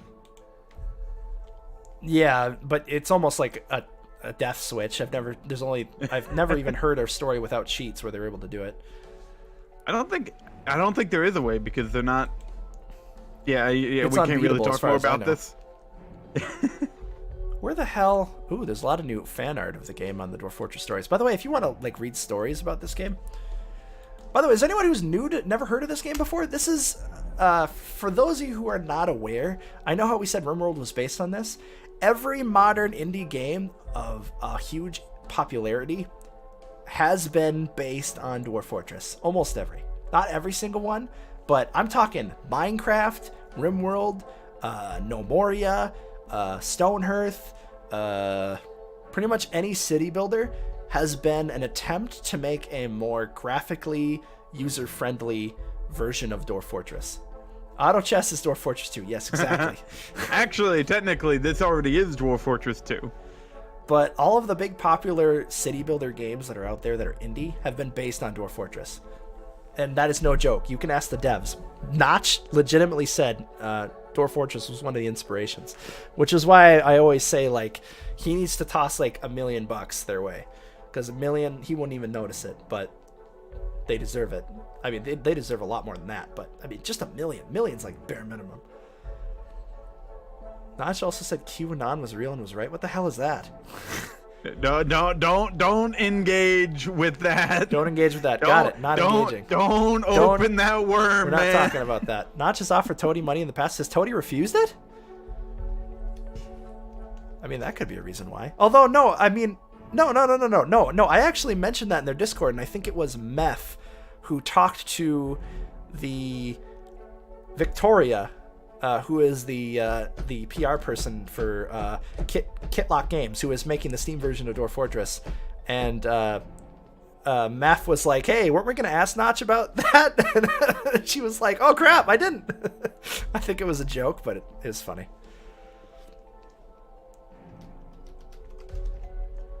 I just dropped a bunch of names, but Anthem has its roots deep in Dwarf Fortress. It is a bit crazy that we are at the point in like being in the Dwarf Fortress community that we have that ability to drop names because we know the names of these people. Yeah, because we know the names of them and we've talked to them to an extent, like Cleanodev and I'm terrible with names. The people that run the Kit Fox games.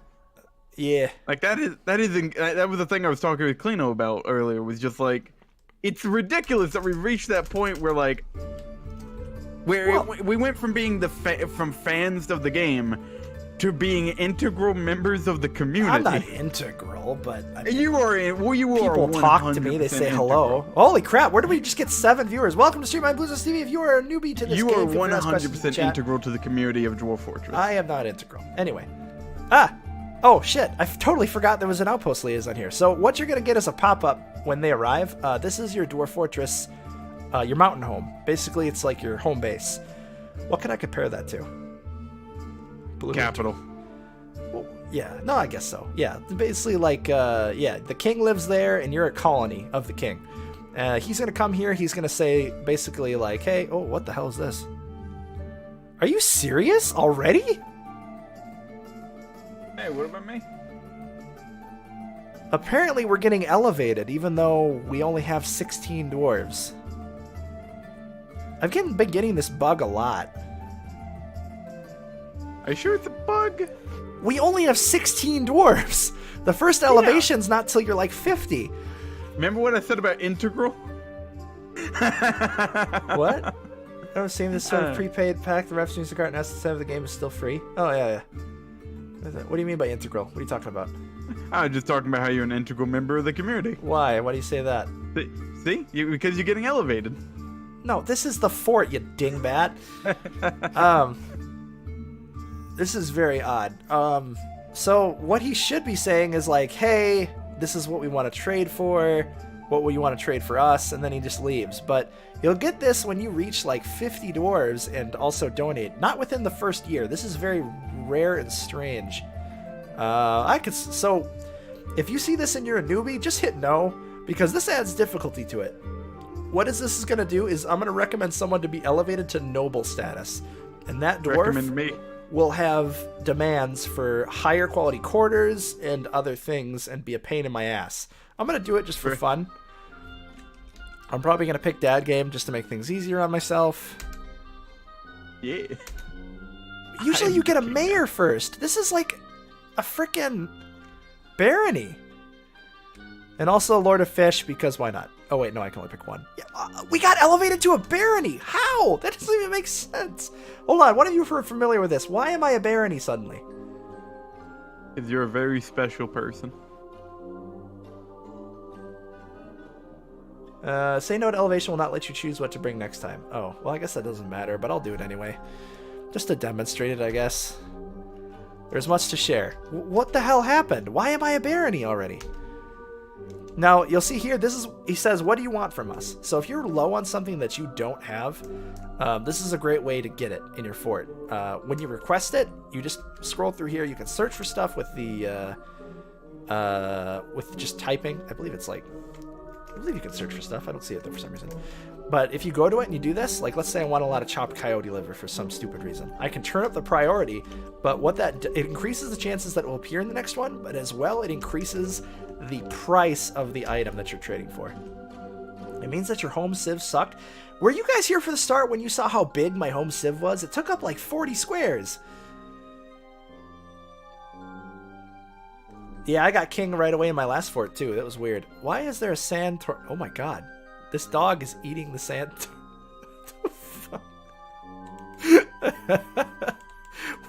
What does this have?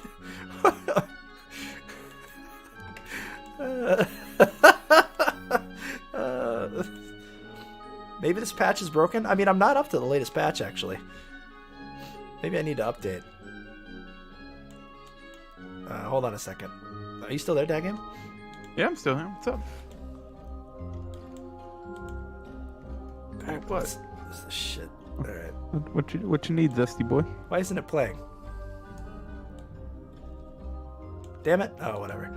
It's a dog eating a sand tornado. But anyway. He's trying. I don't think we really need anything from him, but he yells at you if you don't request anything. So let's request something stupid. I don't know, like charcoal. That might be a good thing. I mean, we can make charcoal, but... Each notch in priority guarantees at least one of that item. Priority 4 green diamonds means they'll bring at least 4, but at 200% the cost. Thanks, Pascoy. That's a great way to explain it. Oh. How about we have them bring, like, I don't know, God, instruments. There we go. Bring me an instrument. Not mayonnaise. Because Is mayonnaise an instrument? as most people misassume, mayonnaise is definitely not an instrument. So you may wonder what the heck was with that whole promote thing. Now, Dad Game will be elevated to a Baron as soon as they leave the map. Yay. That's how that comes from. Yay! You like random gems and leather. That's a good one. I'm a Baron. Oh, I should have ordered soap. Or tallow. That would have been a good one. I normally order boxes of leather because getting leather on your own is a son of a bitch. Yeah, that's true. I agree. Anyway, so now you'll see what they want and how much more they're willing to pay for it. So they want like bracelets for some reason. Oh, booze. I can give them booze.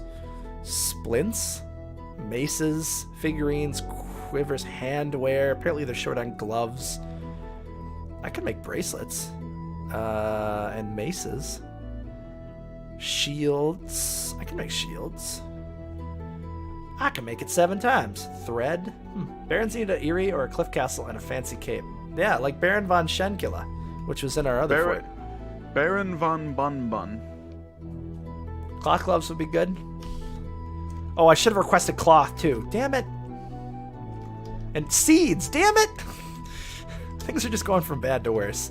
All right, so the best thing you can trade, which is a little bit exploity, is food. Now, this drives people like Xavier St. Cloud up a wall because it is such an exploit because you can trade 1 pot of food for basically an entire caravan. So how you trade with people is you got your trade depot. They're unpacking stuff now.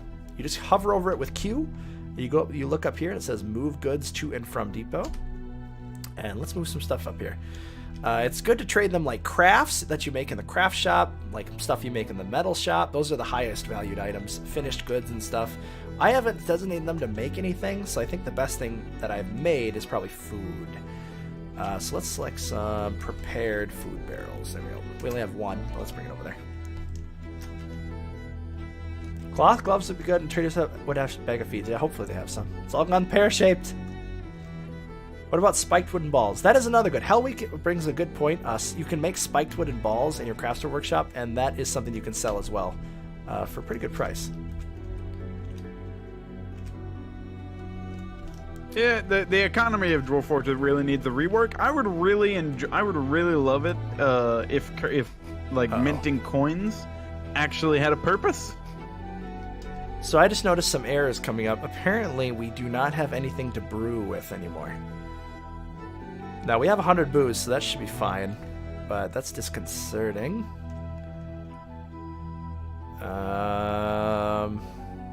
Looks like we don't have anything to butcher.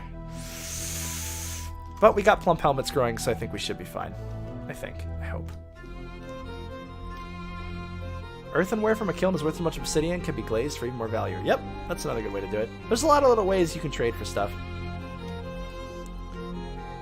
I doubt they're ready. It takes them a little bit to unload stuff, so I'm going to let them unload for a little bit before I send Dad Game up to trade with them.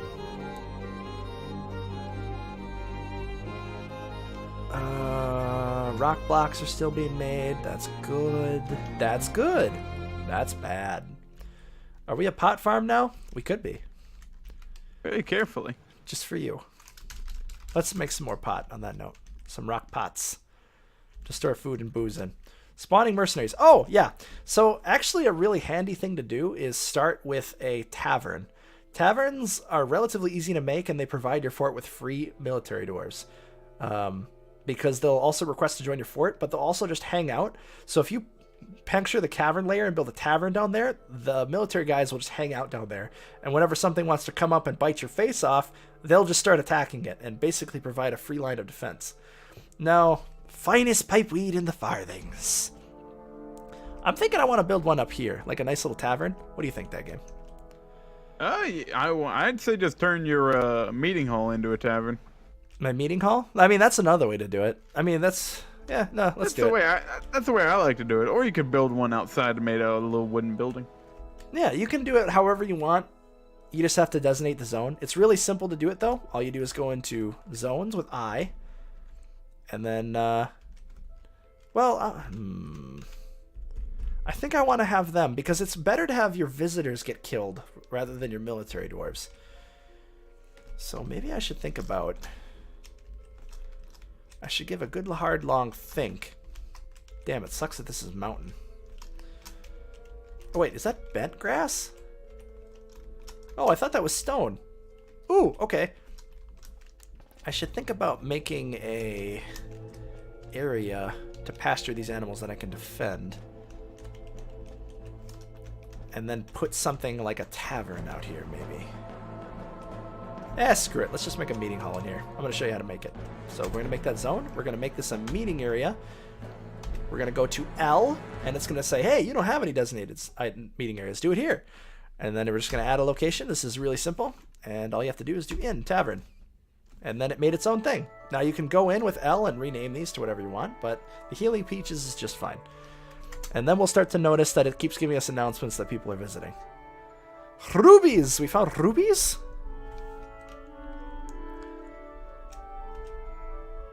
Rubies. Yep, see, we already got it. We made it, and now there's a bunch of military dwarves visiting. And that's awesome, because they'll defend us if the fort goes nuts.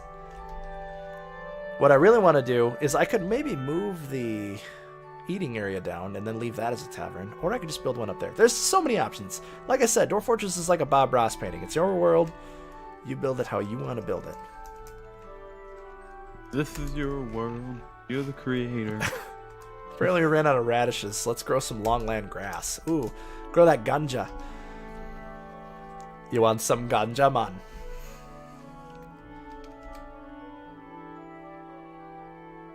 I have never seen diamonds in Dwarf Fortress. Oh. In reality, diamonds aren't even that rare. I just think there's so many other gems. On that note, let's maybe do some mining. We have a bunch of iron, but could always take a peek for some other fancy ants. Maybe some silver if we get lucky enough. And maybe we'll hit a cavern too, and I can demonstrate what to do when you hit a cavern. Basically, Caverns are terrifying. hole it up until you're ready to fight it. Let's just do a nice big long staircase of up down, and we're going to let the dwarves dig it out, and maybe we'll hit a cavern. Diamonds only show up in a rather rare stone layer in Dwarf Fortress. Oh, good to know. Ooh, tetrahedrite, silver, nice. We can make maces out of that. Good thing to know that silver is the heaviest material in the game that you can make a weapon out of, and it's a really good idea to make maces out of. Ooh, a marble layer, nice. Or flux stone. Never make maces out of mithril. Or, yeah, what's the there's name of that? the most powerful material in the game is called... We can't say it because it's a spoiler. We can say it. Well, adamantine then. But Yeah, you it's got to think about it because adamantine is technically a light material, although it's hard. Remember in Lord of the Rings where he's like, as light as... What the hell did he say it was light as? Light of the feather? I don't think... Maybe it's light as like linen, but as hard as dragon scales. Now, if you imagine that, that's not very good for a mace because it's basically like wood. Yeah, you can't. A mace made out of adamantine. Nah, adamantine. Let's request the trader at the depot and see what we can get. Now, to make someone trade, you have to say R to request in the depot. Oh, he's already there. Now the trade thing is highlighted. We're going to hit trade and see what they brought us. See how that prepared food bin is like 1,000 dwarf bucks? I can get us quite a few pieces of cheddar here. Makes a mace into a wiffle ball bat. Exactly. Worse than wood, I think, actually. Alright, let's see what they got. They got some items. No, okay, this is the trade menu. I should explain what you see here. If you have a skilled merchant, it will say, they'll be able to tell what they feel like. This is because it's a judge of intent. See, they're willing to trade. If they get angry, it will be they're mad about trading, and if they are very happy, they become ecstatic, and so on and so forth. This is also where you can see the weight, which only matters if they don't have wagons, and the value of the items that they have. So I want to find something that's not too hardcore to make, because look how much value like a steel buckler is. 800 dwarf bucks. That's almost the exact same price as our food barrel here. Ooh, seeds. That's what we desperately need. So I'm gonna get some seeds here. Pigtail seeds, yes. If this is too confusing, you can also just skip it. You can survive without a caravan in most scenarios, I've discovered. Ooh, cloth bins. 400 bucks, that's a lot of money. Leather is good because it's always really cheap. You could say that on the stream too, Deccan. Well, yeah, but you were talking, so I didn't want to interrupt. Well, it's better isn't to that type it. nice of you? You're being a very nice co-host. God, my throat hurts. My head hurts like hell. Let's see here. Why don't you take some medicine? No, it doesn't look like they have anything too interesting. They have books down there, but I don't really care about books. We're not small. We're not big enough for that. Another thing you want to think about that will make your dwarves happy is making a worship area. That's super simple, and it prevents really negative thoughts from appearing. And I'll show you how to do that in a second. It's as easy as making a tavern, if not easier. What was the name of the god that you set up that one Thol? time? Thol, the spider god of fortresses and spiders? No, there was the spider god of caverns, and here, I have the video for it. Oh, I was going to show you guys what an endgame of Dwarf Fortress looked like. It's basically was someone, like, covered the entire surface with huge mega projects. That's what the endgame looks like. It's sort of like mega projects where you build giant statues, you build, like, lava cannons, and a whole bunch of other stuff. If you want to see some legendary mega projects, there's a guy on here called Kupo, K-E-U-P-O, and he basically plays Dwarf Fortress every day to, like, relax, and he builds these amazing mega structures. I highly recommend checking him out, and he just builds them for fun, and he builds, like, lava cannons and designs and fun things like that. Oh, wait. That video's on my Twitch VODs. It's a fully edited video I made. Hold on, let me find it. Lupo also makes just straight up very beautiful fortresses. Yeah, that's what I mean. Just beautiful. The design of the whole thing is just magnificent. Magnificent. I've been noticing Twitch has not been muting my streams as much as it used to. Oh yeah, same here. Play music the entire time, no mute. It's great. Alright, here we go. Let me share this with you guys. I think you will enjoy it. I spent a while editing down. This was a long time ago. Just with what the game randomly made. I made that. It's pretty good. Give it a watch if you want. It's pretty funny. I think you'll enjoy it. Lava cannon is a minecart that loves magma and flings it with a harsh stop. Oh, nice. That sounds fun. Alright. Oh, we can get some gashanite. Oh, gosh. That sounds nice. Oh yeah, this is back before you green screened out the rest of the panda background. Back when I was a wee bab. And you didn't even make him blue yet. When Just a I was a regular wee bab. I remember when the density weight of materials was F could make a shotgun with socks and a drawbridge. I think I remember that too.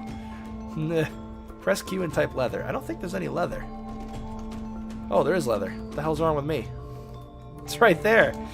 Alright, thank you, Pascoe. I am an idiot. I appreciate that. Do you ever go back and rewatch some of your old VODs or just videos you made back then? Just kind of feel a little bit bad. Every person does that eventually. All I haven't the done it in a while, but I think I used to. The production quality of your old stuff is just so bad, and you're like, wait, no. Hold on, since I'm gonna take a note there. Oh, we did grab all the seeds. Damn it! Oh, we missed one though. All right, so you want to make sure the trader profit is pretty high. Now, all the items we got are basically only worth 180 bucks. Ah, no! Okay, good. Make sure you quit out of that. Now, his profit is about the same as the value, so he's going to be happy with this and probably be willing to trade. Let's try it. Yep, pleased with the trading. He's happy. We got some things. That's all I wanted. Now we're just gonna tick off our trader, so he's free to do whatever. All right, perfect. Oh yeah, I was gonna make a. There comes a point in this game where you have way too many things to do, and you'll constantly be forgetting if you're someone like me. Like I wanted to make a target. Where the hell is that again? Archery target. There we go. I want to have my dwarves be able to train their archery. Let's make it out of cherry wood. There is something I'm gonna have to show you because your dwarves will make use up all their nice arrows on target practice. You can tell them to not do that, and I'll show you how to do that in a second. It's pretty simple, and it will save you a lot of grief. It's also a good idea to go into your craft store workshop and make bone bolts. Now, the easy way to do that is you go into military, and you're going to go to the ammunition tab right here. You're going to see, now hunters are designated any bolt. I think that's fine. No. I actually don't want my hunters doing that. So we're going to remove this item. We're going to add an item, and we're going to do bolts, but we're going to change the material to only using bone. So the hunters are only going to use bone bolts to hunt with. I think that should be fine. Now, if you see here, they're just using any generic bolt, any bolt they can find for training and for combat. I'm going to change this to, let's add an item, bolts. I'm going to change the material to bone, and they're not going to use these for combat. Hold on, how do I turn off combat again? Using combat, there we go, Shift C. And I want them to not use any other bolts. So like metal bolts, which I'm going to change to material to metal. Metal bolts for combat, bone bolts for training. And that's perfect. And that's how you make sure they don't fly through your good bolts on stupid crap. But that's perfect. That's how you do that. Pretty quick, and it'll save you a lot of trouble. Oh, more migrants. Great. I hate how it doesn't zoom to the migrants. Oh, I bet this guy's a fisher dwarf. Let's take a look at what we got. I'm going to pop into Dwarf Therapist and take a peek-see. You still here, Dagame? You've been very quiet. Yeah. Oh yeah, I'm still here. I'm just I'm doing a lot of stuff for college that I'm trying to get into. Right on. Is there anyone who hasn't been got a dwarf named after him? Because we got 4 more dwarves and some others or 2. Oh, hey, look, a miller. Oh, he's an armorsmith though. That's good. We have a cook. Hey, look, another cook and a beekeeper apparently. Lemon Snowcone. Yeah, what do you want, Lemon? Jack Killer also wants in. Dadgame, you can help me with this? Oh, you want more Rango names? needs in too. Let me get the thing up real fast. Ooh, a legendary bone carver. That actually disturbs me. Legendary people tend to be vampires.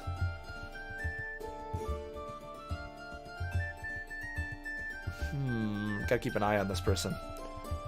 A legendary bone carver. Though. That's awesome because we just had bolts be designated, so he's gonna be making those bone bolts at the speed of light. I got the names. Anybody else want one? I don't have one yet. Snow Cone wants cook. Yeah. You got Rango Bango who wants somebody. Did Rango want anything in particular? I don't think so. Just how about old in Besmar here? Wait, I was gonna name him Besmar. Rango and Jack Killer Rango wants Glass Boy, and Jack Killer wants the Bone Guy. Oh, okay, hold on, let me clear this, I accidentally cleared everything, god damn it. And CDR Dragon wants one too, but I got that name written down for later. Who wanted what again? Jack Killer wanted Bone Person. The Bones. The Bones. Rango Bango wanted a Glassy Boy. Alright, who wanted the Bones? Jack Killer. Jack Killer. He's a killer. He's... Okay, so we got Lemon Stoke and Jack Killer. Who's next? We got CDR Dragon. What did CDR Dragon want? Nothing. Alright, you will be the Tanner and the Gelder. Wait, didn't someone want to be a Gelder? CDR Dragon. Got any janitors? Hauling is technically a janitor. Well, that's a peasant job. I don't have any peasants. Here's a fisher dwarf. Oh, wait, no, they're already named. Everyone's a peasant if you think hard enough. Everyone's a peasant if you think hard enough. Who's next? Oh, SK Darkia actually wanted to be the Gelder, so you're going to be this guy now. Yeah. That's it, though. That's all the people. Alright, so that frees up whoever he was, which is a carpenter. Which I'm actually going to name to Shen, because Shen has always been my carpenter. I don't know why. And I'm going to rename this guy to the janitor guy. Who wanted to be a janitor? Osama bin Laden. There, reshuffling. That's some hardcore reshuffling. Huzzah. Alright, who we miss? It's not like any of these professions matter since you have the automated job signing on anyway. Well, I mean, they're going to do the one they're best at. Not exactly. Change the one animal that they're into a closest dwarf to. with my sword eat. War 3? Alright, did I miss anybody? I feel like I missed somebody. No, that's it. That's it, buddy. Look at this guy. This guy's only good as a miller. Oh, he's also an armor smith, though. Alright. If I missed you, at BluesSTV me. Feel free to do it multiple times if I miss it, because I am a dummy. There we go. Decorating with shell basically will double the value of common wood or stonecraft. Oh, nice. Oh, look, I'm all hurtling in. And also, apparently, we struck pirate. Oh, delicious. Yar har fiddly-dee. Yar har fiddly-dee, a pirate life for me. Yeah, have you never heard the song? Yes. Oh, apparently we don't have any bolts, though. Oh, exactly. Why are none of my fisher dwarves fishing in the river? Is Dwarf Fortress buggy, unstable, incomplete mess? Nope, I'd say it's really, really, really stable, actually. It has more content than most other games. So right as I switch out Osama bin Laden to be the janitor, apparently our janitor has become possessed. Now, actually that's fine because he won't get any skills from it. God damn it. So there are something in this game called Fey Moods. Now, Fey Moods are basically... the only Fey Mood I've ever seen in literature has been Ari Salvador, The Spine of the World, where No, not the spine of the world. The ones with Dritz and Bruner, the dwarf. Bruner Don't makes like a expect me to hammer. know. I don't know if he got that from something, or if the Dwarf Fortress guys got it from that. But he gets like a Fey mood in that book. Maybe he got it from Dwarf Fortress. Wouldn't that be the shit? Damn it! I met R.A. Salvador. If I ever meet him Too again, I'll ask him. unstable to what? But What anyway, about too unstable to launch on Steam. What?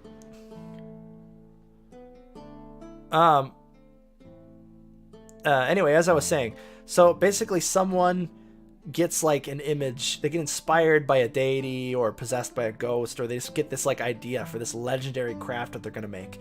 And the dwarf will go and do that, and I'll show you kind of what happens. Now, unfortunately, possessed is the worst Fey mood to get, because normally the dwarf gets he becomes a legendary dwarf in whatever skill he gets. But when they're possessed, they don't get anything. It's basically just you get the item and that's it. So he just rushed in there, and you can see he's running away. He claimed this craft store workshop right here. That means I can't use it. All the tasks in it were canceled. He kicked the dwarf that was in there out. Now he's running and gathering items. Now hopefully I have everything he needs. Fortunately, the caravan is here if I do need anything, and I think he is stealing from the caravan hilariously. Nope, he's got a hematite, limonite nugget in his hands. Oh, there he goes again. Where's he going? Oh, he's grabbing a lot of limonite things. Possessed doesn't. Possessed is the worst. Possessed means they don't get it for whatever reason. They got possessed by a ghost or something, even though I haven't had anybody die. Alright, oh, okay, he's done. So luckily we had everything he needed. Otherwise he'd go back there and when you hit Q and go over it, it would show like, he needs this, he's screaming for this. And if you don't find it all, he goes berserk and either kills other dwarves or goes into depression and dies. That's sort of the danger of Fey moods, but it does earn you a nice artifact. Now, we can view what he brought in there with a T button. Apparently, he is going to make an epic artifact out of 3 pieces of limonite. And then we're just going to let him work. He muttering the names. That's the name of the artifact he's creating. Whew. Worst mood is a fell mood since it makes him murder another dwarf. Dude, CS Hag, I had that happen. So I had a horrible underground fort in a terrifying biome, basically haunted in hell. And children kept freaking migrating to my fort for whatever reason because, you know, hey, bring the kids. It's Hell Fort, the South Pole. Raining sludge that melts your flesh off, and goblins are not even wanting to raid because whenever I had a raid, they immediately effed off once they stepped into the sludge. But hey, bring the kids. The whole family. And then one of the kids, I assume visiting to ride the slush slide, suddenly became a fell mood, grabbed the nearest dwarf, killed him, and turned him into a crossbow. It was the most metal thing I've ever seen in this game. Hellfort is nice during the winter. That's the worst time to go to Hellfort because it was in the southern pole. Is that the most metal thing you've ever seen, or are you sure it isn't that tree full of things? That wasn't more metal; it's more disturbing. Sure about that? They were pretty. So another thing that happened in a different fort. Metal. I think I have a clip of that somewhere. So I was mining in the caverns when suddenly I came across a tree that was just full of troglodytes. I think it was troglodytes. Yeah, it was troglodytes. I noticed I kept getting like reports of babies like colliding against stone and dying. And I was like, what the hell's going on? So I find this tree full of troglodytes. I'm like, okay, there's like 50 troglodytes on this one tile up in this tree in the caverns underground. And I'm like, okay, that's weird. Where are all these babies coming from? And then I scroll down and I see just a pile of dead baby bones and dead babies and bleeding corpses like 20 tiles below on the ground through a crack. And what these troglodytes were doing is breeding like rats in this tree, this troglodyte orgy tree. And their babies were falling as soon as they were born and splattering on the ground out of the tree. And it was the most horrifying thing ever. So I'm sitting there and everyone's there. And I'm like, you know what? This is not going to stand for anything. I went out and I designated my doors to chop down the tree. The guy's up there and chops down the tree. All of the troglodytes, this pile of like 15 troglodytes, falls out of the tree, splatters on the ground, and all dies at once. It was this orgy of, like, dead babies and disgusting troglodytes. Yeah, Shen remembers that, and Osama bin Laden was there, too. I think there's a clip of it somewhere. Now, you see, that is the most metal thing in Dwarf. Is that metal or more just like a hippie Woodstock gone wrong? Smells like Dwarf Fortress. That sounds about right, Pescoy. Oh, by the way, if you all haven't, There's a really great site. If you want to hear about Dwarf Fortress stories, there's a whole site dedicated to it. So this game is so randomly generated and so many interesting and crazy things can happen. There is literally an entire website dedicated to the stories that come out of this game. Check them out.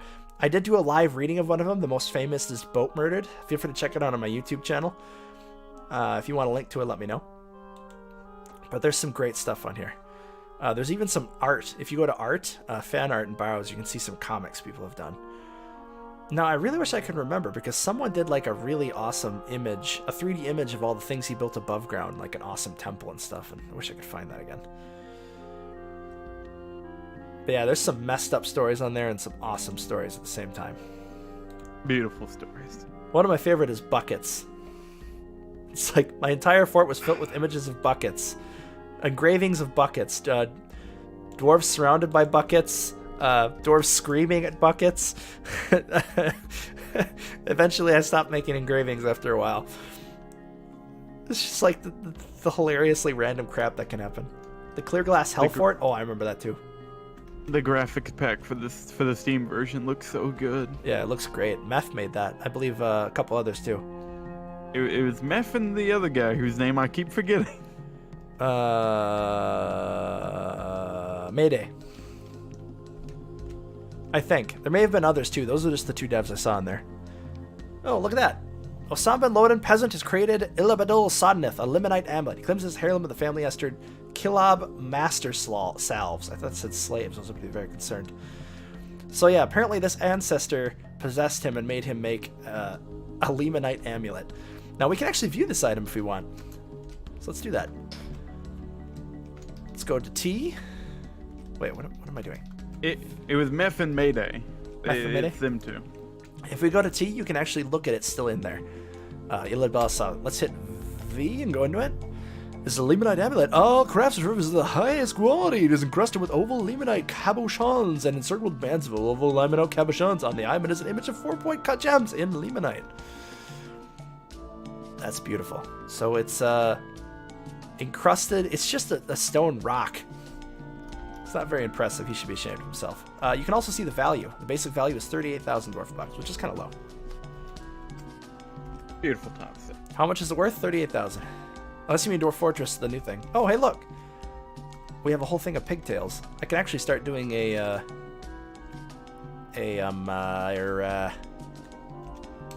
one of them looms. Limonite is an iron bearing ore. Yep. I'm planning on getting a metal smithing thing actually up and running. So what you need to start smithing metal is a furnace, and I'm going to create that right now because I want to start smelting this stuff. Let's get a smelter.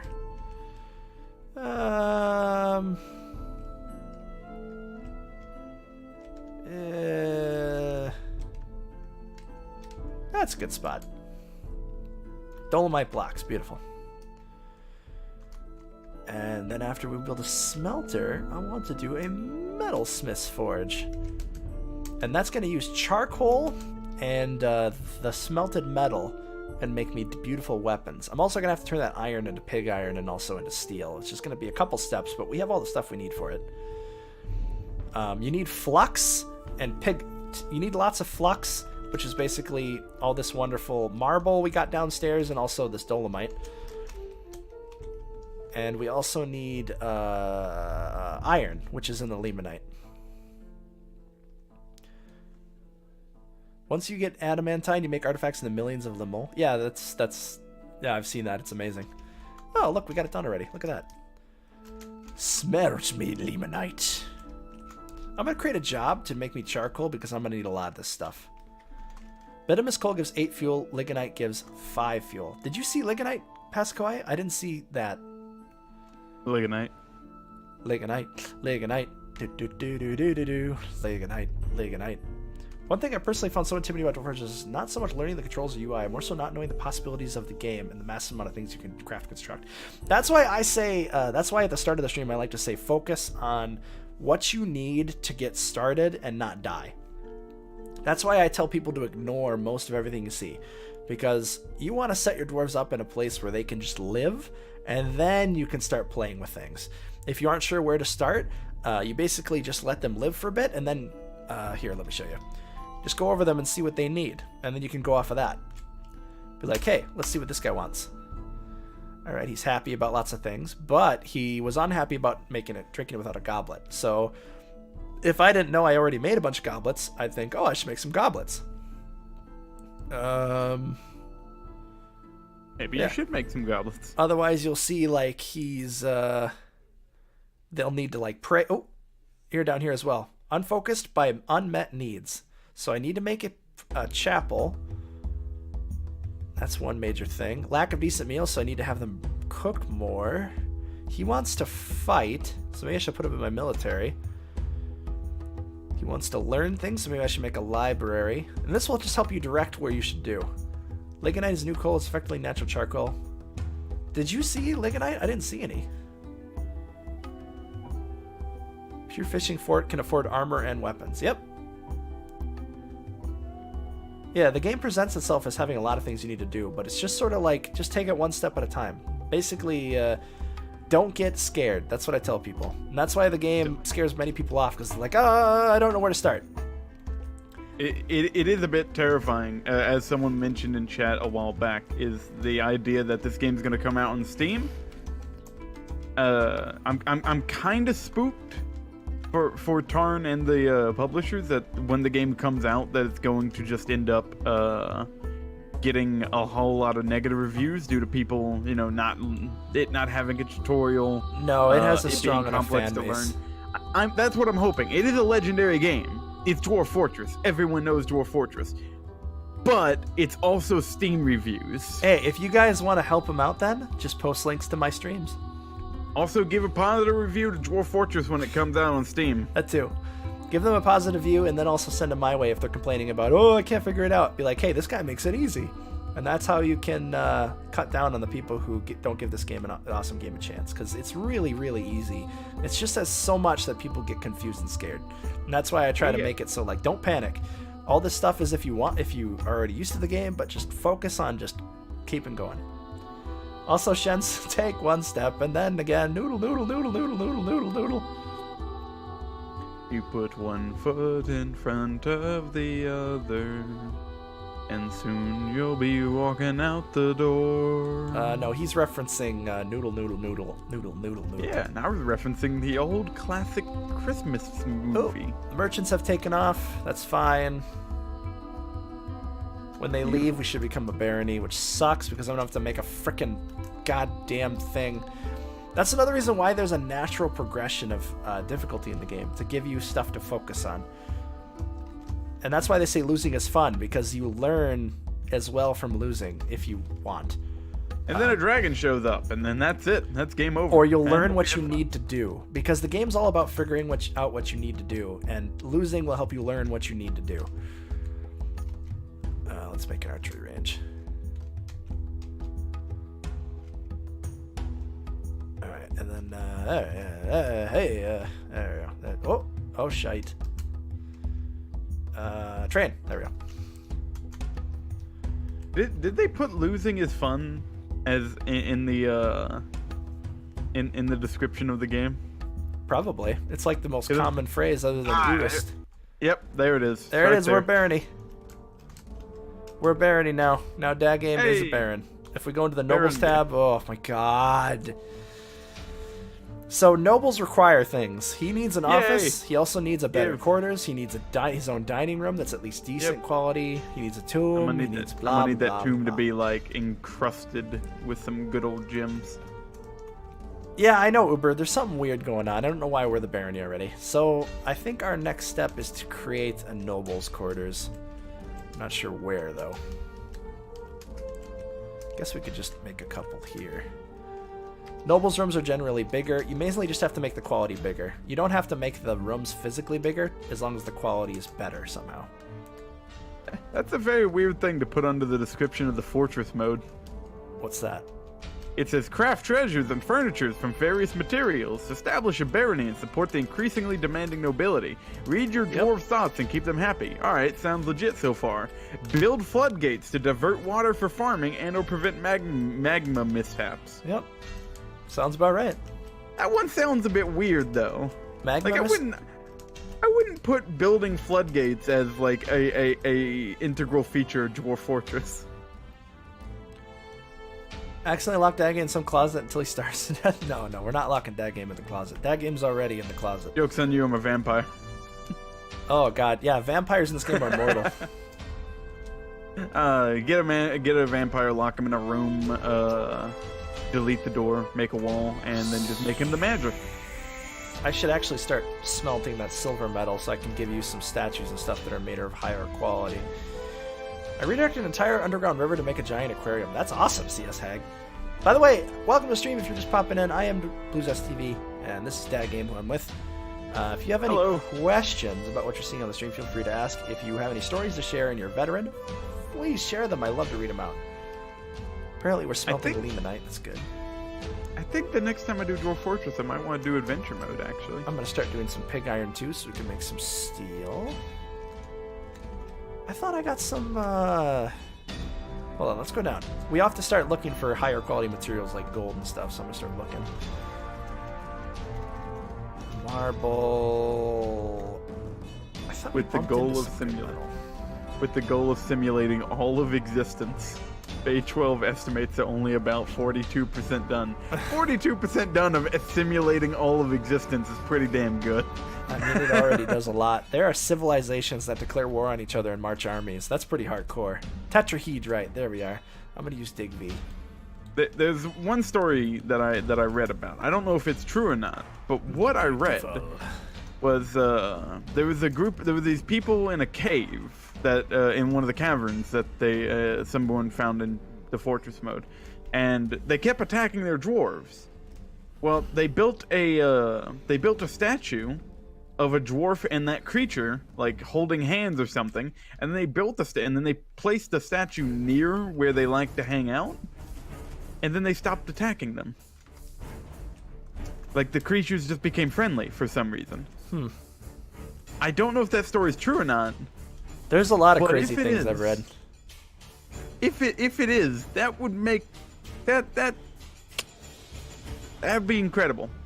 I mean, Toady, what's really hilarious and really lends to this game will achieve sentience and no one will realize it, is Toady himself has said he doesn't remember some of the things he programs into it because he's been working on it so long, and he's like, him and his brother are the only ones working on it. This game has so many features that interact with one another. There are features now that were not meant to exist, but now exist just as a consequence of everything else that exists within the game.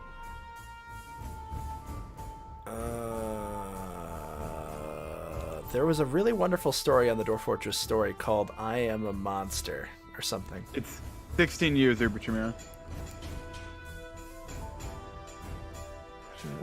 More look at all these useless doors. Okay, here.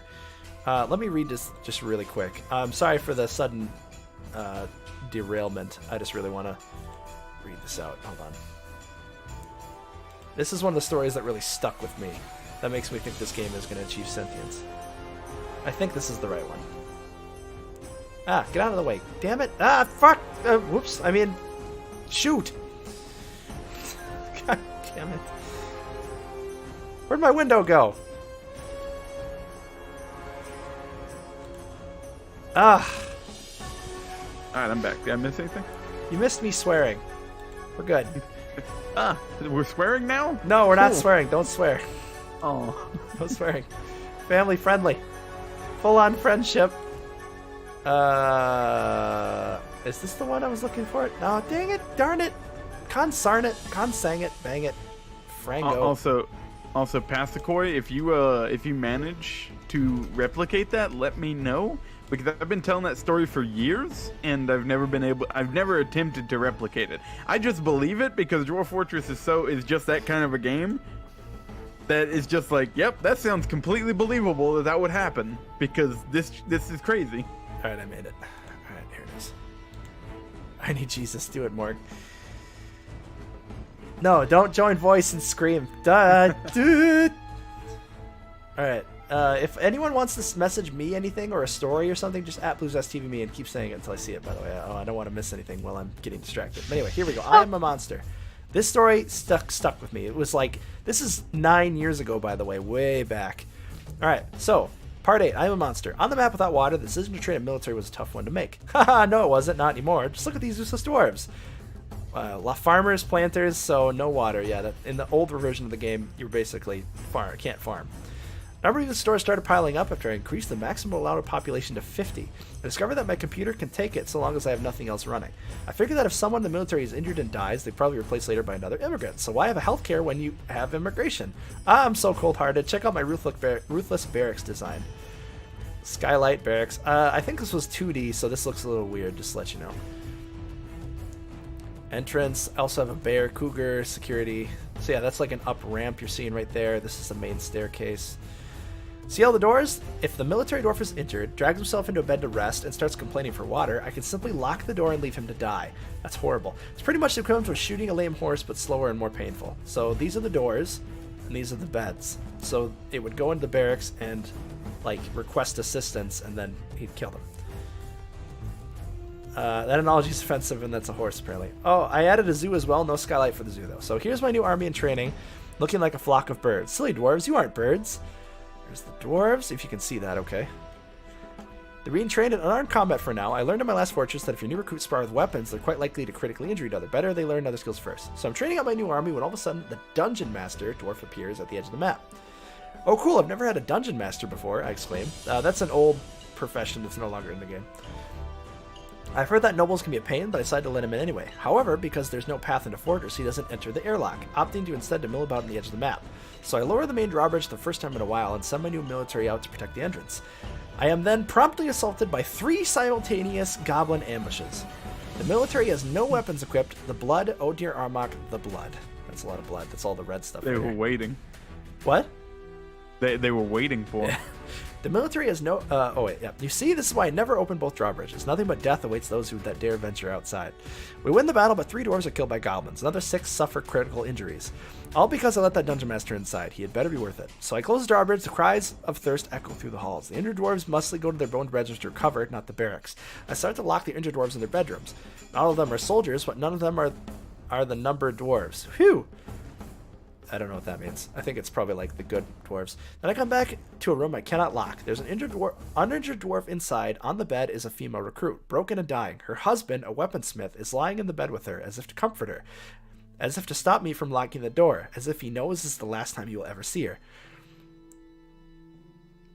Passing this room for now, I look across the hallway and see this. My off-duty dwarven army gathered around the bed of a wounded, dying comrade. What are they doing? Are they paying their respects? Giving homage to their dying friend? Seriously? Because that's what it looks like. Earlier I saw them do the same thing on the battlefield. They silently gathered around the body of a dead soldier until I ordered everyone inside. I'm stunned. The dwarves in a computer game are exhibiting more respect and empathy for each other than I do for them. They are plainly suffering because of my mistakes and decisions. I feel like a sociopath, a monster. I can almost feel the dwarves shaming me through the computer screen. The real important thing is, like, is this just us reading too far into just little pixels on a screen, or is this like, is Dwarf Fortress reaching semi-sentience at times? It could be, and that's what makes me think about it. Also, yes, there is a book called How to Play Dwarf Fortress. Oh yeah. You don't need a book though. Books are hard. You have the wiki for that. I say just attend a Twitch thing. You should just have my face plastered in it. Write a book. I don't want to write a book. My writing degree is going to be wasted, and that's final. SK Darky, I can't even read. Oh, that sucks. I'm sorry to hear that. Oh shit. One thing I just forgot to do. We forgot to place out damn nest boxes. There's so many things you could be doing that you keep forgetting about. So nest boxes gotta go in the zone. Oh, I'm relocating this whole thing anyway because I want to put it up here. Nice. I'm trying to figure out where to pen my animals because I want to make sure they're protected. But I don't want them right outside my gate. Maybe like over here. I mean, this would be a nice spot, you know, right here. Huh? What do you think? Build the wall. Let's make sure we're on the surface. I think I'm going to build it out here a little ways. There we go. Nice big. It's really good to make these enormous. This needs to be booked to unlearn Dwarf Fortress? Why? Just hit your head hard enough. Eventually it'll work. One way or another. Blues TV does not condone the hitting of your head to try and forget. Do you want to get sued? Yes. Alright, now let's pen everything in this one. You can see the ones that are penned in other ones in here. And I want to have this one farther away from the gate, and also so I can wall it. And you'll see what I'm doing here in just a second. Perfect. Okay, so now I want to do a wall. This is going to take a ton of stone. So to build a wall or like a staircase or something like that in an empty square, you have to go to B and then Shift C. You'll also see it down here. It's wall, floor, stairs, track. This is where you're going to build the majority of things above ground. And I'm going to build a enormous wall around this area. Now you need to make it at least too high to make it unclimbable. But one high is good enough to dissuade them from coming in. Additionally, They'll I could still also try if they really want to. Yeah, I've had zombies climb over the wall because I had it one high and I didn't try hard enough. Oh god, I also need to make your damn room. Ugh, too many things to do. World War Z style. Yeah. All right. Big book, terrible movie. I enjoyed the book. The book was more about like little stories that happened in the middle of this zombie apocalypse. It was very interesting. Alright, cool. Have you watched Black Mirror, Zest? No. Aw, very sad. I need to get more stone. We have a lot of dolomite, but I do want to save that dolomite as flux. But we do have a ton of dolomite. I like the movie. Honestly, I like any apocalypse movie. I'm addicted to those. Unless they're like trash. Like Sharknado or something. Sharknado is a treasure. National treasure. Did you see that they made a movie? Oh, they my made ass. another Sharknado? No. The way they time travel. They go back in time with Merlin to stop the original Sharknado. Oh, God. It's Oh, God, terrible. no. It's really bad. National Treasure is a national treasure? Black Mirror is amazing. Correct. Correct. Erect. So Snap I need to also fingers dig out a point. tomb. I don't have any dead dwarves, but my king pants here, Baron Hello. von Dead Gamia, wants a, Baron von Bun Bun. My noble name. So I'm just going to put that anywhere. I mean, it doesn't have to be anywhere fancy, but you can make it fancy. You better engrave the crap out of those walls in my tomb. Well, I'm going to have to. Gotta look nice.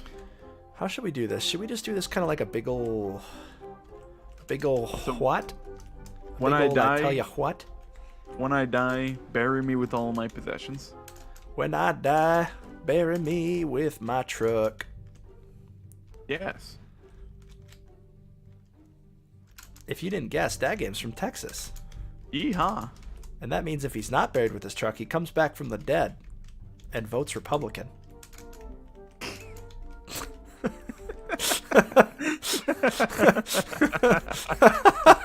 I don't even know what that means.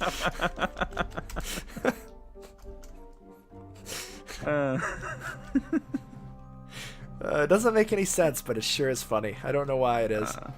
Bury me with my Ford Ranger. Bury that man with his truck. Oh, God. I'm gonna need that '92 Ford Ranger in my grave. Otherwise, I'm gonna have a bad time. No, we're going to have a bad time because you're going to be voting. All right, I want to build a road eventually. It's good to build things. You can build them how you want, but I'm building them in a way to allow for future expansion here. Oh, by the way, can I just mention? I think it's absolutely hilarious that you dodge the notch in the QAnon bit, but you jump directly on that Republican grenade. What are you talking about? There's nothing weird or political about it. I mean, you can take that as you want. Oh yeah, sure.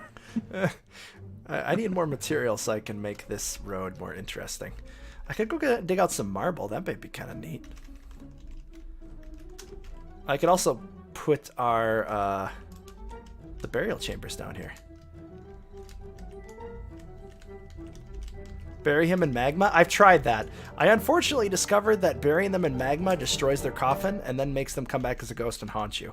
I was actually really pissed off about that because I wanted to encase a royal dwarf in lava as sort of like an awesome tribute. You know what? You can still do that. You just got to be a bit more finicky about it. You got to make surround the tomb in glass, and then fill the outside of the area with magma.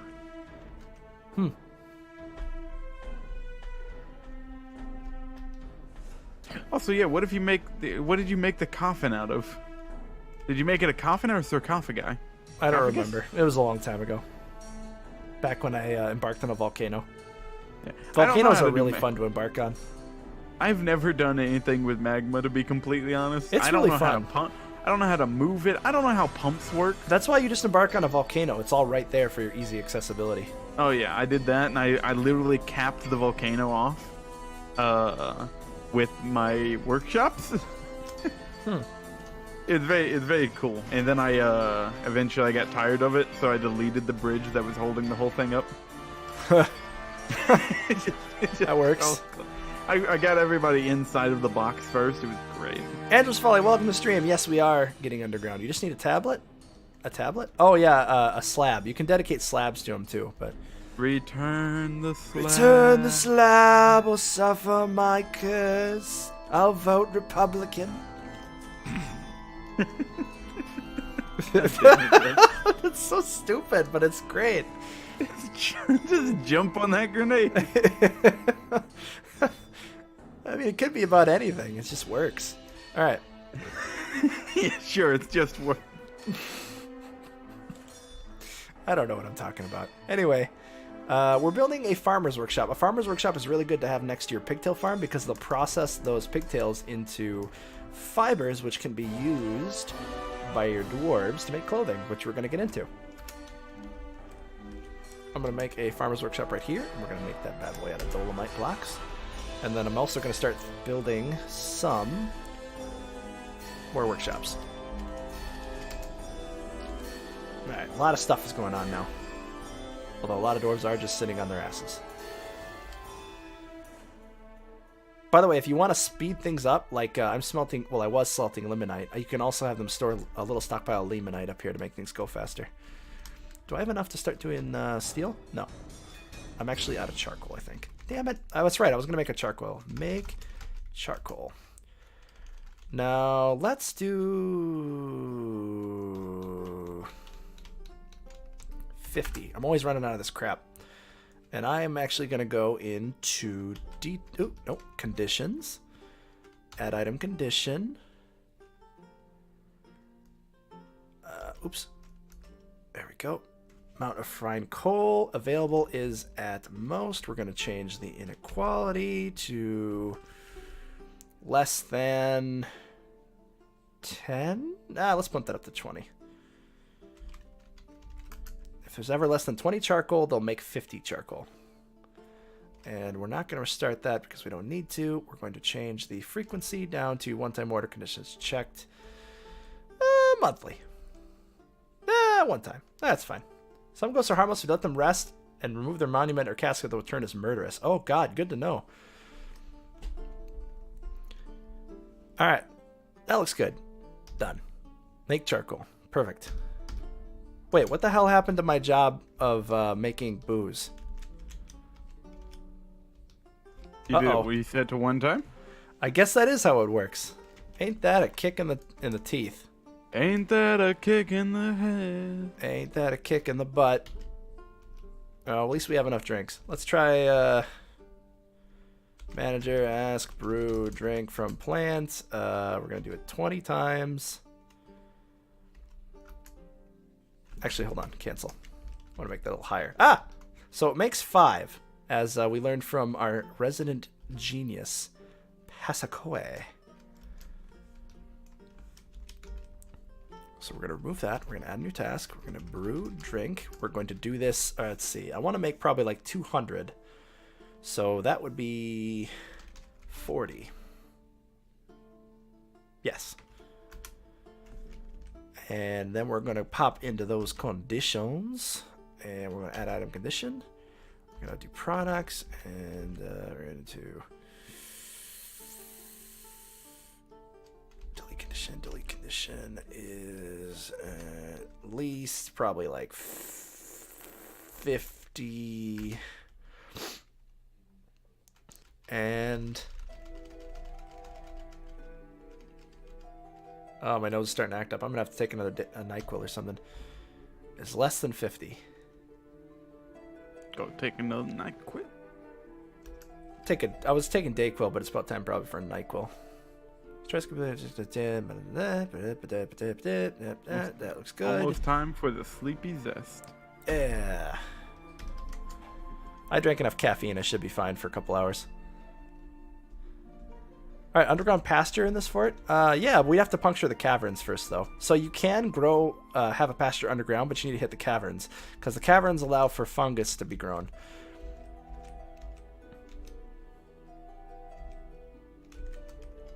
Let's put those nest boxes in since we got those. Do you have anything you want me to demonstrate? By the way, if you're a newbie to the game and you want me to demonstrate something, make sure you do. You can mention it, and I will get it done. How much longer until something comes to murder this fort? Could Soon. be 5 seconds. Could be never. Yep. I had a fort one time that went 5 years without anything coming to mess my day up. No werebeasts, no vampires, nothing. And then a dragon showed up, and that was that. Poor dad game. We He hardly murdered knew. everything. Yeah, this could be problematic though if a fungus tree grows in one of your dirt hallways. Yep. Oh darn, we don't have a near surface dirt layer? We do, right here. I could indeed, if you want to. Like, if you're embarking in an ice realm, I tend to clear out a bunch of area and make a rush to get to the caverns, because that's where I'm going to get my wood, and also how I'm going to get grass up here for my animals to feed, since I can't have them on the surface because they get killed. So that's actually an advanced tutorial that I've done a couple times for my frozen terror land embarks. What is a letter of interest? Basically saying why you want the job. Alright, let's just designate all that for plump helmets. Then I might switch that little one over to something else. Could make an order that if blocks are less than 10, make 10 more. That would give 40 blocks. I like that. We should be okay for now, though. I just have them set on blocks. Repeat. Oh, god damn it. Dad Game's already doing the stupid things. So this is what nobles do. They mandate that you make stuff. Oh, chains. That sucks. Yep. Make me some chains, boy. It's Don't best when question they why. mandate that you make things out of stone, because that's easy. But chains is going to require that I have to make it out of iron. Don't question why I need chains. Also, I'm going to need a dungeon. Don't ask why. Oh, God. Dad Game TV's Big House of Munch. 50 Shades of Dad Game. Oh, look. Everyone's planting all those seeds there. That's awesome. We actually have quite a lot of dwarves. Jail and well can be made at least. Yeah, I can do that.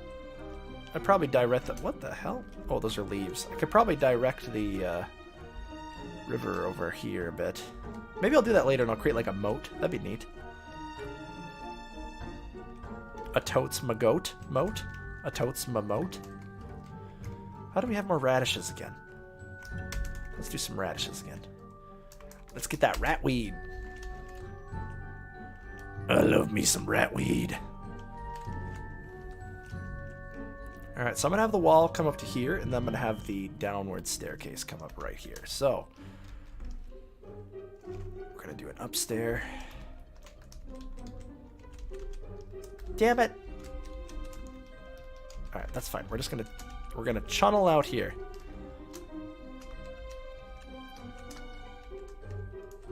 And then we're going to go. So this is just stuff I'm doing just because I want to have everything be neat and tidy. You don't have to have things be that. There we go. And then upstairs. Boom. Gotta make some sewer brew. Sewer brew. Brewed in the toilets of the finest Dwarven nobles. Alright, so we got the nobles' quarters. Let's get a bed in here. I tend to like to do the beds away from the throne room. Have the throne room in the center. There's a bed, and he's going to want his own table, which means I need to start finding frickin' many things. All my miners are busy, though. They're not getting the dig on. Long tunnel will make a good emergency pasture, also a seed stockpile. That's what I'm planning on. I'm having them dig out here so I can have an underground access, and I'm going to put a wall around this and block it off. It's pretty sweet, you might say. Around? Are you okay? You seem to be getting tired.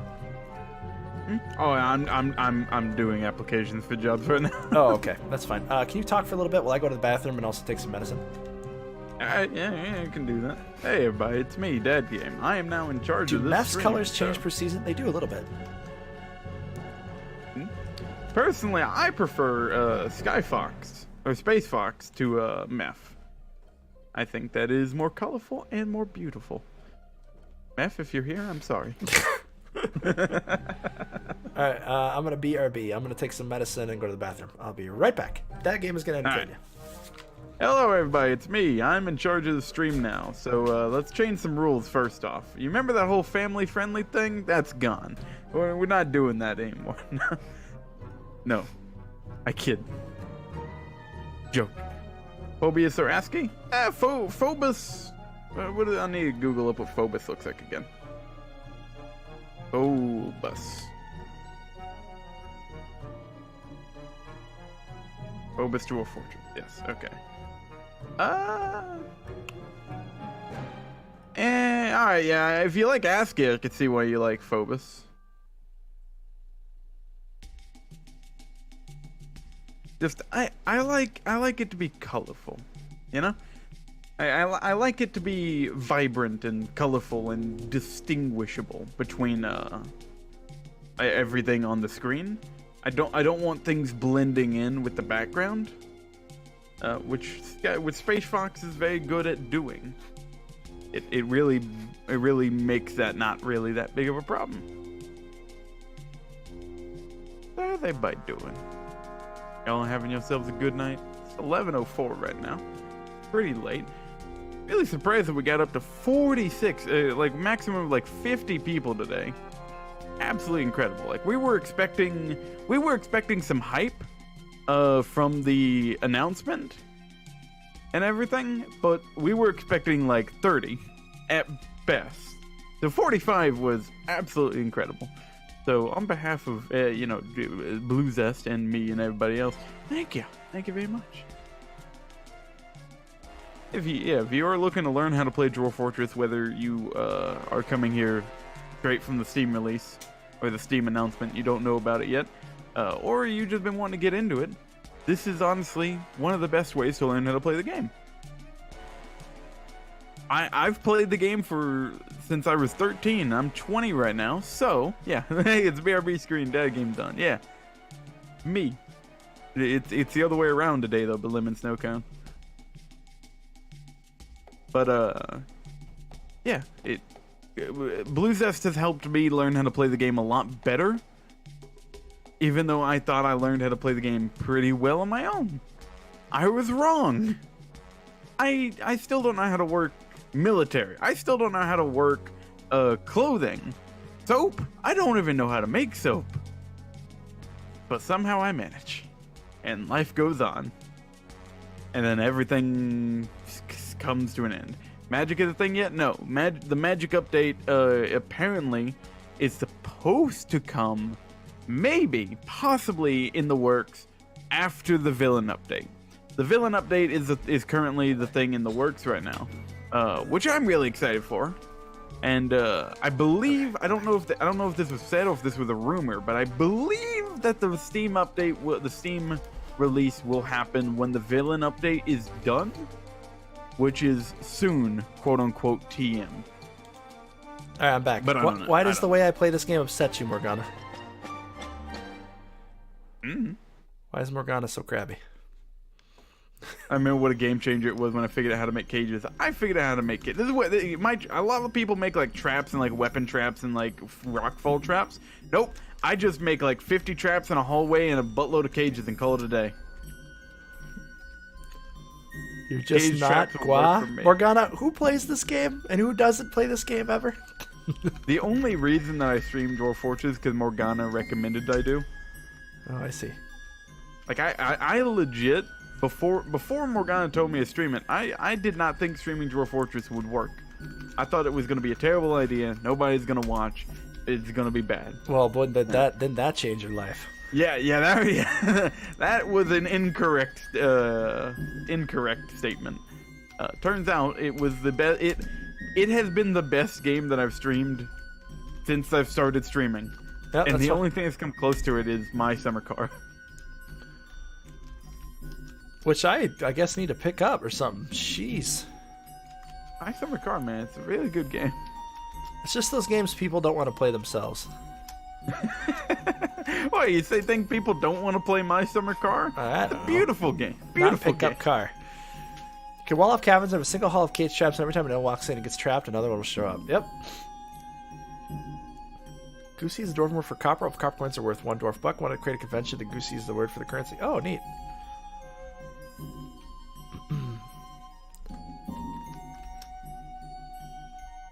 Oh, good. The walls are going in. This is good. This looks good. This looks good. Very good, yes. Fucking big stick.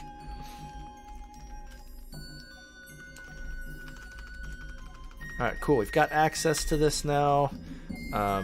What I like to do to protect against flying enemies is also put a gate on my farm area out here, so if my animals have to die, at least whatever is going to murder them isn't going to come into my fort and bite my ankles off. Sell them on the internet for sustenance or something, I don't know. You know what I've been wanting to play? Shen started playing Graveyard Keeper, and I have had the biggest hankering. We need to share games on Steam because I got some games that I want you to play, and I want to play some of your games. We can do Like that. Graveyard Keeper.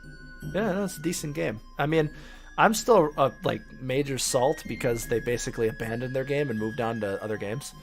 But Wait, who abandoned the game? What? Graveyard You cut out Keeper. there for- I mean, there's did enough they there for really? it to be a finished game, but there was so much they were going to add that they just were like, done, screw it. And it's just like, ugh. Sadness.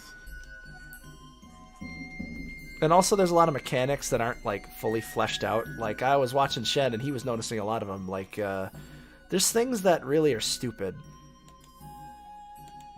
Shen, you know what I'm talking about, right? Yeah, Shen, exactly. That was a mod though that did that to Stardew. I may or may not have impulse bought the Guild 3. Oh. What if they would have gifted it to us for free?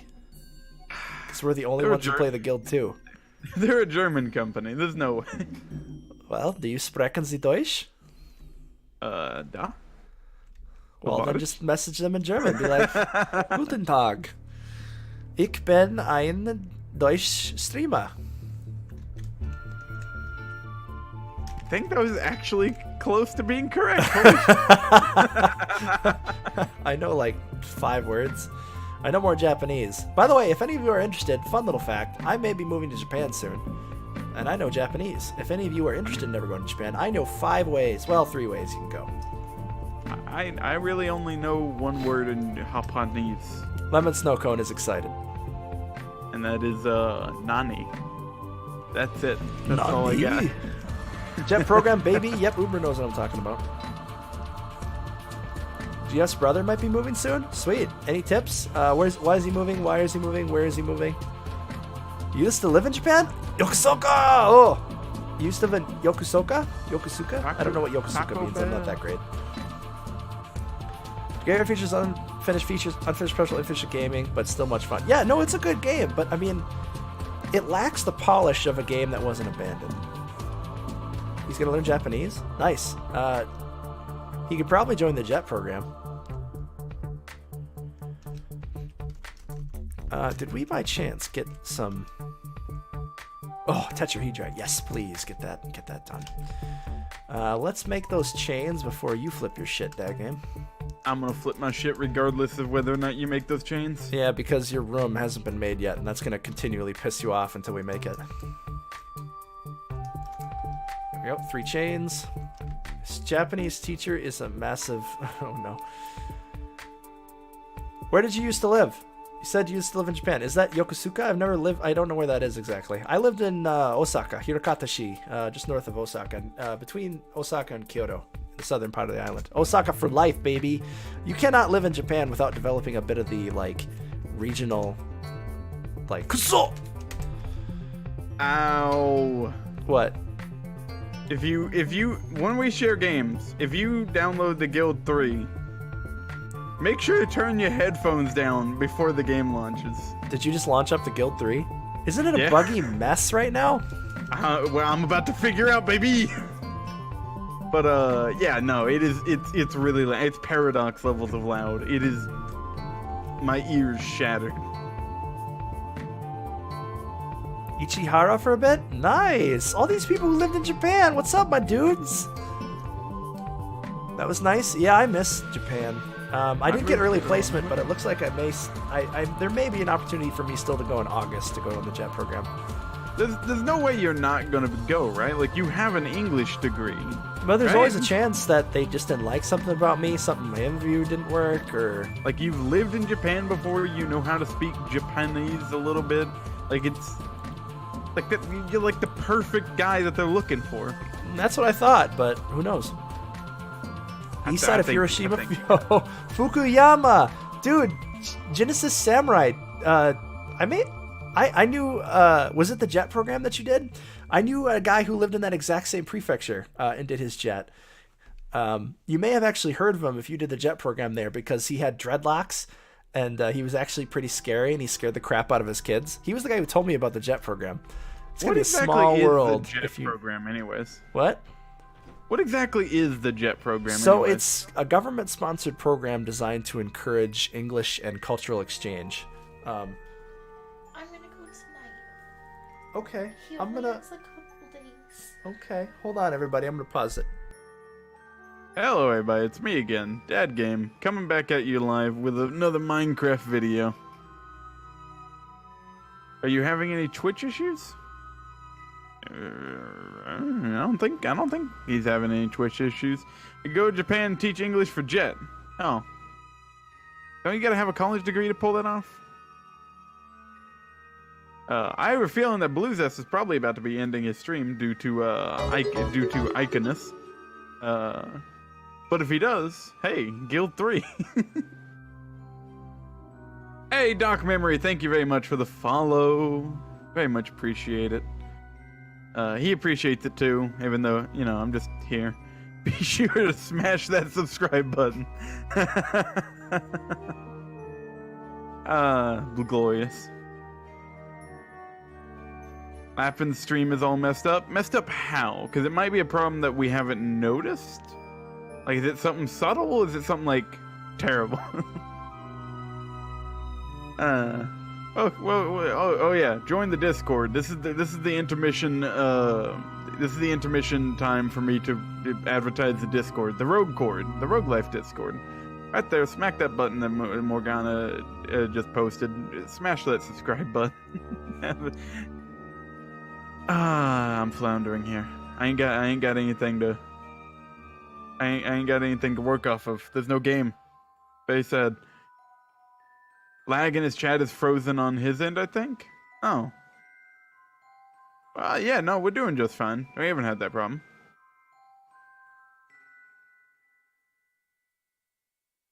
Zombies YouTubers just wandering down the street repeating like, follow, subscribe, like, follow, subscribe.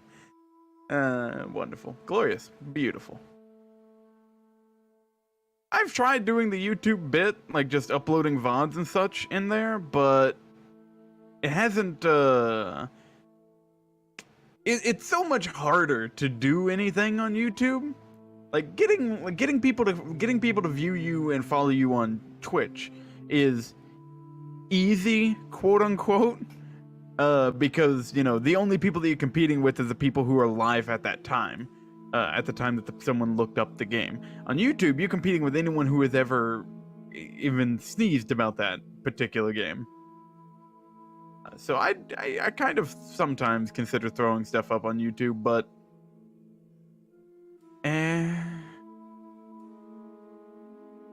Just doesn't really work out that well.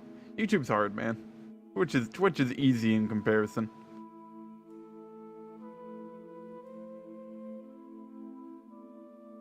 So I got a question for you guys. Frankly, the Let's Play thing is kind of dead for people trying to get into it right now.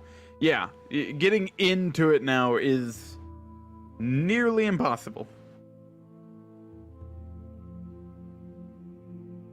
Why not take the save? What do you mean? Talking about take the Blue Zest save whenever he gets off and continue it or something? If I take this save, I'm going to abandon this fort immediately and go into Legends mode, because I want to figure out why that tower is not at war with everybody, with any of the Dwarven civilizations. I want to know that, because that confused me. I've never seen that before, and I want to know why. They have a game mode in the Guild 3 called Poor Fellow in Career Mode. Family Campaign? Huh. I hope I really... have you guys ever heard of the Guild 2 Renaissance? Because if you haven't, it is... it's a game. It exists. It's out there.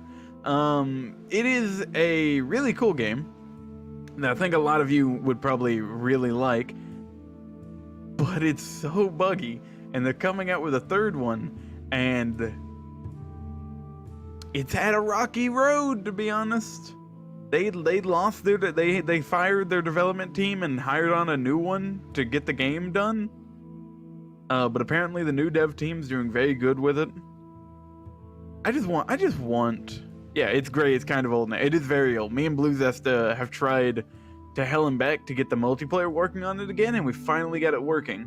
And we're gonna play that again at some point. I don't know when we're going to reload the save that we have, but we are going to play that again at some point soon. But I just bought the Guild 3, which is an early access, not complete, nowhere near complete, and all that kind of stuff. And I haven't played it yet, but I'm going to, and I hope that it's going to be good. I hope it just is. I know it's not going to be playable right now. I know it's going to be bad right now. Yes, I bought 3. I know it's going to be bad right now. I'm just hoping that it's going to be good enough that it can rival or surpass the Guild 2 Renaissance. Once again, it's not going to do that right now. But if it can be as good as the Guild 2, but actually have functioning non-desync multiplayer, it will be worth the $30. The Guild 2 Renaissance is more complete than Guild 3, but Guild 3 is more playable since the new company has taken over. Yes. Also, what did we exactly do for multiplayer to avoid desyncs? Ooh boy, what didn't we do? Okay, so what we did, Morgana, to get the desyncs to stop is we went into Hamachi and we turned off all the filters, all the virus checks, all that kind of stuff to like keep people that are on your network from sending you stuff through the pipeline that Hamachi creates. But, you know, as long as we're on a private Hamachi with only your friends, you don't have to worry about that because, you know, your friends aren't going to send you crap. So yeah, we turned off the filters, we turned off all that kind of stuff, just tried to lower the latency as low as possible through Hamachi. Downloaded the mod, and that was it. That worked. And now we can play for a couple hours, like for 2 to 3, maybe even 4 hours before we have a desync. And then you just simply send the save via Discord and then reload it up and you can keep going. Turn off all your antivirus and firewalls. No, you don't turn off all your antivirus and firewalls. You just turn off Hamachi's antivirus and firewall crap. Like they have like their own like special one that they have attached to the system of it, and you can just turn it off. I'm sure it doesn't even do anything that helpful anyways. Sorry, I'm back. Hey, we were just talking about the Guild 2 and had desync problems and all that kind of good stuff. Oh yeah, we Dagame and I actually streamed that if anyone's interested. Yeah, we need to do that again. Also, remember to DMZ your entire modem when playing on the Guild 2 Renaissance. DMZ? Yeah, DMZ. Demilitarized zone? Yeah, game running the stream, BRB left up and idle. Hey, I'm not idle. Look at me. Hey, Kleino Dev has played the guild too. Look at that. Neat. Kleino, have you ever considered streaming? I mean, I think you'd be good at it. I mean, I don't know personally. I've never like seen you talk personally, but you know enough. I think if. I mean, hey, I got a speech impediment. I stream, so look at me go. Look at me, dad game. Oh, okay. So you don't. Okay, so it turns out that it looks like the way that the Guild 3 works is like. I'll tell you about it later, so we don't sit here and talk. I don't talk over your tutorial. Well, I mean, you could Do you stream want me it to and I tell could you raid you. I considered it, but this game is not done. Because it is past the time when I was ended, and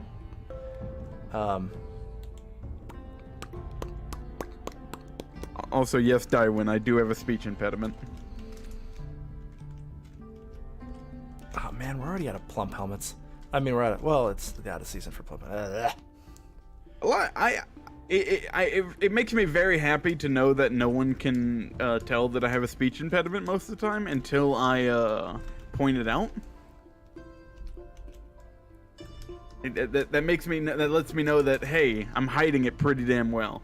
I put so much effort into my voice while streaming to give it a more, what did you say? Would you say presentable radio voice? Something like that. I know I can't do a good one. I can't do a good radio voice, but like Kleino a more Dev says, presentable voice. maybe I'm thinking about tutorial when the dust neck settles. Oh, that'd be awesome. Let us know when you do it. Yeah. We'll like help somehow. Post it in the road cord, man. Yeah, let us know. I love to help new people who want to stream get into streaming. Yeah, and it's Kleino Dev, so like, come on. Ah! I was gonna make a bridge out here. Bridges are an excellent source of extra protection. That's why I'm making another bridge out here. Also, my speech impediment is a lisp, just to be specific about it. To be less specific. Oh, that's it. You're saying you're making fun of my lisp. You're making fun of my impediment, my disability list. You ableist. Help! I've heard way worse lists. Help! I used to being have. oppressed. help! I'm being oppressed. Come see the violent inherent in the system. All right, let's put Yeah, these lisp, nest the boxes out here, cruelest name 'cause for a thing. I should Yeah, have this because no ages one ago. no one with a lisp can pronounce the word lisp, as you can tell by me attempting to pronounce the word lisp. The moment that I say what I have, people are instantly like, "Yep, there it is." Ladies and gentlemen, there it is. All right, so another interesting thing you can do if you build an above ground animal farm is you can put fortifications up and then have this be an area for your archers to shoot at enemies as they come into your fort. So I could build some more platforms here and have this front area. If I build fortifications right here, fortifications are great because it allows for dwarves right next to it to shoot through it.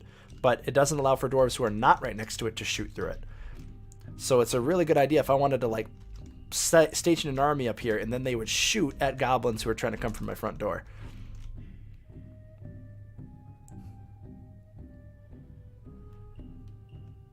Initially, I'm glad I got these nest boxes up because now my animals are going to lay eggs. And I'm going to have to keep my eyes on it because when they do lay eggs, I'm going to want to forbid the eggs so they lay them and I start getting babies. Baby eggs. Oh, wow, we got this done fast. Oh, crap, I totally forgot to make a mechanism for a leather to... Okay, so I'm going to show you how to close off your fort. Placing up a one high wall? Yes. And the way I'm going to do it is definitely going to help too. Manly McBeefy10. Welcome to stream, by the way. I got to create a lever because you have to have a lever to close your gates, and I forgot to do that. You got to get that lever. And you also have to use mechanisms to connect the lever to the new thing. That's why I just went and created a lot. Yeah, I am very self-conscious about my list, though. I've spent a lot of time working on it to make sure it doesn't show up the best that I can. And I think I've come very far, but it still bothers me a lot of the time. It's a bigger deal. It's a bigger deal to me than it is to you guys. Bigger bad game. Bigger bad or dad game. I'm gonna create a little niche right here to close off the farm area. By the way, Zest, quick question for you. Yes? How close? Weird question. How close are you to your microphone when you talk? 6 inches?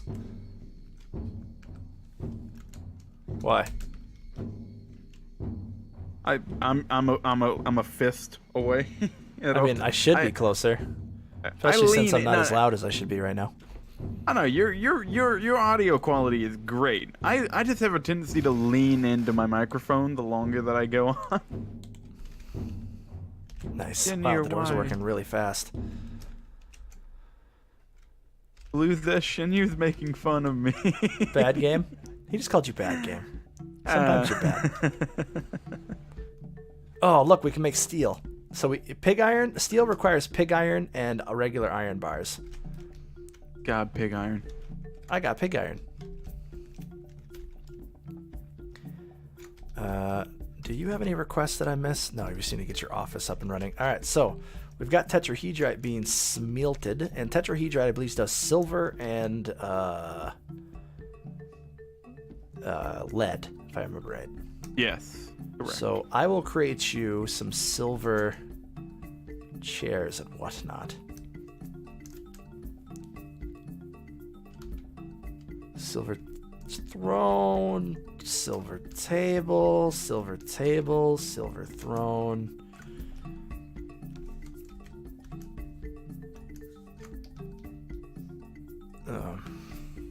Han, did you leave? Okay. Now, one thing I hate about the nobles mandating stuff. Oh, hey, look, he doesn't want amulets exported. Good.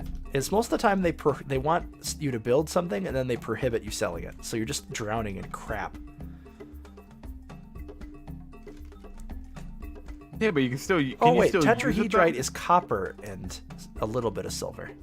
Damn it. How many silver blocks do I have? What did you say?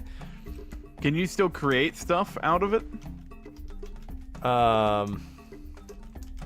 Like they prevent you from selling it, but can you still make stuff out of the chain? I guess so. Yeah. So I guess there's that.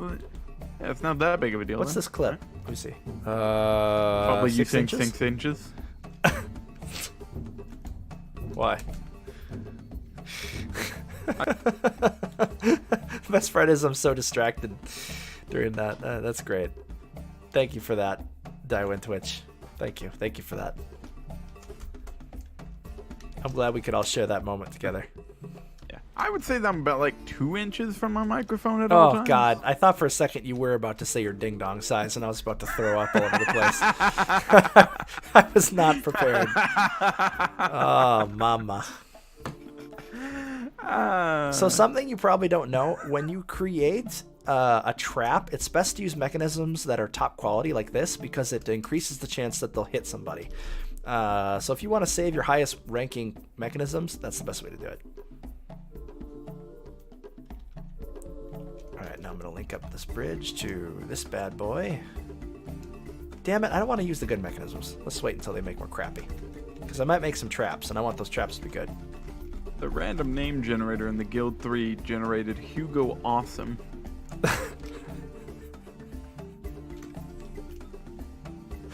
Hello, my name is Hugo Awesome. What the fuck? That's gotta be based off like a streamer or something. Hugo from the House Awesome. Oh, Hugo. Lay off the crack. I'm gonna make this a gather zone as well. There we go. Aaron Strategy, welcome stream. 3 cheers for Steam Dwarf Fortress. I know, right? It's awesome. It's exciting. Of the Aberdeenshire McAwesomes of the haberdashery. Hip hip hooray! If you want to also cheer that in their Discord, Kitlock Games. By the way, for those of you who are aware, Kitlock is a streamer, and that really just like messes with my head that they're also a game producing company, especially since they're now going to be the ones creating Dwarf Fortress. Kitlock or Kit Fox? Kit Fox. Kitlock is, I believe, a streamer. Kit Fox is the game, and that's going to mess with my head because I believe Kitlock is a fox. What? Wait, hold what? Run that by me one more time. I Kit think Lock. I got a bit lost. Kitlock is a fox, and Kit Fox is a game company. Somebody posted a Dwarf Fortress meme in that Discord. You ever seen? Oh, I don't know if I can talk about this on a family-friendly stream because it only makes sense if you know the context. No, let's not be not family friendly. Now I'm gonna create the lever The here. picture is family-friendly, but if you don't know the context, then it won't make sense. I'm gonna make that lever nice because dwarves are gonna stand around it and admire it. There you go. I posted it. I posted the picture because the picture itself is family-friendly. You just, if you don't know the context to it. Everyone It should doesn't probably make follow sense. Kit Fox, the company, after the stream. Oh, they got their own Twitch channel? Yeah, we should. Oh my god, they got more followers than me. Yeah, of course they have followers. Boyfriend Dungeon. Shrouded Isle Moon Hunters. Alright, I'm following them. They got a nice looking page. What's their Twitter as well? I want their Twitter. Kit Fox Games. Yeah, boom. Kit Lock. Yeah, that's gonna mess with my head. That's really gonna mess with my head. It's already messed with my head. I feel a little confused already. Fox on the Rocks at Locks. Fox on the Rocks 8 locks from a box. And she sells Shenriers. Shen sells Dells pants, eyebrows. Okay, I'm gonna go say goodbye to my wife really quick. Go do it. Good job, Zest. Do a good job. Everybody clap for Zest for being a good husbando. Husbando? Husbando. I'm sticking with it. Jen sells pants eyebrow. I can't do he waifu. I can't do I can't do what are those? Tongue twisters? I'm terrible at them. Because of a speech impediment. Victoria almost didn't stop by early because she didn't have the official account password, but I told you appreciate the visit with her personal account. Yes, we did. 100%. We don't need no official account passwords. Come on. Do we look official to you? Do we look professional? Blue Zest would say yes. I would say meh. I'm more laissez-faire with the whole ordeal. Zest is truly an inspiration, man. Truly an inspiration. Makes me really puts me keep going. Nobody tell him any of this. I don't tell him this. This is a secret.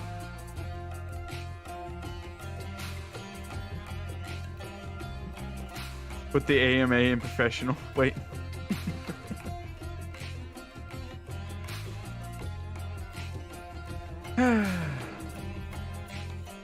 Beautiful. I might have woken up with a headache today, but day turned out to be a pretty good day. A surprisingly good day. I like it. We keep it going. How necessary to play this game? What do you mean? Ooh, sauce jelly. Oh. Blue Zest TV dead game say he loves you when you AFK. No, Osama bin Laden. I'm gonna need you to not. Should I start? Yes. Ooh, sauce jelly. You should 100% start. It is an amazing game. It is. What kind of? You know what? Better idea. What kind of games are you into? What's your shtick? Do you like complicated games? Do you like games with a lot of complexity and a lot of storytelling and that kind of stuff? Because if you do, you're gonna like Dwarf Fortress. I'm trying to quit Fortnite. Is this a good sequel? Coming out of Fortnite straight into Dwarf Fortress. You really jumping on the opposite ends of the spectrum. This will not scratch a Fortnite itch. No, it will not. If you're looking for your next Fortnite, it's not gonna work out for you, man. But is it anything like Wii Fitness? Ah, yeah, all right. I'm getting you. I'm picking up what you're putting down. I'm on it. Took me a second. Spectrum? What's Spectrum? Huh? Dwarf Fortress is a unique game in every sense of the word. Some games, like Stonehearth, try to capture the pleasantly. Oh boy. Pleasantry of micromanaging your settlement's design and getting to know its inhabitants as they level up. Others, like Oxygen Not Included, tackle the sheer hideous complexity of interlocking systems with a better coat of paint as you bid your expendable minions to toll away, constructing your grand device while giving a passage through their survival. Others, like They Are Billions, alternate between periods of idyllic constructions and frenzied siege defense. But only in Dwarf Fortress can the story of your micromanaged, blood-soaked hellscape echo through history, its ruins left behind for a bold adventure to explore, who in turn will pass into history, becoming the subject of engravings and heroic songs in your next fort, before it drowns in blood and gold and masterwork socks. In short, yes, play Dwarf Fortress.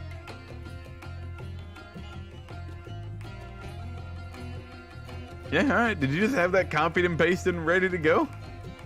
Forbid socks. I don't even know how to make socks. I just recently learned how to, like, get my military to patrol. That's horrifying.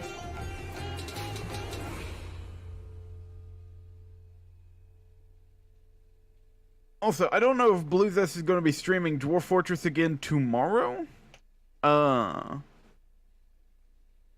But he will be. I know for a fact he'll be streaming Dwarf Fortress again on Sunday. So whenever this stream ends, if you want more Dwarf Fortress, from BlueZest specifically, Sunday. I think we might be doing a co-stream bit like this again on Sunday, except with me actually playing the game and him teaching me things that I don't know how to do yet. Which it's an idea that we're throwing around. We'll see how it goes. We'll see what we end up wanting to do by the time Sunday comes rolling around.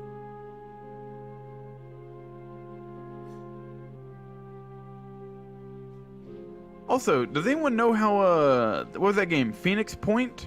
What's that game made by the people who made XCOM? How's that doing? Have you thought of putting those legendary socks on the fox on the rocks? I'm sorry for vanishing. Snap fingers point no. You still here? Yeah, I'm still here. What's up? Just my wife has a close personal friend who's dying in a couple days, so she's rushing off. That's why I've been BRB so much. I apologize for that. No problem, man. I feel like I should be going with them. I feel kind of bad. You can go. If you feel you need to, man. No, they're already leaving. Oh, tell Ika I said hello. She's already gone. She said to keep my phone on me, so they may pop into the chat. Stuff. Oh, God. All right. All right, what'd I miss? Victoria Clan Dev reposting what he said earlier. What's wrong? Clan Dev is just reposting what they said earlier because you weren't here whenever they said it. Nice. Victoria almost didn't stop by earlier because she said the official account password told her putting up by the XCOM original creator. What's this message? Don't click on that message. Don't click on that. Zest is truly an inspiration, man. Ha! Truly an inspiration. Makes me really like. Puts me keep going. Nobody tell him any of this. I don't tell him this. This is a secret. I don't know how I'm inspiring. All I do is sit here and scream. Dywin, you banned. Kim and I have looked enjoyed your banter for the last few hours, but real life comes first. No, that's all right. Kev Zero, I'm glad you're here. Glad you're all here. I think this is best for me because I don't think I'll do well if I go. What do you mean? I don't want to. Alright, fair enough. Yeah. All right. Asbjorn Stein, welcome to the stream. It's not a great idea to have dwarves wear legendary or masterwork clothing as it will degrade and make the clothing maker go insane. Good to know. Does it really? Can you repair clothing? You can if you try hard enough. No, you can't actually.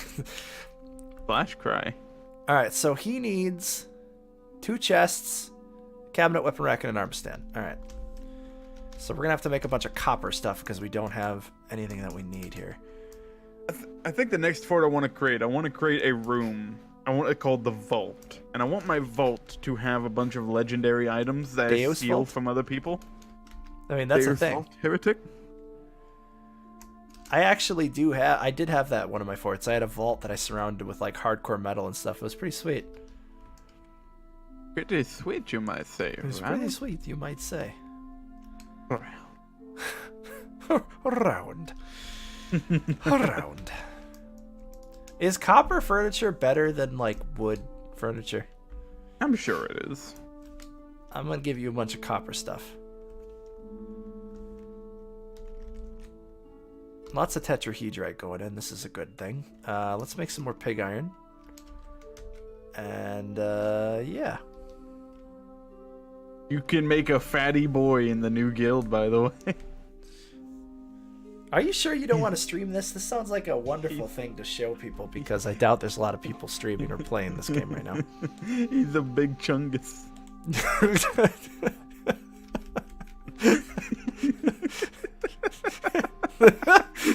Sounded so excited. He's a big chungus. Woohoo! Look at me. Oh God. The guild 3 Texan saying Helly. The Chungus The Among Chungus Us. Among Us. It is way too late, and I think we're all way too sick. Our brains are collapsing. Hey, AI, have you never heard of the Big Chungus? It's all the frickin' kids in my goddamn schools that I sub are talking about. Oh God. What class did you go as? None yet. I'm literally just sitting at the character creation screen. Just enjoying the glory that is Big Chungus. He's a bearded big boy. Better than Shaggy. Oh God, the Big Chungus meme is better than the Shaggy meme. I'm all for that. There's a certain cleverness with the Shaggy meme that I appreciate. Oh, hey, how so? I mean, it's just so random. Yeah, you don't think Big Chungus is random? Well, I mean, Big Chungus, that makes sense.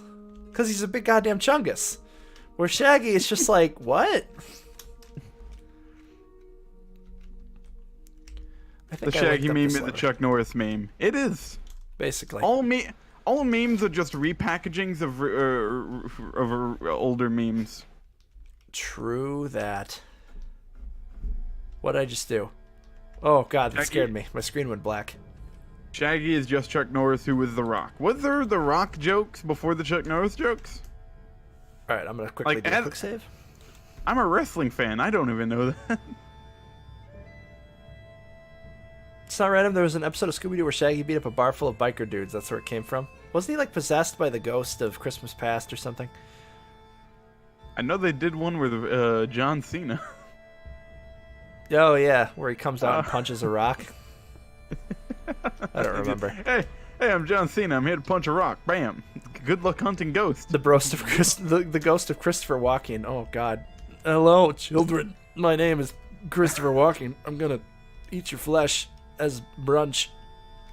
Christopher Walken has one of the voices that is just like nearly impossible to copy. Pretty much. It's just so good. Unless you're his son, and you see him in the Batman movies. Go, Dad, save yourself.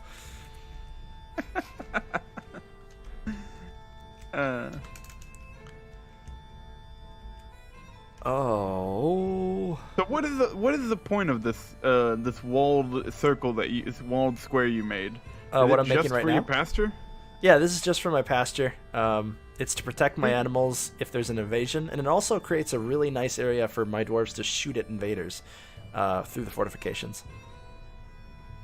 Christopher Walken, wasn't he more cowbell? What? Walking in Memphis. I think he was, actually. the more Big cowbell guy. Chungus was pure, dude. I bet we can get Facebook normies to upvote this. Big Chungus is just great. It's a good one. It's a follow up to the absolute unit. Ooh, I can make sterling I love silver. the absolute. I love the Sterling. absolute. The Battle of Sterling.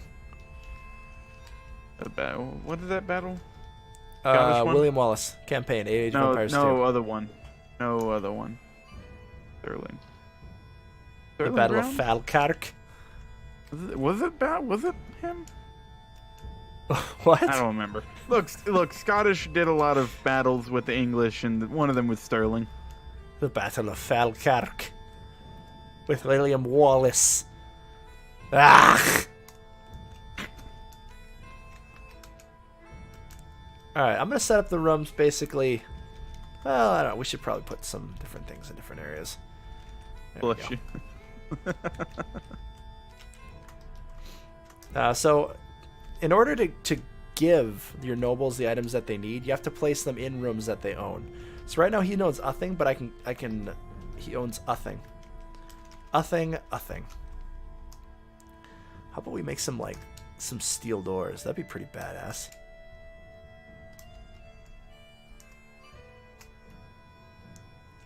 I want my doors made of hard steel. Steel! Damn it!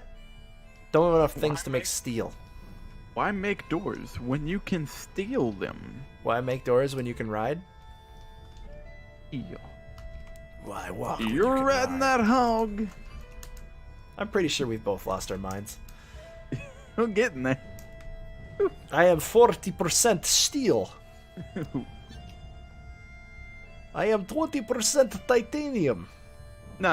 It's some 20% titanium, and then you hit your chest. Cause it's Bender. Enchantment. Is that what that show was called? Oh god, it looked the awful. follow. Is it good? Is it good? I don't know. It looked awful. The trailer for it sucked. I don't think I've actually seen anyone who's actually watched it yet. So. No, I think it crashed because it was just a really crappy Futurama. Who? Like, I know the art style was similar to Futurama, but did the Futurama people work on it? I think it was made by Matt Groening.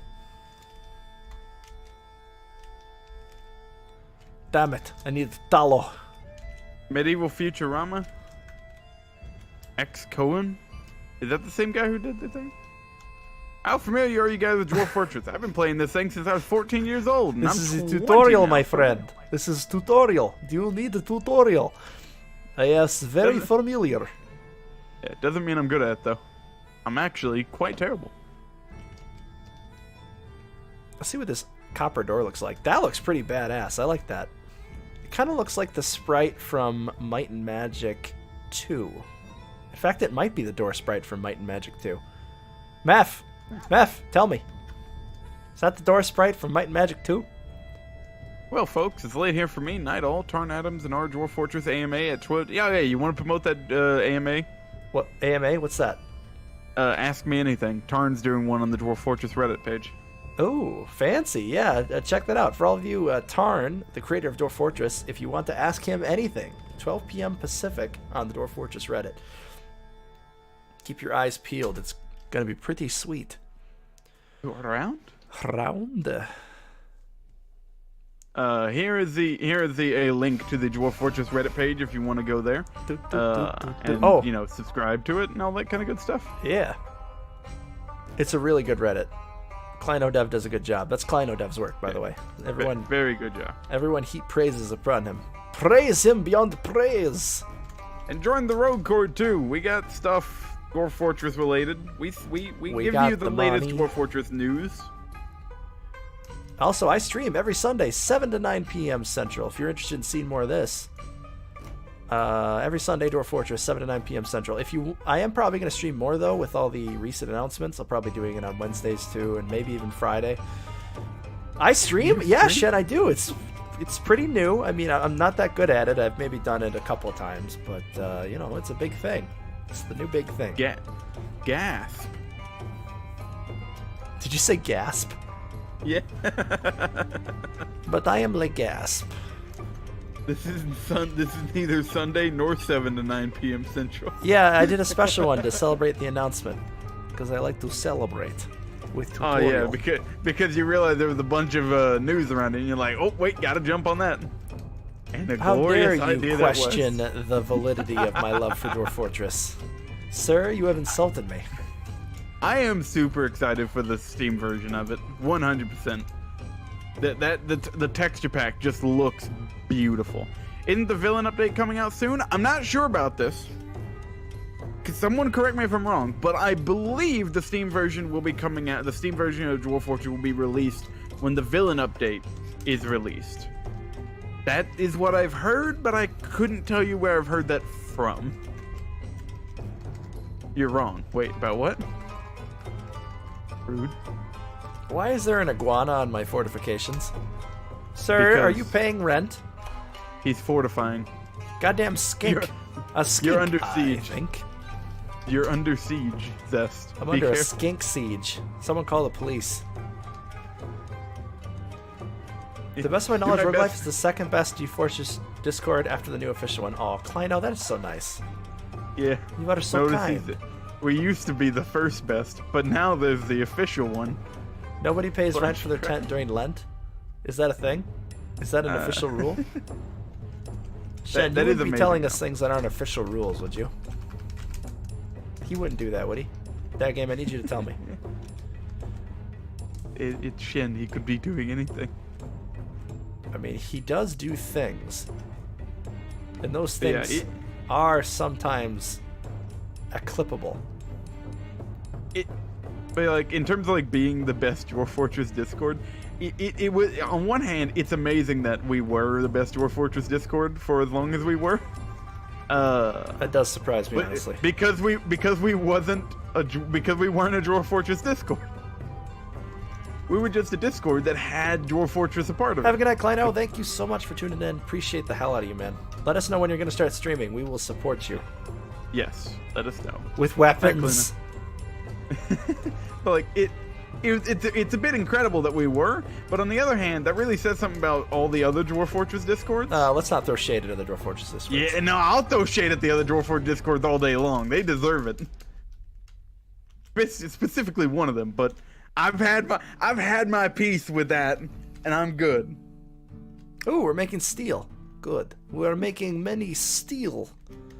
Do you like steel doors? Let's make some more copper doors. I'm at peace, pot shots. That's all right. That's that game's whole life. I'll take pot shots at that Discord all day long. I'm gonna put the chair facing the door because you don't want to have a room where you're sitting with your back to the door. That's just bad. Remember, by the way, here's a good thing for the tutorial that I know about, actually. And that is, you do want to make sure that you either have doors between these rooms that you give to the nobles, or that you make sure that when zoning the room, that they do not intersect. Because if the rooms intersect with another room, say for example, the throne room intersects with the office room, which intersects with the bedroom, the little blue areas. If they intersect, it will lower the quality of the room. I don't know by much, I don't know by how much, or what exactly determines what it will become. All I know is that it will lower it. So Damn it. make sure to either put a door between it, or be very careful when zoning it. Alright, so the office is good. Now his corridors need to be is better, and his dining room needs to be better. No Upgrade my problem. tomb. He It need divides it by 4. He need cabinet and armor stand and cabinet. Da Tovarish. Steel for axes and armor. One Lynch, welcome back, my friend. How you doing? It divides it by 4. I did not know that. That's good to know. Yeah. It's not a tumor. Oh. It's not a tumor. The Meph texture set, One Lynch. Oh shit. Not the new one. Sadly. Which looks amazing. Alright, we're gonna throw a container there, and then we're gonna have a chest container in his bedroom, and then I'm gonna have a weapon rack, I don't know, in his bedroom as well, because it just makes sense. Alright. Place it, you bastards. If you have can't- gills, you no need lungs, yes? Car I cannot Langbrook. get- Phone, yes. I cannot get over how good that tile set looks. Alright, that Like game just needs a it- better it's- dining room. It's so good. Damn it, I It's need it. such a good tile set test. Is it? Is it really? It really is. Alright, I'm gonna remove that copper weapon rack and move it into the dining room. That doesn't make sense, but we're gonna pretend that that's how he's gonna defend himself when he's eating his sandwiches. He's going to... When did that noble need a tomb? When I say I need that tomb, damn it. Texas Senga, hi, welcome to the stream, how you doing? Because we suddenly became a barony, even though Wait, it doesn't no, make don't sense, murder we only me. got like 15 guys. I don't want to die. Yes, there will be Steam Workshop support for the Steam release of Dwarf Fortress, which is absolutely beautiful. Nah, this is gonna be fantasticals. Damn it.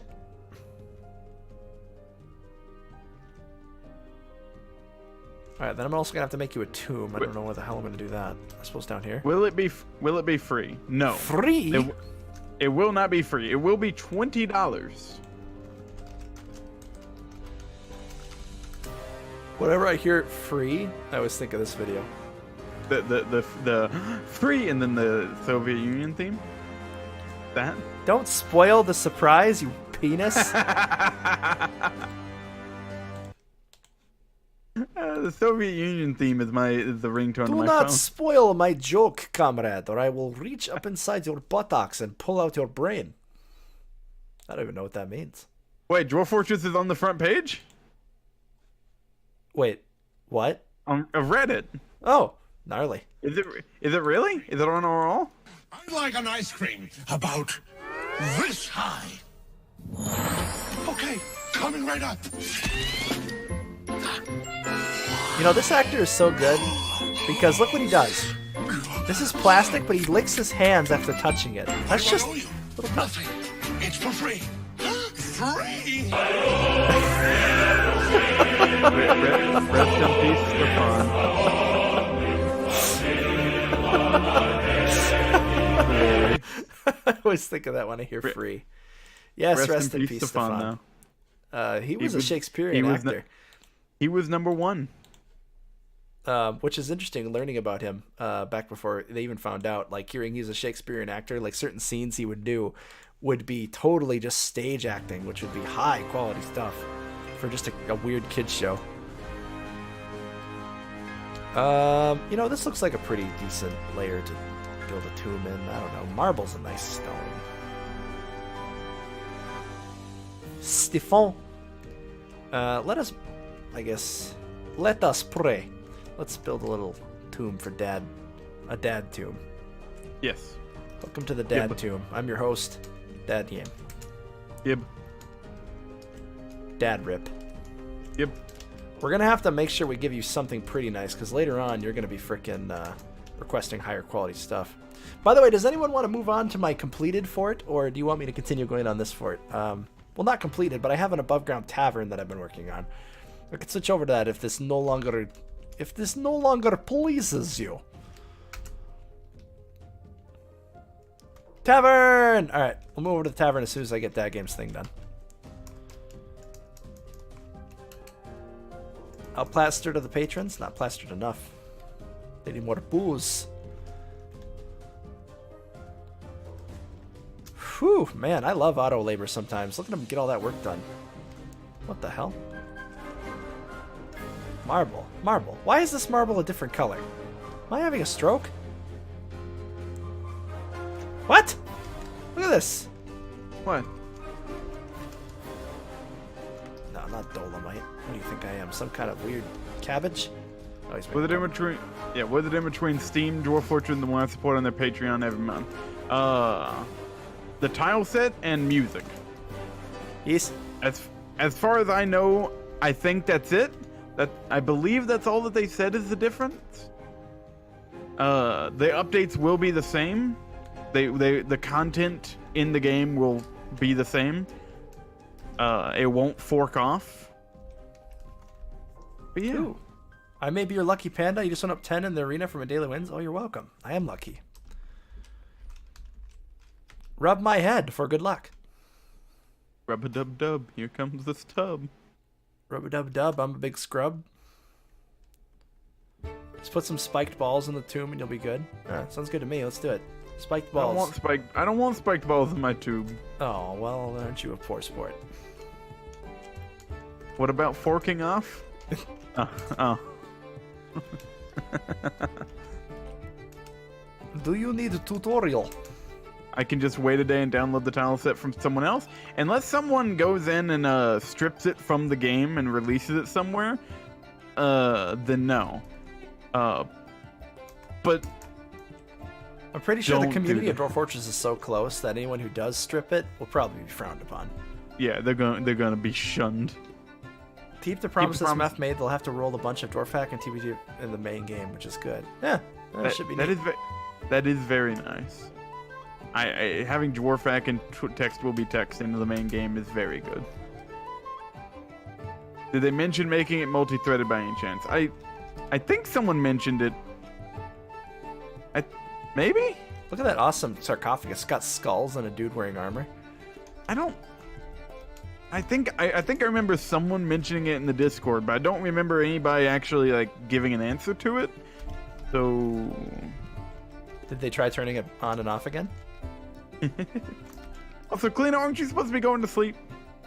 Sleepo dev. Go away. Go sleep. No, don't tell him to go away. Go. No, he needs to sleep. That's so negative. You gotta keep the positives going. There we go. Copper weapon rack. Get that bad boy in there.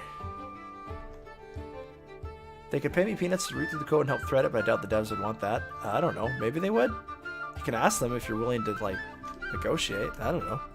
Do I look like someone who understands things? Alright, let's engrave all of Dad Game's crap, because he needs tutorial. If you engrave the floor, it increases it by the quality of the engraving. Hopefully, we won't have just weirdos going into there engraving. No substantial multi-thread anytime soon. Okay, yeah. There's a really funny image on the Reddit of like, you engraved a wheel of cheese on the wall in me bedroom. No, he said, you engraved a wheel of yourself eating cheese on the wall in me bedroom. And he's like, aye, what of it? That's a pretty good image. Alright, let's see what people engraved in your room, Dad Game. It better be something good. I'm gonna be real upset if it was something bad. Oh, hey, all your stuff's good now, though. Finally. Alright, let's take a look. Did you make those chains yet? Now, engraving is good because it'll help you. Oh, I could designate a bunch of chains down here. Let's take a look. Engraved on the floor is an image of bucklers by AI2097. Engraved on the floor is an image of Ingig, the deity of fortresses, jewels, and minerals, directed as a male dwarf from Dwarf by Jack Killer. Dwarf is prostrating itself before Ingig. Prostrating? It's prostrating itself before itself. Oh, posturing? Is it posturing? Prostrating. He's basically exposing his own ass to himself. I don't know how that's even possible. Is it prostrating or is it posturing? Let's see. Here's one by Morgana. Rendition of the Library of Slings, an image of two mosquitoes. Simple. Oh god. No. Just mosquitoes on the floor. One. Remove that one. A well-designed image of a dwarf. That's nice. An image of a dwarf. Image of quivers. I don't image use of two bows. mosquitoes again. Image of a long yam plant. Man, Jack Killer's got them designs. Oh, hey, look! Morgana did the symbol right underneath your grave. Rendition of the confusion. Designed image of red panda and dwarves. The red panda man is speaking with the dwarves. Dwarves look confused. The image is symbol of the angry of weasels. Look different government. Perfect. Hey, that was a perfect one to be entombed underneath my tomb. I mean, that's what I'd want. That looks good. I'm glad we got that going. Alright, now, let's save and go over to our above ground fort, because I think people are interested in seeing my wonderful above ground wooden tavern. Prostrating apparently means laying down in submission. If someone wants to post the Discord to the Kit Fox Discord, that's where the official Dwarf Fortress Discord is. If you want to talk to the devs, that would be the place to do it. I don't think the main ones are there anymore. I think they were just there today. It was pretty intense. It's a bit weird that we call them the devs whenever we know it's just Tarn. Oh, there's Toady and Three Toe, and Meth was there, and also Mayday. Well, yeah, but like Meth And I'm pretty sure Mayday Victoria's the dev. I wouldn't call them devs. They're working on coding stuff for the game, design and stuff like that. Well, no, they're just doing the visual aspect of it, aren't they? So, It's still like the content of it's still just Tarn. I don't know. By the way, welcome to my other fort. This is an entirely different world, as you can see, since you can multi-generate worlds. It looks similar, but it's totally different. We've embarked right down here. See this little X? This is on the crossroad where I wanted to build a tavern and have it populated by animal people, which is possible if you do it through adventure mode or use hacks. Now, this is another weird fort because we only have... I believe we only have, like, if you go into the Z menu, 15 dwarves, and we're already a kingdom. Now, the bad thing is that I forgot to turn off the... forgot to leave the cap on for this. I have to quickly quit out and go back into the game because I don't want anybody visiting my fort.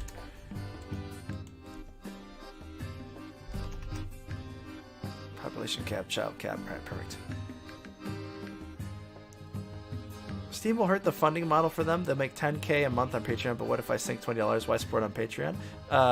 Because you want to support them directly.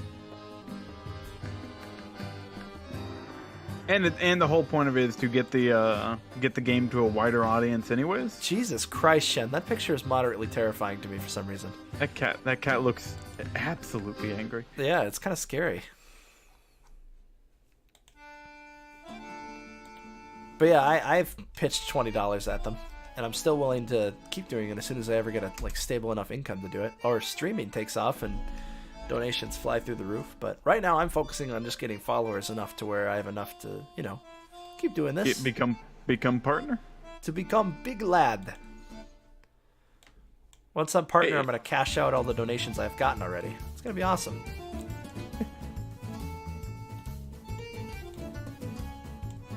But I mostly just want to stream full time one day. That's the dream. It's gonna happen too. I don't care if it takes me years of pain and turmoil. It will be a thing. Get an office and everything would be great, but that is pipe dream. Don't say pipe dream. I know it's gonna happen one day. Beautiful dream. It takes just determination. You just have to be prepared to do it and do it for years until it becomes a reality. And I'm ready for that. I am very ready to make streaming a full-time job, even if it takes me years. Oh yeah. So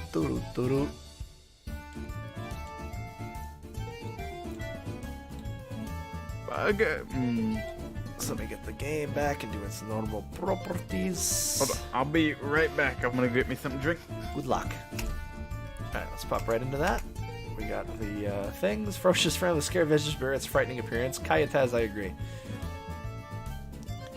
I support them Paradox's Errant directly every month. I guess I have to wait to see how it goes. Oh. Are you using Meth or Paradox launch? I'm using Paradox. I'm using Meth plus Vordax for the texture pack. But yeah, this is my above ground tavern. We've got a wonderful amount of gold and steel. It's a very luxurious tavern. Let me pop up really far. Right on the edge here, this is the main part of the fort with the inn. We have a nice little surrounding hedge wall. This is the fort proper with nice windowed rooms, a huge tavern part. Out back, we have a temple dedicated to me because I'm the animal god. Everything's made of gold because the king requires an absurd amount of niceness. Up here we have the hobbit holes dedicated to the dwarves. Let me zoom in so you can see what the heck's going on. Here's all the hobbit holes with their green grass windows. They also have a nice servants entrance up into my main part of my fort. Aren't they dwarf holes then? I mean, they're built like hobbit holes though. Dwarf holes are filled with blood and rage. We've got our nice stone area up here. This is our main eating area. This is our kitchens. This is our second floor, which you can see I do have it open. So there's like a nice, awesome open area up here. And of course, it's all sealed off by a roof. Hey, Virtual Spaceman, welcome. You just missed me doing a fresh EMBARK stream. It's pretty sweet. This, of course, is the tomb. I have it filled with like a ton of steel traps. This is the quarters themselves with a throne room dedicated to the king. This is the temple. I forgot to show you how to build temples. But yeah, I have them. Each of these I have these built a little weird. Normally you can just make one giant room dedicated to gods, but I have all these little strips dedicated to individual gods that my fort worships. I thought that was kind of cool. The center one here is dedicated to anything, and that's right in front of my door. I'm thinking of it sort of like a Shinto shrine, where you have that like golden wall that separates the deity from the worshippers. That was almost a polka? I think it was. I'm also going to build a library. That's what I was going to focus on. So let's start on that. Let's start on the library. I'll show you how to build the library, and as well we'll get a library up in this fort. Oh wow, look at all these steel bars. Oh, they're iron. God damn it. Quick, you dwarven shites. Get me some steel bars. They're all steel, boys. Welcome back. I have a very important question for you. You ever go to the store and you see those like chocolate, like those I have gone to the store and saw chocolate. like those chocolate wafer bars? You know what I'm talking about? They're like 2 long sticks of chocolate with like a. You might know what I'm talking about. Do you know what the name of it is? No. Because for the first time in my life, I actually looked at the box, and I saw the name of it, and what the name of it was not what I was expecting. Kit Kat? No, not a Kit Kat. The longer ones. They're a lot longer. Toblerone? No. I called them Nutter Butters. Butter Nutters? Do you know what a Nutter Butter is? Pretty sure it has nuts and or butter in it. Here's the thing. I always called it a Nutter Butter. It's not called a Nutter Butter. Apparently it's called a Nutty Buddy. Virtual Spaceman, you figured it out? If you want to walk me through it, we could figure out how to spawn more enemy people. SK Darky. The Nutty Buddy bars. I didn't know they were called Nutty Buddies. I thought they were called Nutter Buddies. I mean, everyone has a story like that, I think. I've called them Nutter Butters for my entire life. Alright, I'm changing equality is less than that. And damn it. There we go. They're delicious and I can't touch them on my diet. Can't touch this. I'm gonna touch them right now. To my face. Oh my. Ha ha ha. Ooh. Alright, that looks good. Bridging from plant. Do we have less than 100? What do you mean that's not satisfied, you dumbass game? If available is less than 100, not satisfied for next check. What are you talking about? I have like 200. That's not very family friendly of you, Zest.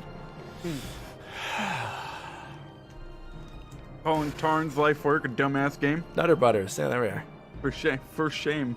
Ika eats those for low blood sugar. I'm not calling it I'm pretty sure I'm being a dumbass. It's probably my problem. Why isn't that considered finished, though? Does anyone know? That's bothering me a little. I've been calling these chocolate things Nutter Buddies. What if I change the number to 40? Not satisfied. What?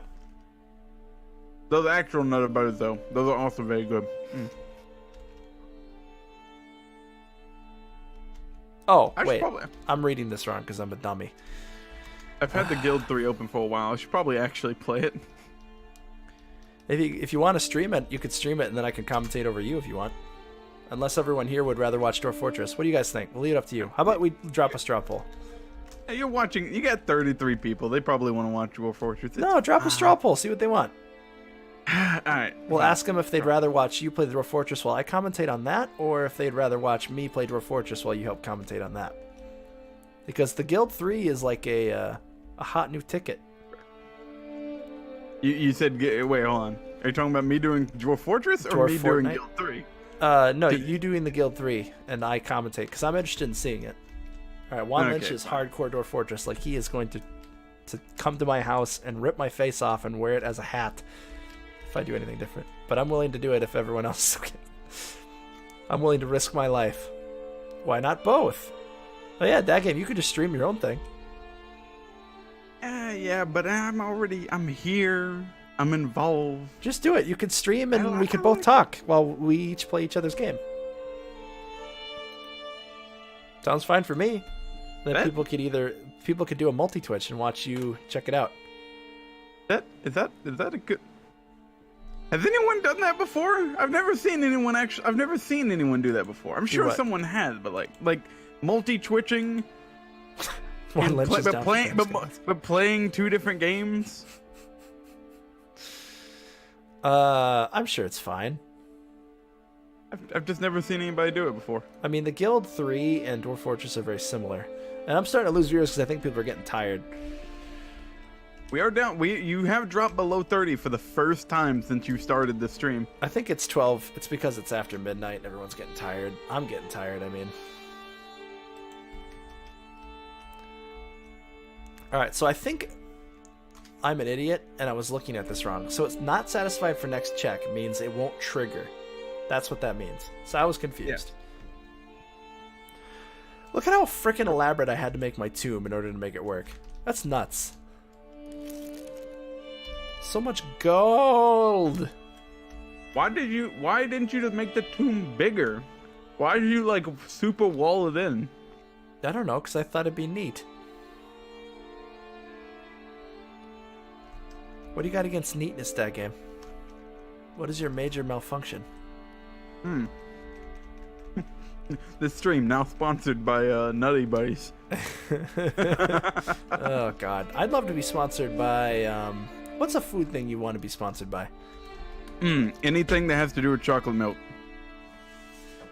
Oh shit, I could even do that. There's this place, this Fairlife chocolate milk right by me, south of Chicago. I love that stuff. I'd love to be sponsored by them. They're close by too. Although I'd hate to drink that much. The Quickie Bunny? I think they'd probably want to put as much distance between us and them as they want. If someone came to me and said, "Hey, we'll sponsor your stream, but we're only gonna give you free chocolate milk, but you have to drink it while you're streaming," I'd fucking take that. I'd take that all day long. The what bunny? The Quickie Bunny. Oh god, I just realized that. What's that? I don't get it. The Nesquik Bunny. They call it the Quickie Bunny. Oh god. What would you sell out for? Everyone in the chat, let me know. What would you sell out for if you were a streamer and had the choice to I guess not sell out, but No, it's sell out. I don't know if it's that bad though. Alright, so what I'm about to do is use Dwarf Hack to reveal. These are some fun tools you can use to make sure your thing is perfect. I am really glad I checked that because I almost dug into the goddamn cavern. And I do not want to dig into the cavern on this save. So I'm going to try and avoid that. Rango Bango says Corsair. Corsair. Yeah, that's free computer pieces. Ooh, yeah. Ooh, that would be nice. Computers cost so damn much. I think I should probably just keep digging north. Those Corsair headphones, which I have, and my Corsair keyboard. Corsair. This stream now sponsored by Corsair. Alright. Now let's do a little bit of what I like to call fancy footwork. Sell out for a sausage or a kielbasa sponsorship if it had to be food. You know, something that would be bad and good. I really like Papa John's pizza. Now the company... Well, you've done it now. The CEO is a nutcase, but I really like that pizza. Not the CEO anymore. Oh yeah, he stepped down totally. I think he even stopped suing them now because they came to an agreement or something.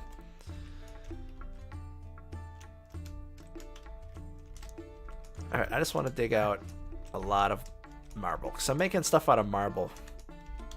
Is marble in real life an actual flux stone? Can you use that to make steel? Had someone stop by my stream claiming to want to sponsor the gamer energy drink. Did you say yes?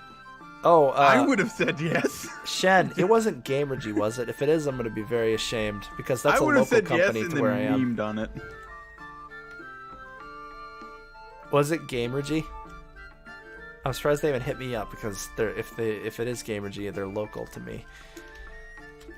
I would have just said yes. Why? Unless the contract unless the contract said that I had to be nice about it.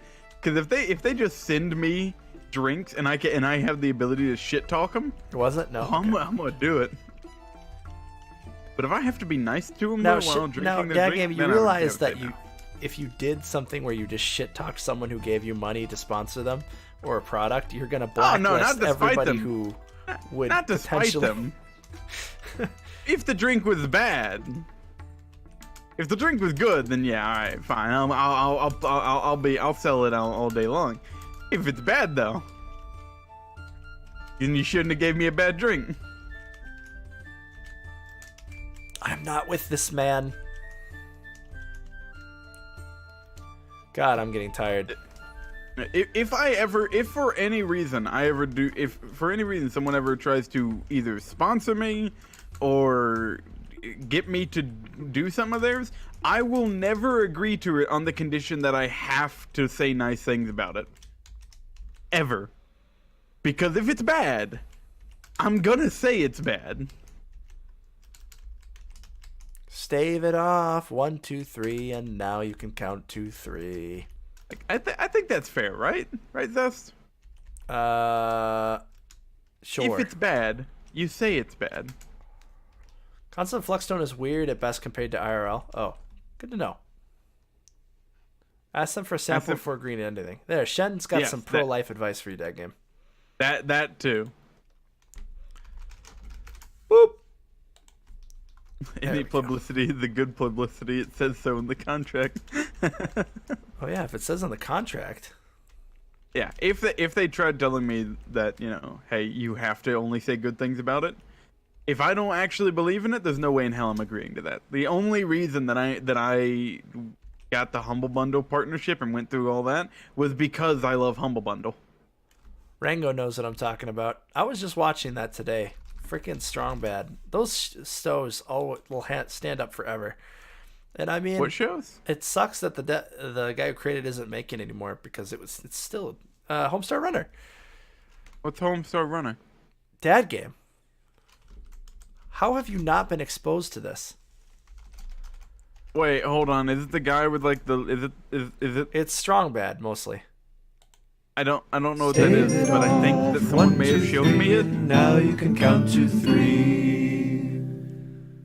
That's a real popular song. That game doesn't know the cheat. 1, 2, 3. What? Oh, it is the Jorb one, Rango. That's what I was thinking. For Okay, yeah, Horgring I know it. grads. Oh, hey, look. I know what it is then. First, download the LOA and place it in the Dwarf Fortress scripts. Right-click on the raw button, save as create unit LA. Don't save it as text.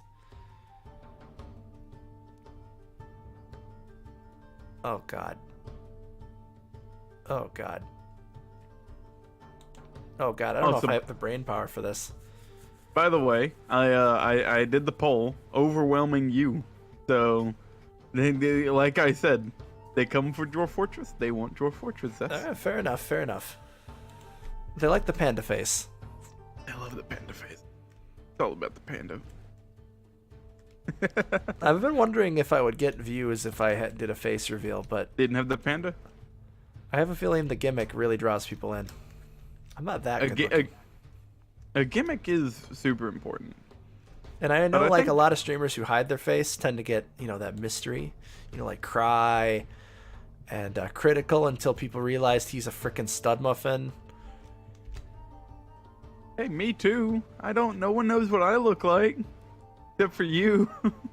On that note of Critical being a stud muffin, can y'all believe that dude hid his face? Maybe it's just me, but that man is hot. True creeps like me can find your face if they really want to. Oh yeah, my face is on the internet. You guys can find it really easily on YouTube. I found a picture of me at a Monday Night Raw show for WWE, and I posted it in the Discord. The screenshot that I took perfectly had me holding up a big ass camera in front of my face at the time of the show. Look at my gimpy little arms that scare Xavier St. Cloud to death whenever I show them. I actually do have hands. It's real. This is really what I look like. Face reveal.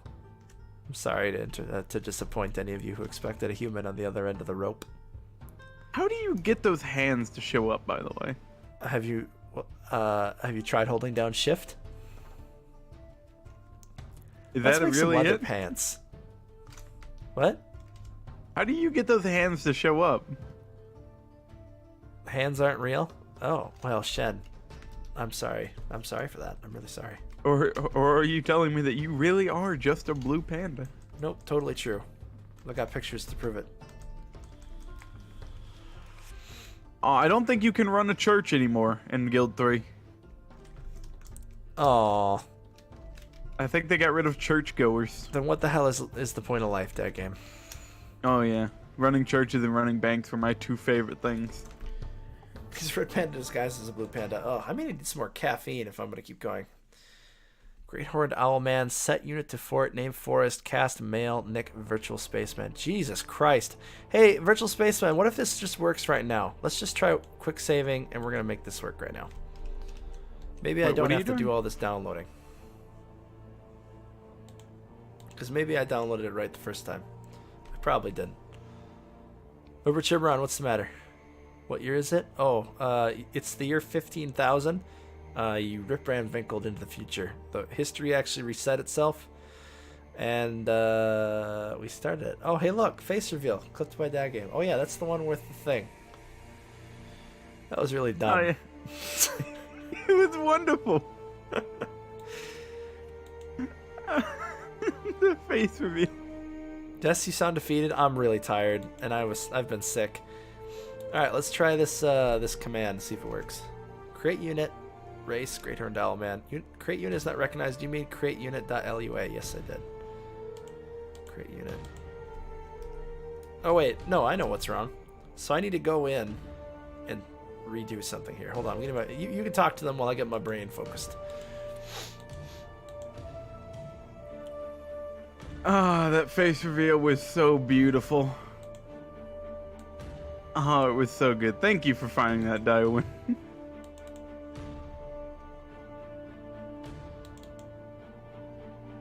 I lost subscribers over that. Oh wow. I had one person. They no longer watch my stream. They unsubbed from me and stopped watching me because of that. Brutal. Well, streamer's code. Never prank your viewers. They will lose their shit. It was worth it. It was so worth it, though. Alright, so we're gonna edit it, and we're not gonna save it as a text. Don't let it save as text. Wait, what? Oh, god damn it! All right, just... Sorry, I'm trying to get something to work so I can spawn in units.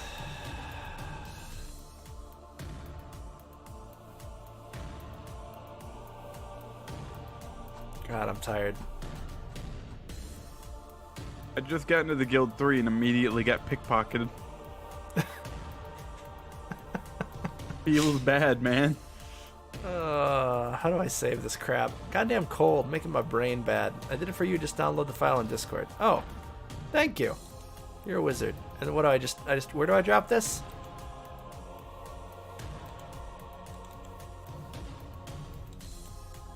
Go into Dwarf Fortress. I go into Hack. Is that where I save it? Where am I saving it? Place it in the DF scripts. Okay, here we go. Thank you for this, by the way, Virtual Spaceman. You're a hardcore dude. Raw. Nope, it's not in raw. Yes, and hack. Oh, okay, good. Alright. And then scripts. Hack and scripts. And then we're going to save it. So would you like to know all of the buildings that you can build in the Guild 3? All the jobs, per se. Per se? Per se. Because there is more of them now. They got split up a little bit. La la la la la la la la la la. Maybe your pocket shouldn't have been so full of smexy valuables. What? Oh, pickpocket. Yeah. Save this screen out of the way. I It's saved. And then, alright, no, it should work. Do I need to restart the game? What are you installing? A script so I can spawn in creatures. Ow. Oh. Oh, hey, it works. Oh, shit. Okay, hold on. Let's do it. It will just work? Alright, awesome. Let's spawn in Virtual Spaceman, who's going to be a Great Hole and Dowel man. I am so ready for this. Alright, here we go. Dwarf hack. There we go. Virtual Spaceman. Boom. There he is. Great Horned Owl Man. Welcome to the fort, Virtual Spaceman. Alright. Look at this. I've been rained on. I feel so dejected. I'm sorry to hear that, Virtual Spaceman. So, that means all of you can now be spawned into the fort as the ruling class of animal people. So, Virtual Spaceman. I don't know how to do any others because of the weird item codes. So if you want to work with Virtual Spaceman and give me the exact code to do it, I could spawn you in the game. I don't think it's that hard. I could probably do, if I use the same code I just did. Soup! Trogman, welcome to stream, what's up? Can I go back and...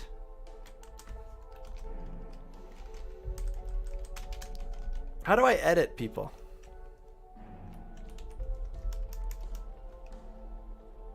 Screw it. Let's do dad game. Screw it. I could probably make a red panda man, but how do I edit someone? This game looks beautiful, Zest. It does? That's good. Because I'd love to edit my my dude to be a red panda man rather than a raccoon. How do I edit people? The towns how to succeed in real life. Is this the tavern? It is. The towns are so large in this game. Wood, multi-tiered. We've got awesome bedrooms. You know how historically it's like legit, like you have the castle that has its own walls, and then usually walls surrounding the castle, then the town with walls surrounding that, and then a village on the outside? It's all of that. You can walk everywhere. I really want to see this. You should stream it after I'm done. You know what? Yeah, you know what? I'm gonna stop. I didn't build anything. I started building it. I'm not gonna build it. I'm gonna wait. The Tavern. TM, yes. Uber Chimron, welcome to the Tavern. We're built at the crossroads. These are all roads the game has created. It'd be cool if people traveled on the roads and like didn't visit your fort. I have the hobbit holes over here where the dwarves work and live. And this is the main fort where we're gonna have all of our animal man people living and breeding and laughing and loving. We've already got one of you in here. If anyone else would like in the fort, just message Virtual Spaceman.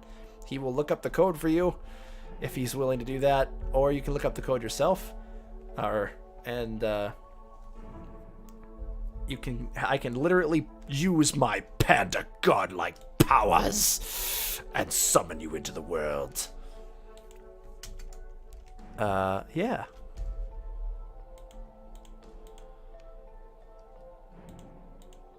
So I can spawn you in as a lot of different things. Sounds like pandemonium. What animal is closest to a goblin? A goblin? Escardic, yeah, it's literally a goblin. Or a kobold. I can spawn you in as a kobold. Are seriously the worst things? Why does everyone hate my arms so much? Is it because I don't work out enough? Because they're tiny, they're stubby, and they are completely straight and do not bend. You want to be a fox? No, I'm pretty sure there's an animal man of almost everything. So if you pick it, I can spawn you in. It makes you look like a puppet. Let's try to make... Let's save, because we got it to work. And then we're going to try and spawn in a legendary Gelder. If you want to, you can ask Virtual Spaceman the exact code for that. Oh my Christ. There we go. Race, name, specify the race name created, cast name, male, female.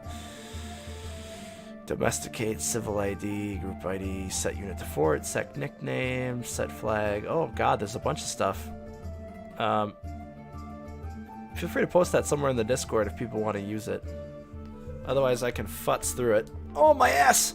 My ass hurts so much.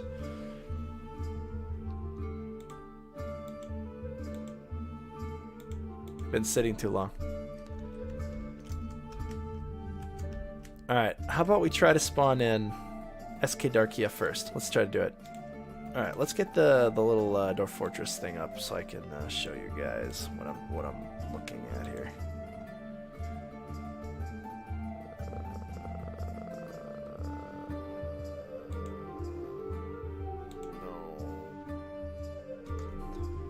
Don't fuss throw your ass on Steam, you'll get banned. I'll be right back. I'm gonna grab myself a drink. Alright, good luck.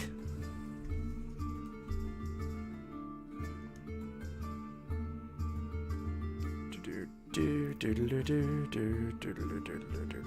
just making sure my wife hasn't called me by chance. Nope, okay. Alright,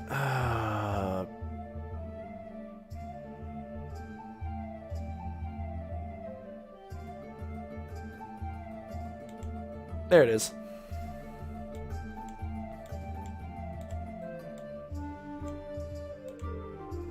Boop! So these are the commands I'm entering in Dwarfhack. Hello, Bekins, welcome to stream, what's up? I never got this warning before? What warning? What's going on? If I seem a little out of it, I'm really sick and the tiredness is catching up to me. So let's create someone. It's going to be, I'm going to try a kobold. Or, no, wait. SK Darkia, you want to be a goblin, right? Set unit to fort. Name Forest. Sure. Cast male. Nick. If I was dead or dying, you sure you want to embark in the Civ? Yeah, that'll happen. Alright, SK Darkia.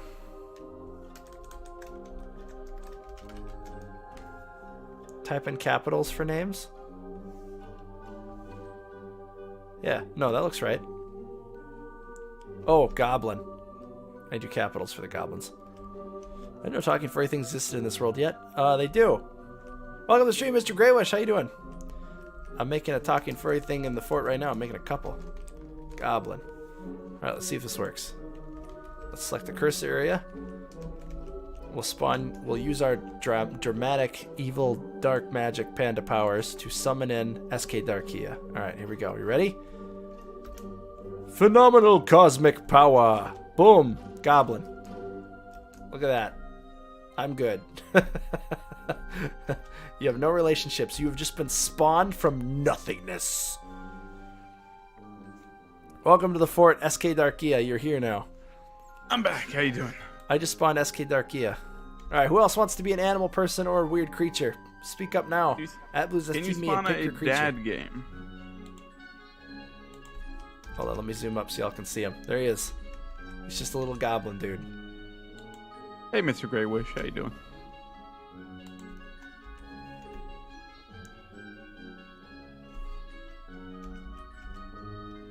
I like that. Also, if you want people to be able to queue up, you know that it'd be a lot easier if you just used the Streamlabs to do that. I can do that. Give me my crown back? What crown? You mean king of the fort? You're already king in that other fort with Thole. That's pretty high honor. I am the god here. And Nessera wants to be a fox girl. Let's see if we can make a fox person. Yeah, you can. If you go into your Streamlabs and you go to your dashboard and go to Cloudbot, you can set up a queue. So you can just have people be able to queue up for it. Race. Fox. Man. It has to be a man, but the gender is going to be female. Let's try this. Let's see if we can figure this out.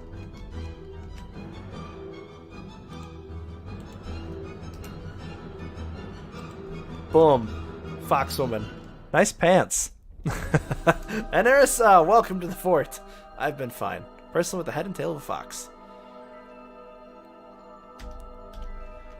Ashbornstein wants to be a plump helmet mon.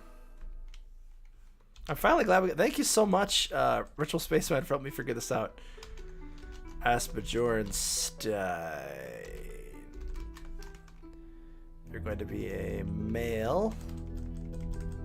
Someone already made the Dwarf Fortress logo in, I mean the Steam logo in Dwarf Fortress. Want to With go stream Steam Dwarf and Fortress all. if you're listening to my stream? It's too late now. You're trapped. Yeah, welcome to my life. Plump. Helmet. Man, why don't you just stream? It'll be fine. Oh no, it's just a joke of every time I go to go. If I go to go stream something, normally I'll get a good amount of viewers, maybe up to like 10, 15 people, and then you go live, and then it's all gone.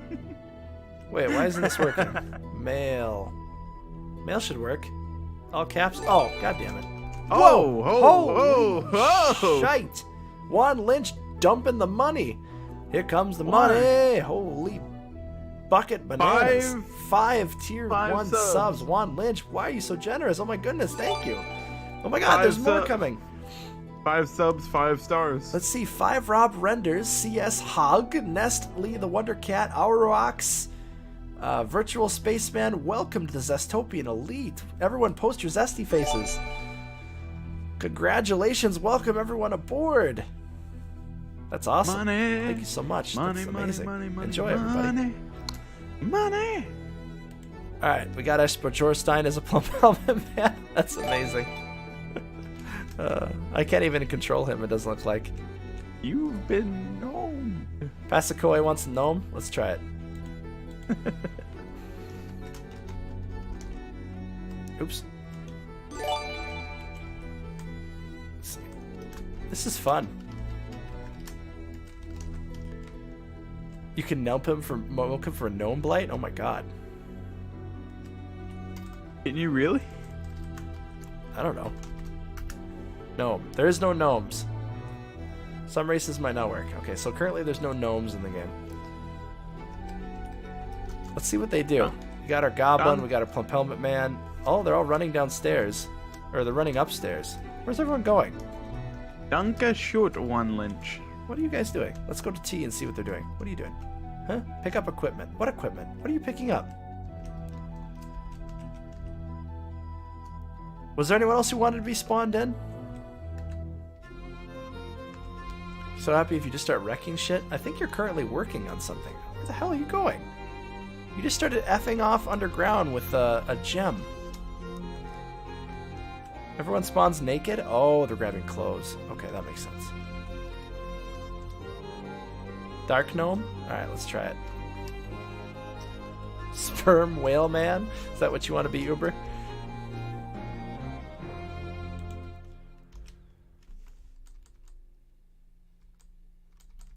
Alright. Pass, Koi. Male Dark Gnome. No, Dark Gnome. Invalid race Dark Gnome. I wanted a red panda man, One Lynch. Oh, okay. Let's do it for One Lynch. Why do you want a red panda man? I'm not even a red panda man.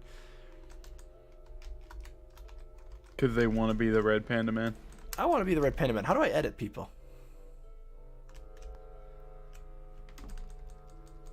You wanted to show me up? Well, mister, I'll spawn you into something weird. Is it not already weird?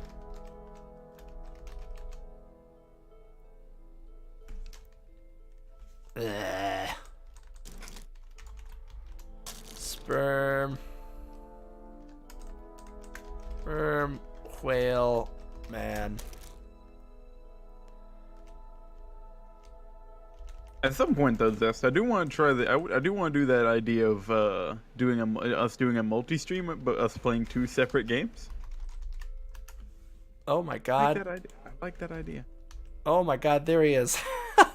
Over Chimron, the happy gray whale. Oh my god. Alright, hold on, let me get this out of the way. There he is. Over Chimron, the happy gray whale. I'm curious, tell me everything. Let's see if they suffocate to death. Nope, they're just chilling out. Naked sperm whale man standing there with their big dong out. Doesn't it drown to death? Drown to death? Hey Shen, what the hell was the name of your cat? Was that a serval? Is that a serval? Does anyone know? Someone tell me. Okay, apparently the sperm whale man just drowned to death. I'm sorry about that, Uber Chimron.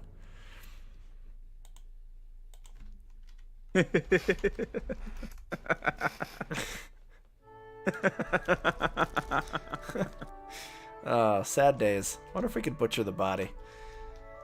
Serval? I got it. Alright, let's see if we can do this. Alright, Shen. You ready for this? Are you ready for Cause the it's a sorcery? fish, Uber. Fish breathe water.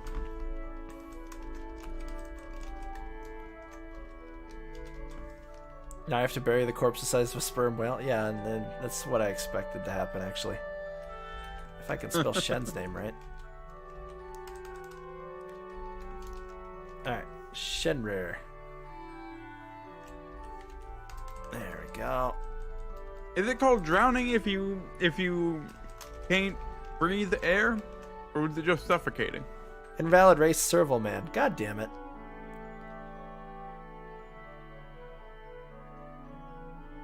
What'd you say?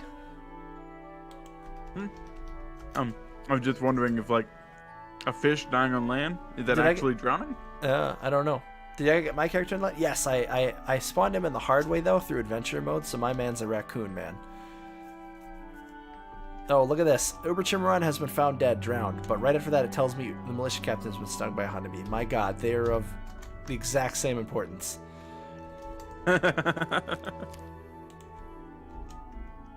Hey, he's allergic. Need medicine. Catman is not a thing. SpongeMan? Is SpongeMan a thing?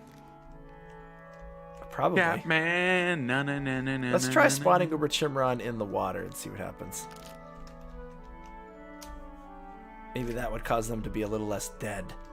No. Spawn him really far up in the sky above the water. Are we going for a goddamn, like, what the hell was the name of that movie? Alright, there we go. Uber Chimron in the water. Look at him go. He's there. I feel good, he says. Hitchhiker's Guide to the Galaxy? Yeah, Hitchhiker's Guide to the Galaxy. Let's see if Uber Chimron can survive. Well, he's having a good old time. I spawned him in the brook. Haven't you ever seen a whale swim in a brook? Perfectly fine. Look at him go. He's having a grand old time. Whale in a brook. Probably gonna starve to death. Oh, there's a dead man over here. What the fuck? When did this guy die here? Oh, that's great. You can assign him except to work his skills. Well, he's probably not going to do anything up there except just be a whale. Can he fish? That would be interesting.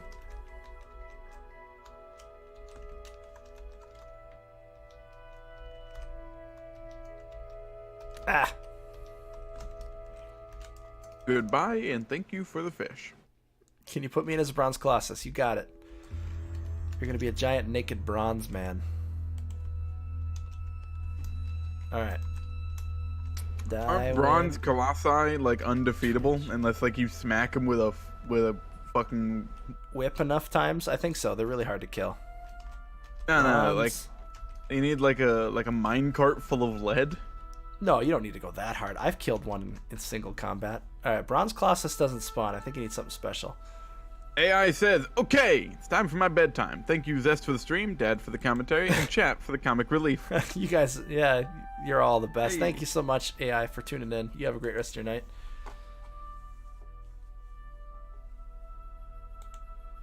Oh, I am burning out of gas. I'm burning out hardcore. Whew. Do you need to go sleepy time? Soon, I think. I'm running out. I may go for another 10 minutes, but I think I should probably go jump on the raid train soon.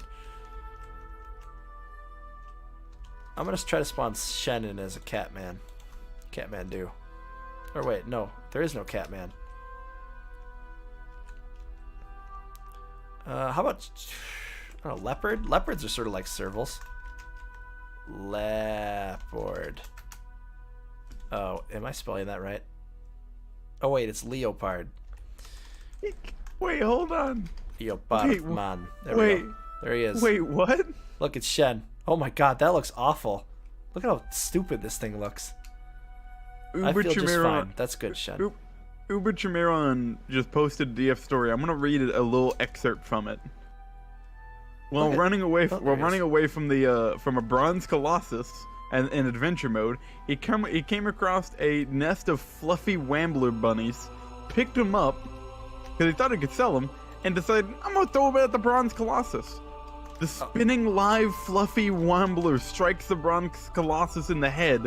The severed part sails off in an arc. It has been shot and killed. Jesus. He killed a Bronze Colossus by throwing a bunny at it. I mean, that's sort of the Doom way. Penguin Man is not currently a thing.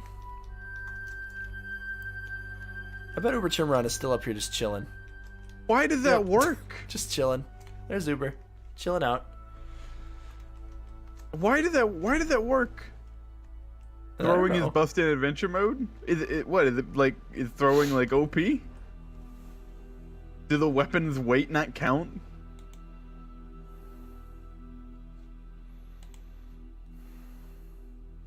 Jeez, there's been only 300 messages since I last looked at the Dwarf Fortress chat. Why do you have so many animals in that field? Chickens. Chickens breed really fast if you let them Butcher lay their their eggs. ass. You gotta butcher them, Zach. So I wonder what Shen is off doing. Oh wait, we gotta rename this Shen. Shen Dropping Lumberman. He's picking up counts some pants. That's Dropping good. counts as throwing? What? I love how there's just a plump helmet man running around now. That makes me so happy. Doesn't matter what you throw, it impacts the train. Maybe a dragon man? A dragon man would be awesome. Let's try it.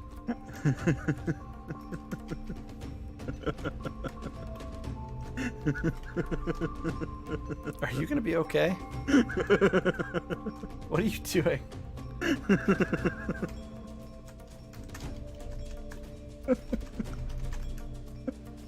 Whoa, Dragon Man actually causes an error, so let's try Dragon. Nope, that causes an arrow too. I don't know why that's so funny. What are you laughing about? The insanity settling? Yeah, I think we're both really sick and both really tired. As a legendary thrower, it doesn't matter what you throw, it impacts like a train. I don't know why that's funny. Lemmickins, this is Dad Game. He's having a stroke right now. Are you gonna stream Guild 3 or should I just raid a Dwarf Fortress streamer and spread the love? I'm gonna stream. I'll stream the Guild 3. I want to play it. It looks neat. I don't know how much of it's done, but I really want to play it. All right, I'm excited to see it actually. I think everyone's tuning off for bed, so now's a good time. Yeah.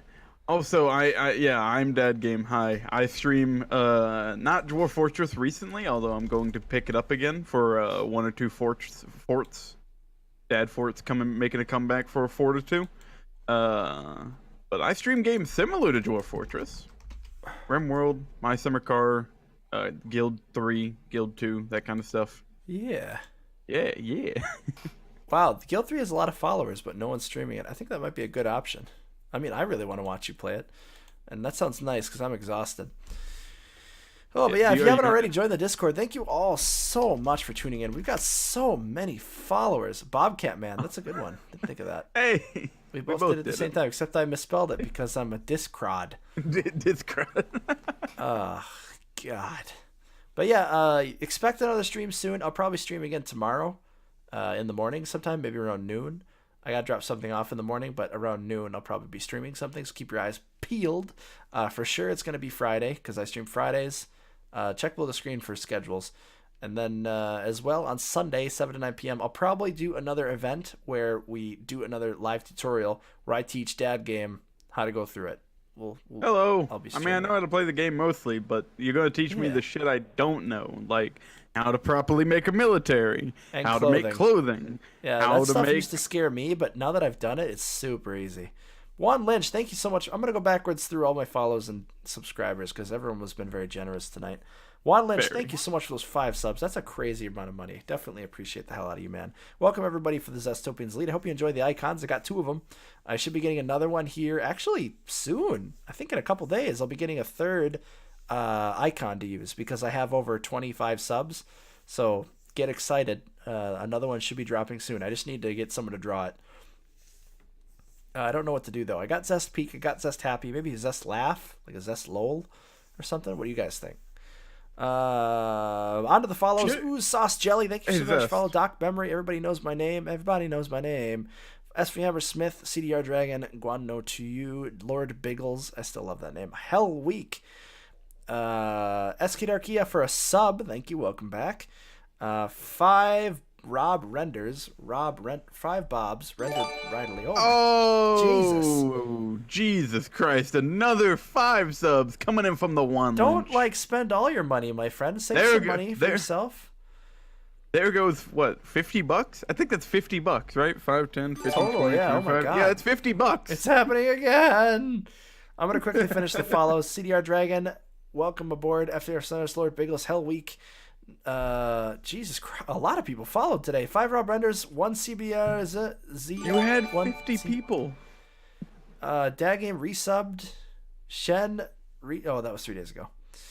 All right, my good lord. All right, Juan Lynch, another 5 subs. All right, everybody. I already paid for my vacation. Oh, really appreciate it. If you want to help as well, you can donate directly to me right below the stream. Donating directly to the stream is much preferred over subscriptions for the reason of don't get away for that shit to hit $100. Also, Twitch keeps half of everything. All right, but Lord Biggles, Passacoe, Dewin Twitch, Alapaga, Rango Bango TV. Congratulations on your subs. Welcome back and welcome to the Zestopian Elite, my friends. Enjoy. Everyone post your zesty faces, by the way, for Juan Lynch and for our new Zestopian Elite class of sub folks. Hey Zest, I had an idea for another emote that you could use. Insect people only live for a year? Oh, weird. What's another emote? Remember that picture that I had commissioned a long time ago? Oh, that one from Huckleberry. Yeah, he posted a sketch of it in the Discord. Yeah, the one that we never used? Yeah. Yeah, we could use that. I could put it on mine, you could put it on yours. Have that be a double one? Make it a Zesty Dad emote? That could work. That could be an option if we can get it small enough. But, yeah, holy crap. I'll see what Huckleberry can do. I'll get him on it. Juan Lynch, my goodness gracious. Very generous, thank you. Yeah, because I paid for that. I paid for it, and we never used it. That'd be cool.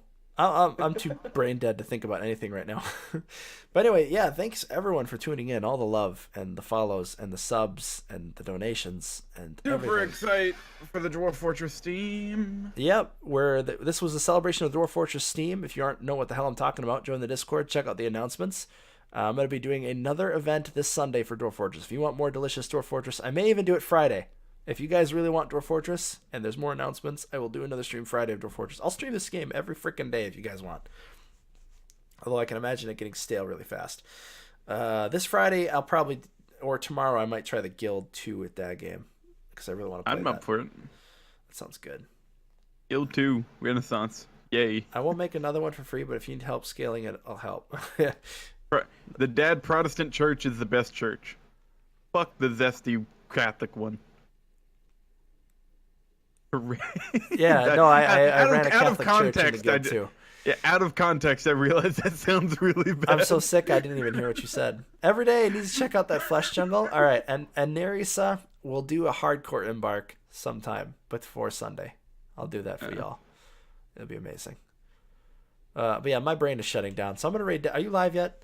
I just hit the go live button. All right, sweet. We're gonna go hop over to Dad Game side of things. Oh God, damn it, Juan Lynch. How are you saving any of your money? You need to, buy things on your vacation. Where are you going? $55 down the drain. Where are you visiting? And you need to save some money for the vacation. What if you want to buy a hat? But welcome to Zestopian Elite and Arisa. Thanks for stopping by. I always could use more foxes in Zestopia, so having a fox Zestopian Elite is amazing. But yeah, I also stream other games. If you are bored and want more zesty times, check out my VODs. There's a ton of VODs. I keep those for like 60 days. I also make edited videos. Check those out. They're on my YouTube. And join the Discord. As I said, brain busted in half. Nice. I'm so sick and tired. All right, let's raid Daggame TV. I'm gonna speak on there, so you won't lose me yet, because I want to watch this, and I think I'll talk to him for a little bit. But I'm gonna be mostly quiet because I'm burnt out. But yeah, I'm saving for a $3 million investment property. Jesus Christ, Juan Lynch. Jeez, man. Are you rich? Are you? Is that remember A that? $3 million Remember the investment thing that we property. talked about? What does that mean? Do you want to be my sponsor? I will stream every day for you in your name whenever you want me to stream. If anyone wants to be my sponsor, I will gladly do whatever you want every day. I'll do an 8-hour shift streaming. Pay me they pay minimum my wage bills. and I'll play whatever. I will play whatever. If you like enough, feel free to spread the word. If you don't have enough money to sponsor me, also check below the stream. You can actually share my stream. There's a way you can get credit for sharing my stream around. Look below the stream. There's a fun little extension I downloaded. You can share that around and you get ranked based on how much you've shared my stream and how many people clicked on it. It's pretty sweet. Festival dance for $50 redos a day. I will. I literally will. $50 would be perfect. I just paid you minimum wage for today. Juan Lynch, money doesn't go to me yet, though. Only Half of that money goes to you in like 3 months. Yeah. I think if I got $50 every day, I would stream every day, and that would be enough to survive on probably. Let's see, 50 times 30 days a month. How much is that? Does that cover everything?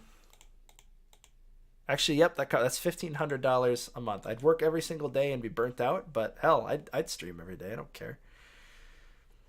Even if it's for little. I'd love to stream full time. Although I have to put my Japan plans on hold, which my wife wouldn't be too happy about. Anyway, I'm done rambling. Let's raid you, and I can ramble while we raid you. All right. Let's go visit Dad Game. I'm still going to be here, though. Don't worry. Yeah. But yeah, thanks again, Juan Lynch. You're amazing. Welcome to Sweden. 50% sounds about right. Yeah. All right. I will. I'll still be here. But for those of you who are watching the VOD, thank you for watching. Tune in next time. Stay zesty, everybody. Love you all. And Bye. remember to always have a good morning. Have a good morning from Dad Game as well.